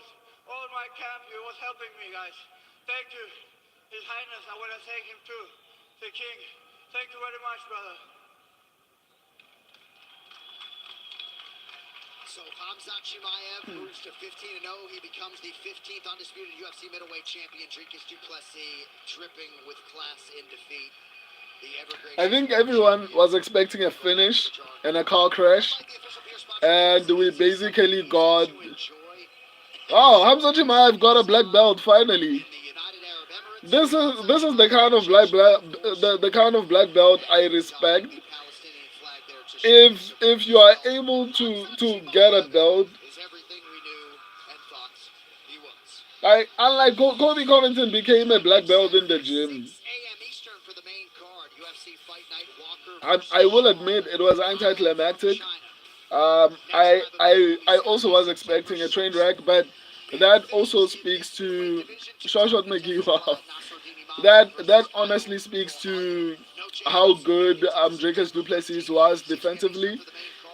But I also saw holes in Hamza Chimaev's game. He's an exceptional, special wrestler. But when it comes to what he does when he gets you down, especially if you can avoid getting submitted. But once again, Dricus Du Plessis spent his entire camp working on his defense. So this basically is a reflection of Dricus Du Plessis knowing what to do properly. He still lost, and Hamza Chimaev still won a very dominant fight. Just that obviously we wanted like a massacre, I guess. We wanted a massacre. Still a very dominant performance. He won every single round, like every single round. That's what Habib used to do. Just that Hamza Chimaev has gotten us used to the idea of him um, finishing almost every single fight, and even if it's not a finish, the Kamaru Usman fight, it was an amazing fight. The Gilbert Burns fight, whenever he goes to a decision, it's normally an exciting fight, and I guess everyone was expecting, um, if it's not gonna be a train wreck, at the very least, make sure that you give us like an entertaining fight. He still dominated, but I get why people are frustrated. Um, 50, 442 ground and pound. Wow. Yeah, I think he needs to work on improving the impactfulness. I I think the volume is impressive, right? He broke the record but again, strikes landed on the ground. But in all honesty, after seeing that performance, I don't think anyone at middleweight beat him. But I think Islam Makhachev can beat Hamza Chimaev. I genuinely think Islam Makhachev beats Hamza Chimaev. No one at middleweight beats Hamza Chimaev, but I think Islam Makhachev definitely beats him. That's for sure.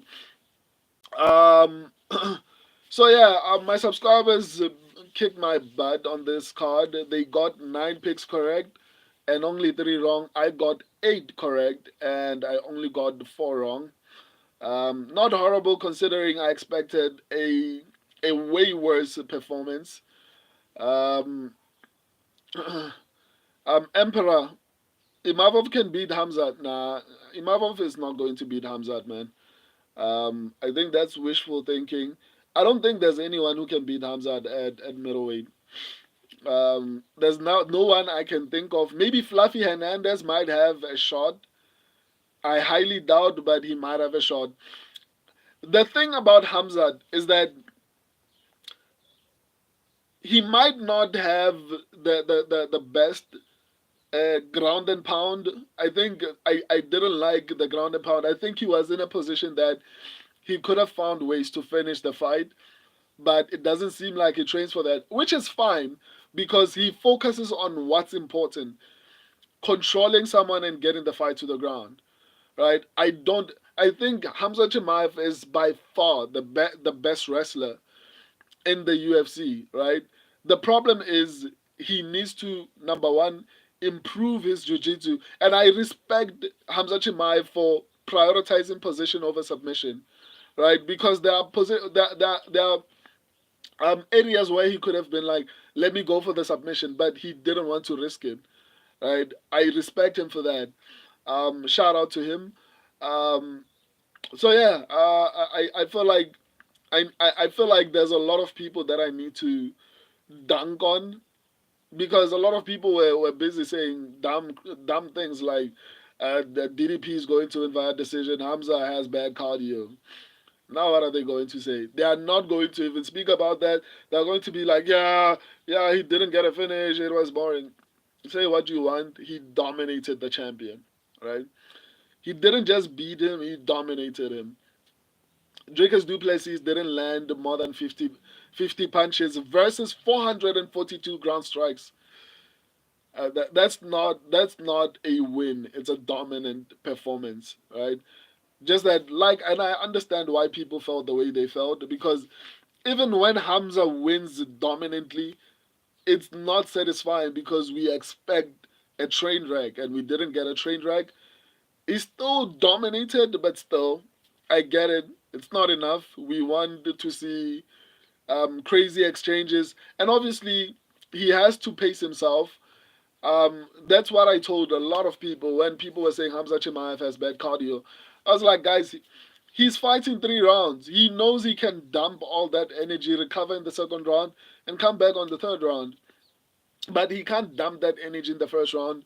And if he doesn't get the finish, he has to go another 20 minutes with someone who's actually like, I don't know how many people can beat the Dricus Du Plessis, right? I think maybe at this point we need to see Dricus Du Plessis against another wrestler that will get, like, for example, Fluffy Hernandez versus Dricus Du Plessis is the fight to make, or either RDR or Hernandez, but I'd prefer Hernandez because I would like to see how good Fluffy Hernandez is as far as wrestling goes. Right? I think Fluffy Hernandez, in my opinion, is the only person left with a good shot at beating Khamzat Chimaev. I don't think RDR is good enough on the feet to do anything to Khamzat Chimaev. I I think Kyle Boralho is not going to beat Khamzat Chimaev. I think even Imavov, whoever wins, I think whoever wins between Kyle Boralho and Nasruddin Imavov should get the title shot, but either of them are not going to beat Khamzat Chimaev. The only person I see having a decent shot at maybe getting the upset over Hamza Chimaev is Fluffy Hernandez. So I need uh, Dricus Du Plessis versus Anthony Hernandez, and if Anthony Hernandez can manage to get past Dricus Du Plessis, I think that's the fight to make, man. So yeah, shout out, man. Hamza Chimaev is the new champion. I told you guys. Okay, not you guys, but because a lot of my subscribers, especially the ones who join me live, picked Hamza Chimaev. But once again, they were like, Hamza has to win early in the first 2 rounds, then he's cooked. I was like, that's not gonna happen. I told you. I told you that the only way Dricus wins is via knockout. Whether it's submission or decision, it's Hamza Chimaev. And I called it. I'll recap the fight on the shorts.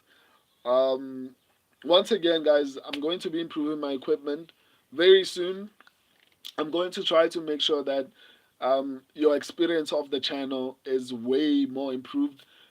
Short McGee, if you're still online, make sure, don't forget to send me an email so that we can figure out how to get the hoodie to you. While I also figure out other ways to actually make it available so that people don't have to spend too much money to ship.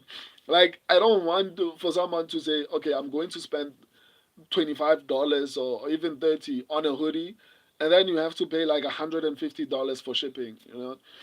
So I'm trying to figure that out on my end. Hopefully, I find an effective solution. But yeah, I love and appreciate all of you. I just saw that in the last 48 hours, my predictions my predictions got over 15,000. Like, that's crazy. Over 15,000 views. That's crazy. Um, Dark Soul. True, no one can beat him currently in middleweight. Yeah, no one beat him. Short McGee. Nah. J Venter. Kayo and Fluffy could have a chance now. Kayo trained with Khamzat Chimaev. He's not beating Khamzat Chimaev. Kayo is not good anywhere. Kayo is like Dricus Du Plessis, right?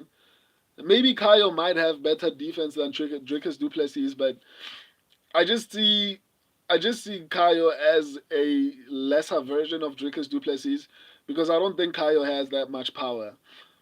Kayo can strike if he's fighting a wrestler and can wrestle if he's fighting a striker. He's good at mixing things up, but he's not necessarily exceptional anywhere. When we go to Imavov is exceptional on the feet. He's a good striker. He's not a wrestler. He's not going to be able to wrestle with Khamzat Chimaev. So both of them, either of them, whoever wins that fight definitely deserves the title shot. But I know neither of them is going to win. So it's a foregone conclusion. Hamza will probably finish one of them. I think Caio Beralho is a lesser version of Dricus Du Plessis, and Nassourdine Imavov is basically Israel Adesanya, a newer version of Israel Adesanya. He's not, even though he has a bit of wrestling. I mean, people hear Imavov and think this guy is isn't Imavov training at Extreme Couture, or am I tripping? I feel like if I'm right and he's training at Extreme Couture, the probability of him winning drops significantly. Drops significantly. As far as I can remember, I think Nassourdine Imavov was training in France under Fernand Lopez, and then he left. I think he's at Extreme Couture. If he's at Extreme Couture, the probability of Imavov beating Hamza Chimaev drops by like 30% from what it was, because I don't think anyone from Extreme Couture will beat Hamza Chimaev. I don't know if Eric Nixick will be able to prepare Imavov enough to actually find a way to win against Hamza Chimaev. Hamza Chimaev might not have the ground and pound, but the wrestling ability, he knows how to get you to the ground, that's for sure. Shashot McGee, DDP versus Anthony, 100% I agree. Kayo loses his next fight. I honestly agree with you, man. I think Imavov wins that fight. Dark Soul Hamzat will not fight on the feet after he realized he can get KO after the Kamaru and Burns fight. Yeah, and especially because there aren't that many talented grapplers in the middleweight division. User Nu, I watched your whole 47-minute video on Hamza Chimaev versus DDP, and you convinced me to pick Chimaev. Thanks, man.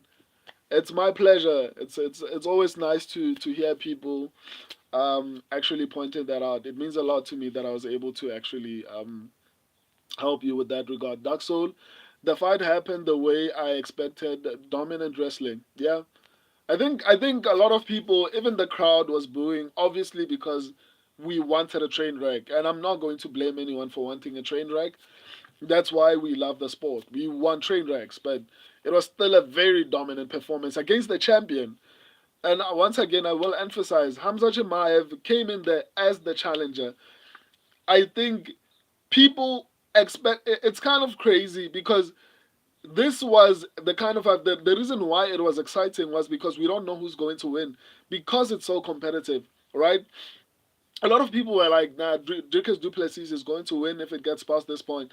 So I think that the disappointment is like that people built it up in their head that if Hamza wins, it has to be via decision, via finish.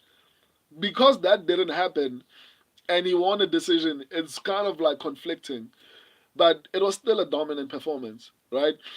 I'm 100% sure that if Dricus Du Plessis had done that to Hamza Chimaev, the crowd would have been losing its mind.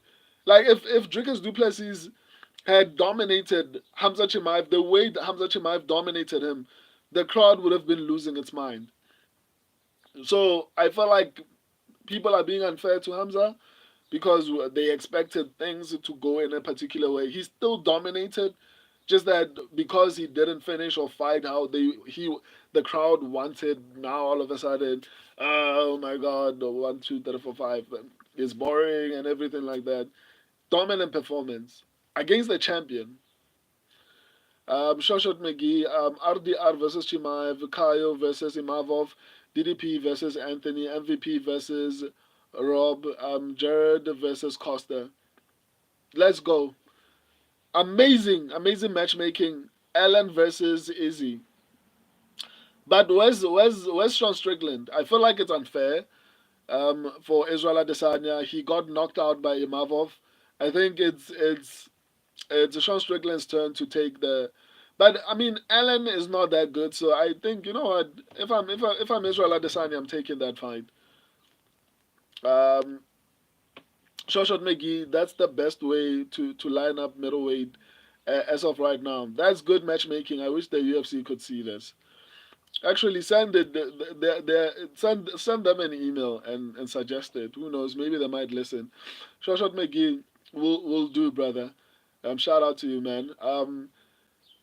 F Chase Hooper, I'm still bummed about this card. I'm sorry, my guy. I know the picks did not go your way. I almost I almost messed up because I almost got like bad picks.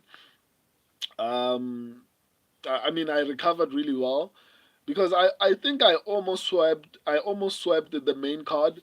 If it wasn't for Kaya Sakura. But other than Kaya Sakura, I think I swept the main. I would have swept the main card. Eight fights correct and four wrong is not too bad. Considering I know a lot of people did badly.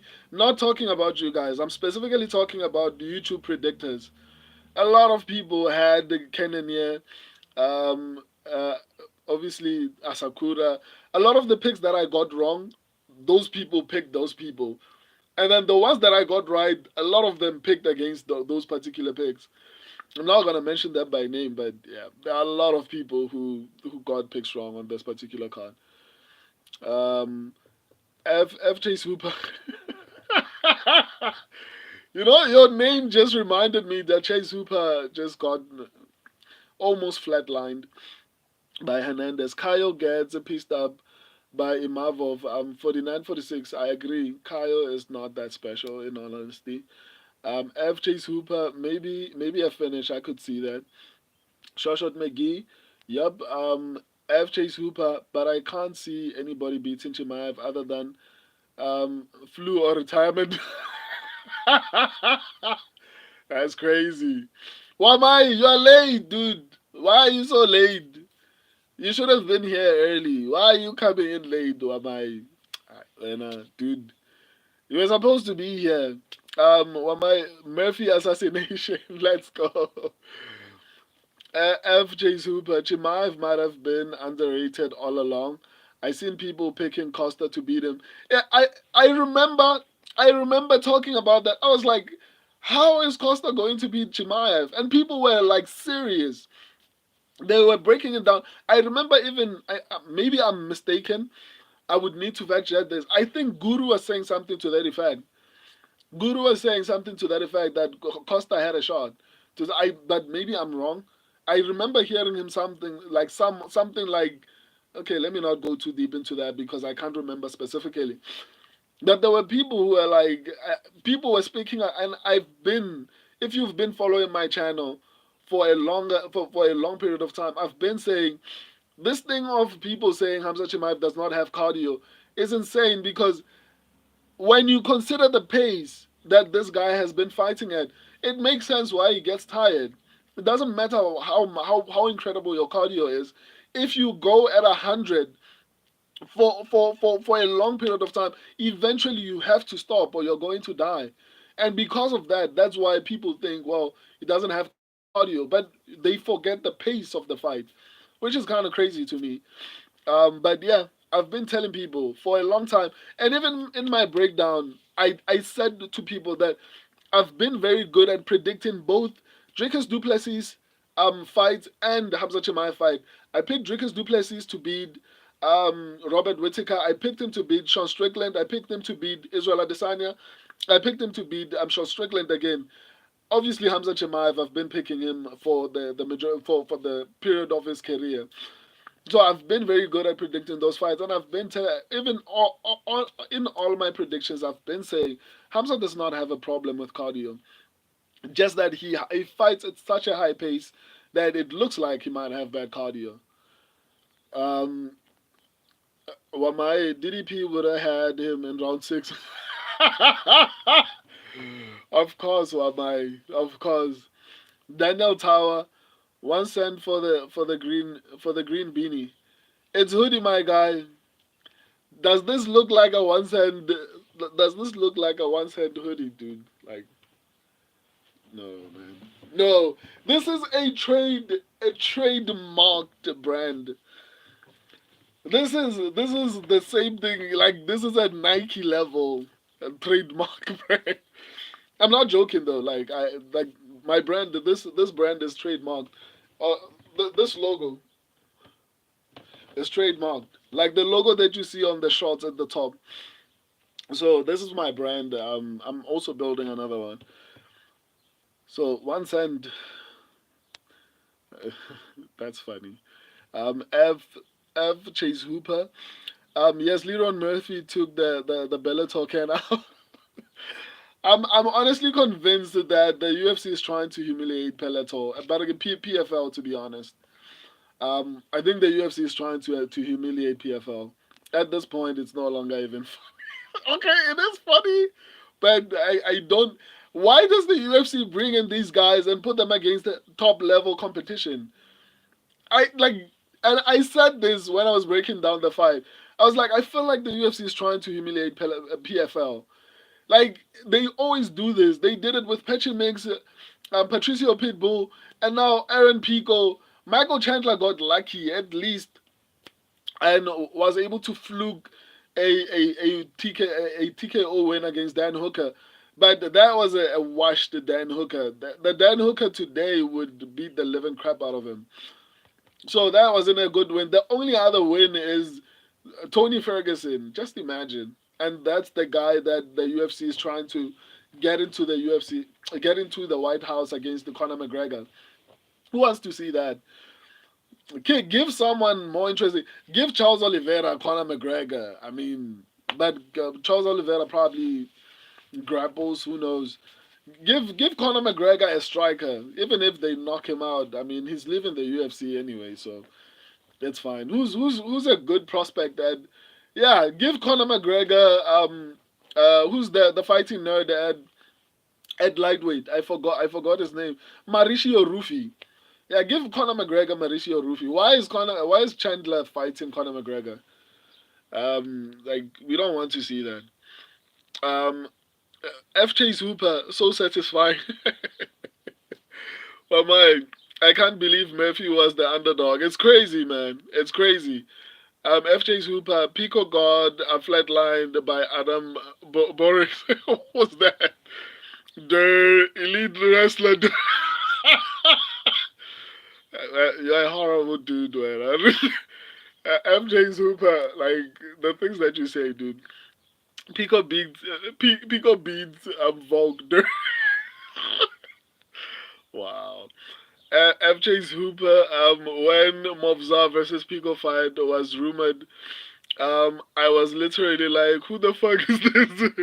Mobza is a lock. I mean, Mobza would have assaulted him at this point. But shout out to Murphy because even though I think Mobza would have beaten Pico, he probably might have dominated him. He probably might not have finished him. So I'm glad it was Murphy so that this nonsense that the UFC is trying to push can be stopped. I think, and I don't think the UFC has this tendency of trying to remove skilled people. We were complaining. Yes, before I forget this, we were complaining about the UFC not having prospects. But when you look at what the UFC is doing, they let Mohamed Mokaev leave. Actually, they didn't let him leave. they cut him, right? A talented prospect. And then they bring in someone like Kaya Sakura who can't even beat Tim Elliott at 38 after a 2-year layoff. I think the UFC is 100% responsible for the lack of prospects in the UFC. The lack of prospects is on the is UFC's fault because they let go of talented prospects and they bring in cans to fight for championships. Like, how were you fighting for the belt when you can't get past a 38-year-old Tim Elliott? That shit doesn't make sense, man. Like, it's kind of crazy to me to think that uh, two fights ago, this guy was fighting for a championship. And now he's struggling against a 38-year-old who's not even in the top 10. That's crazy, man. That's crazy. Wow. So the lack of prospects in the UFC is UFC's fault at this point. I'm not going to even argue about that. There's no one else is to blame except the UFC. It seems like whoever's in charge is like, ooh, I see a striking. That one is a flashy striker. Bring him into the UFC and let's give him a title shot. It feels like that's how they are basically picking these people. If you are a good fighter and you're not necessarily that flashy, it's like, oh, okay, like this person doesn't deserve a title shot. That's why they don't have prospects. Um, Movzar needs a title shot or give it to Murphy. I agree, but I think Movzar should get the title shot. Dark Souls Islam versus Hamzat. Islam beats JDM. Yeah, I think Islam beats Hamzat as well. After what I saw, I think Hamzat. I think if Habib is is coaching, even though I think it was Renier or rather Chase Hooper, F Chase Hooper. I can't believe that's your name, dude. So I think it was either Shoshot or him who said that Habib is not a great coach, but I think Habib would actually find a way to get Islam past Hamza Chimaev if they do actually end up fighting. If if somehow JDM is the champion, Hamzat can beat JDM, but he's not beating Islam Makhachev. Um, Shoshat McGee, that damn Kai and Hooper cooked me. They cooked us all, man. They they they they they they what do you call it? I forgot the name, but they played with us basically. I don't know what the right word that I was looking for is. Shoshat McGee, I got caught this card. It happens to the best of us, my guy. Well, I was at the watch party. What watch party, dude? Um, F Chase Hooper, F Kai Asakura literally had Elliot by sub 2 days ago, and after rewatching him on the feed, I thought he was trash, and that Kai would catch him. Little did I know, Kai has pillow hands. Wow.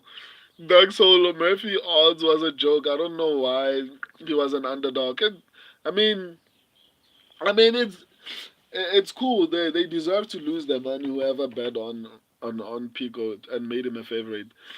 Shawshot McGee. Wamai the trash talker, the goat trash talker. FJ's Hoover, I'm gonna join the lives next week. Was on holiday, so couldn't join this week. Sorry. Nah, it's cool, man. I fully understand that you had a reason. That's why I didn't even ask. Well, I'm Hamzat Ipo Chimaev. Don't do that. Hamzat is my favorite fighter. Shashot McGee. The Garant special. Oh my Shashot. FJ Super, my confidence in Chimaev in this fight grew massively after I rewatched the Usman fight, where he got a takedown in every round against a dude who had some of the best takedown. It was honestly, and a lot of people discredited that. They were like, he was coming off the couch, so it wasn't that impressive.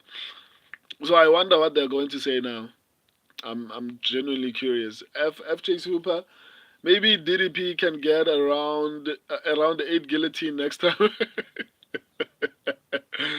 Wow.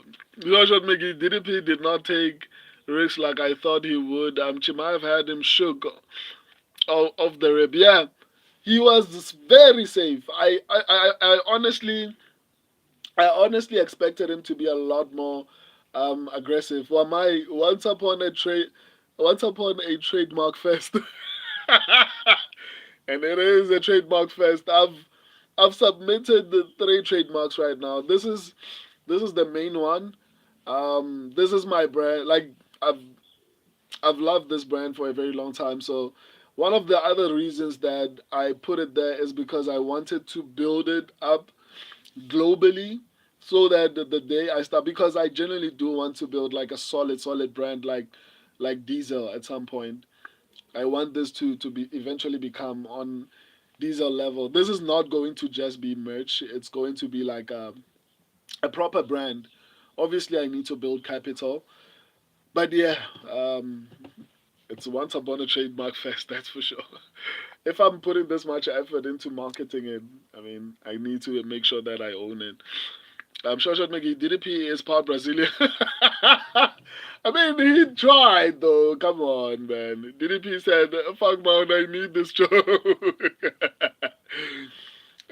Chase Hooper. If DDP took risk, he would have gotten finished. I agree. I think that's why he got to a decision. He didn't take enough risk. If he tried to take risks, he would have been finished. Shoshat McGee. Diddy part the Brazil. FJ Super. That's what I thought would happen. That's why I had Hamza by sub. Yeah. One my Dricus do Brazil. Shoshat McGee. DBB. Wow. FJ's Hooper, honestly, I think Hamzat could have finished DDP if he got the mount instead of the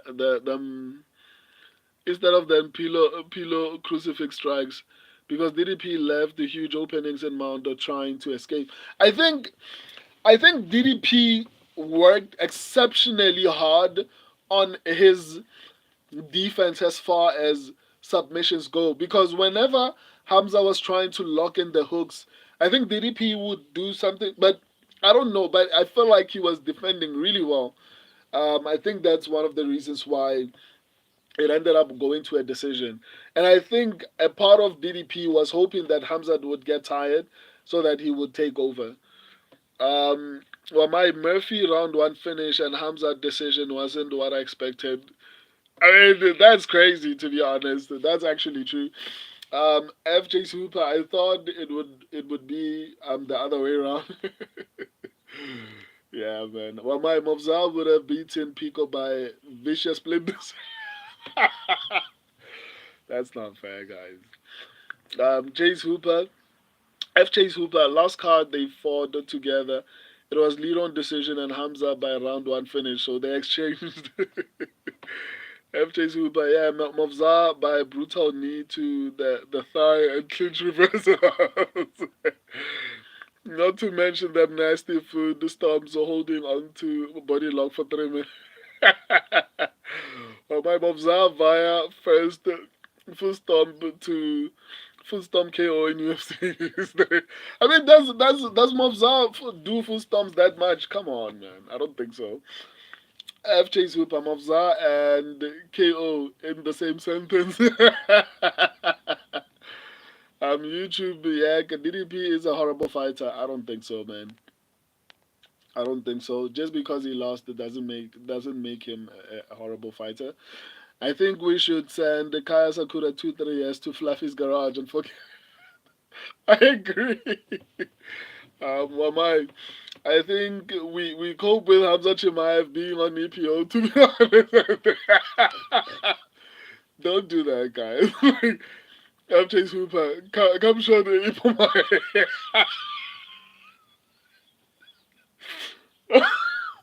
Shashat Miki, Ipo is no, don't do that. Don't do that, man. Well, my smudge Chad flew my. FJ's Hooper. I don't feel like coping about Chimaev because at least unlike all the other boring grappling decision merchants like Bilal, Ankalaev, and Merab, Chimaev finishes fights constantly and brings a lot of views. Yeah, 100%. And obviously, when the opponent is really difficult, like Kamaru Usman, Gilbert Burns, and Dricus Du Plessis, look at the only people that Khamzat Chimaev goes to a decision with are really, really good fighters. Like that, to be fair, the only people in the UFC that he's gone to a decision with is Gilbert Burns, it's Dricus Du Plessis, it's Kamaru Usman. That's a really, really impressive list. And obviously, Gilbert Burns has fallen off, but still, at that point, he was ranked number 2 and a skilled fighter. Still is one of the best. Um, Shoshat McGee, I take injection from everybody, brother. The unforgiven main event is the main event is okay. The unforgiven sleepy. F Chase Hooper. I wouldn't even call Chimaev a boring grappling inbred. He is a fun marauder grappling inbred. Wow. Wow. One fight doesn't make him boring, I agree. But my Movzal cures insomnia. Wow. FJ Super. Where were you? Like, you're busy. You're busy insulting poor Movzal. Am I already decided Hamzat is on EPO in round 3 and that's why he's winning? What do you mean? That's crazy. F Chase Hooper. Movzat somehow beats Volk. I'm calling it. I mean, he's going to. I mean, Volk is old now. Shashot McGee, Allah would want me to take it. F Chase Hooper. Stylistically, how does Volk lose to Movzat?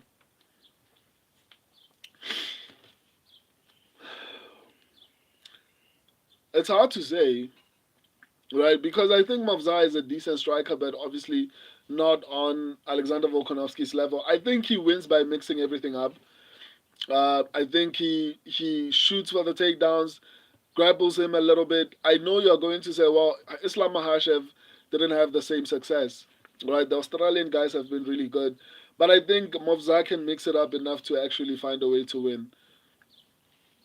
And plus, Volkanovski is no longer as fast as he used to be.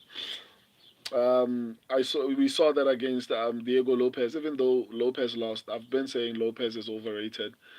F Chase Hooper. He just does. Movza has inbred plot armor, so Volk will freeze. What does that even mean? Joel McGee, EPO Akbar. Wow. Wow. Wow. F Chase Hooper. Okay, chill, brother. Lost my last 40, 48, 48, 47. Yes, he will actually. Allow split decision. Wow. Damn, we are out of fucking.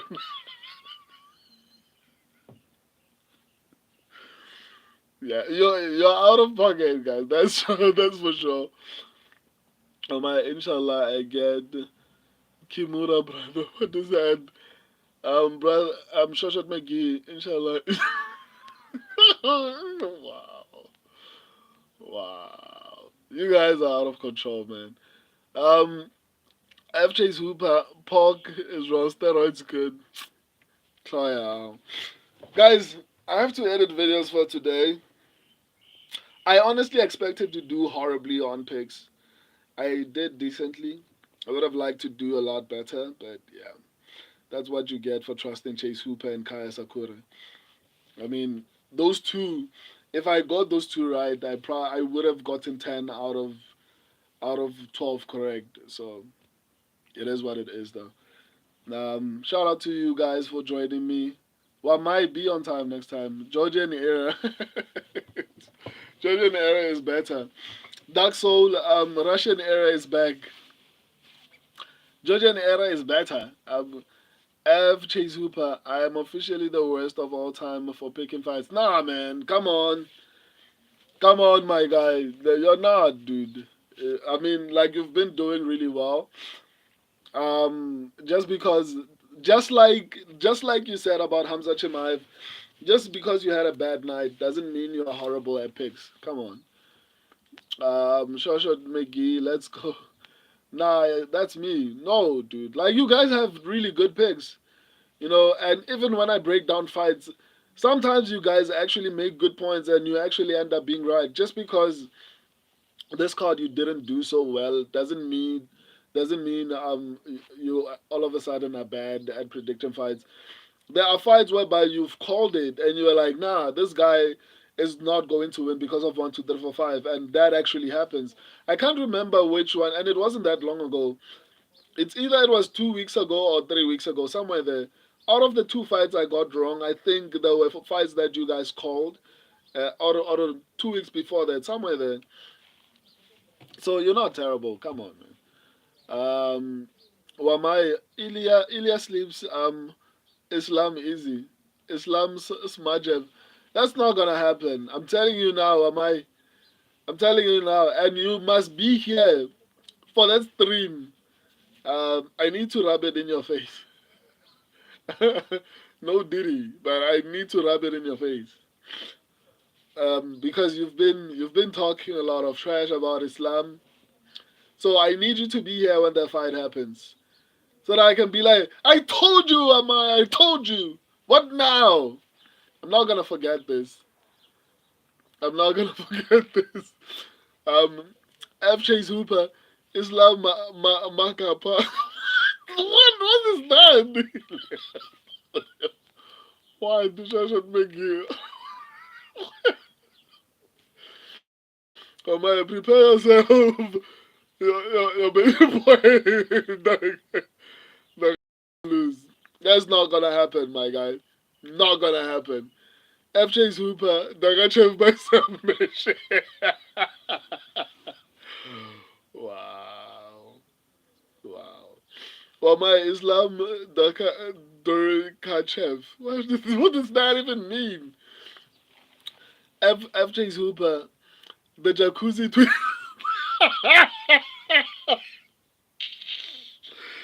Guys, it's getting late. I need to edit, guys. I'll see you guys. I'll see you guys tomorrow.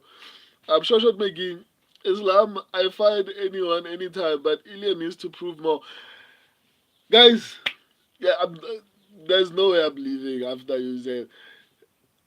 Ilya only had one defense, and then wanted to move up. Simultaneously at the same, and Islam spoke about becoming a double champ long before Ilya decided he wanted to move up and fight Islam. That fight is gonna happen, guys. Let Islam get the belt first, and then that fight will happen. Islam is not afraid of Ilya. Like, he's not afraid of Ilya. That's for sure. Wamai Islam via pregnant goat.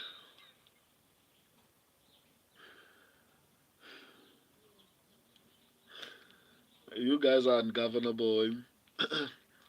I'd hate to be your president, guys. Like, you guys are honestly out of control. Like, if I was an educator and this was my class, I'd honestly quit. Like, I'd be like, I'll find another job. Maybe I'll just go be a cashier or something. I'm done. FJ Super, the unforgivable, the unforgiven. Della Madeleine will knock out this. No, that's not gonna happen, my guy. Shoshat McGee, Ilya via Godot. Wow. Well, my Islam rage made the works every time.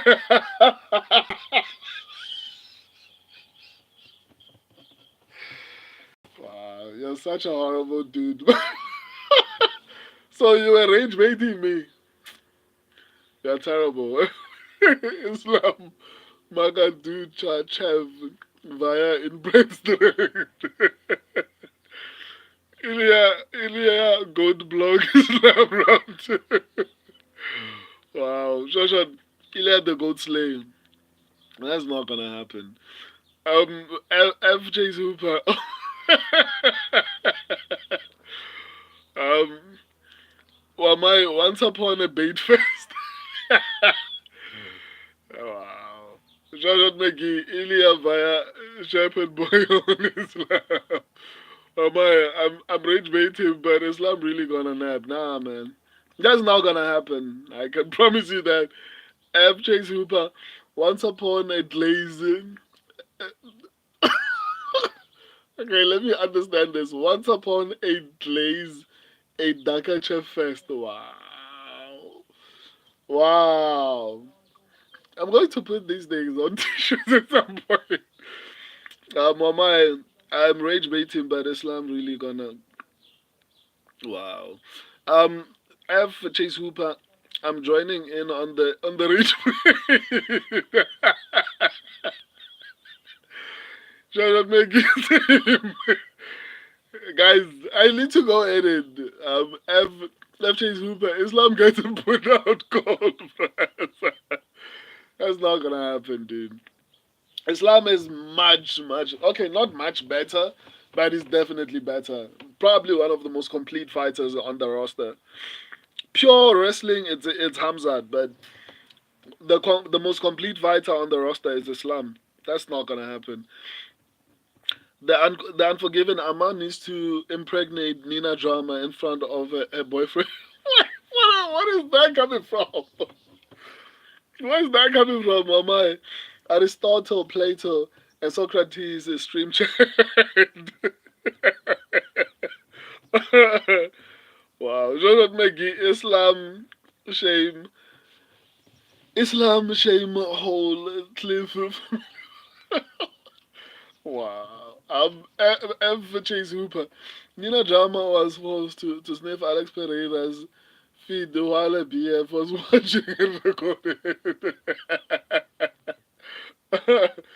Shot McGee. Nina has bad genes. Why is saying that? F Chase Hooper. Oh, brother, this one have five This one have five He no good feed him to beg. Who's that? The Unforgiven. You see a man sniffing Nina's worn underwear in Nina's video. No, I didn't see that. That's kind of weird.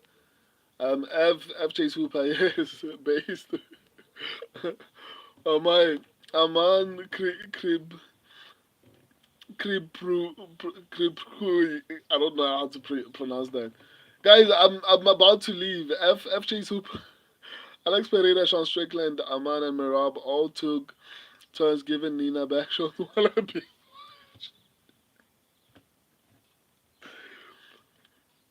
This is going a different direction. Like, oh, guys, I need to end the stream. The Unforgiven. I like how all the chatters here. At least you see that. Like, I mean, I experience this on a daily basis. Like, these people, I mean, they are insane. That's for sure. Why my? It's not evil. It's true. It's not. It's both. It's both. Um, F Chase Hooper, Nina acting all submissive in the period training videos. Yeah, definitely. Okay, let me not even give my input. I don't want to involve myself in this. I'm just reading comments. Guys, I have to edit. Like, there's so many things I need to do, guys. You guys don't want me to leave the stream. I'm forgiven. Will you smash? I don't know. But Amanda is actually just that she's you know playing for the other team. I don't think she's that bad, to be honest. Amanda Nunes. I think that I've seen images of her where I'm like, if she actually decided to make an effort to look like a proper lady, she would actually be decent. Just that she looks like a dude now. Well, my Nina would guillotine Chandler. FJ Super.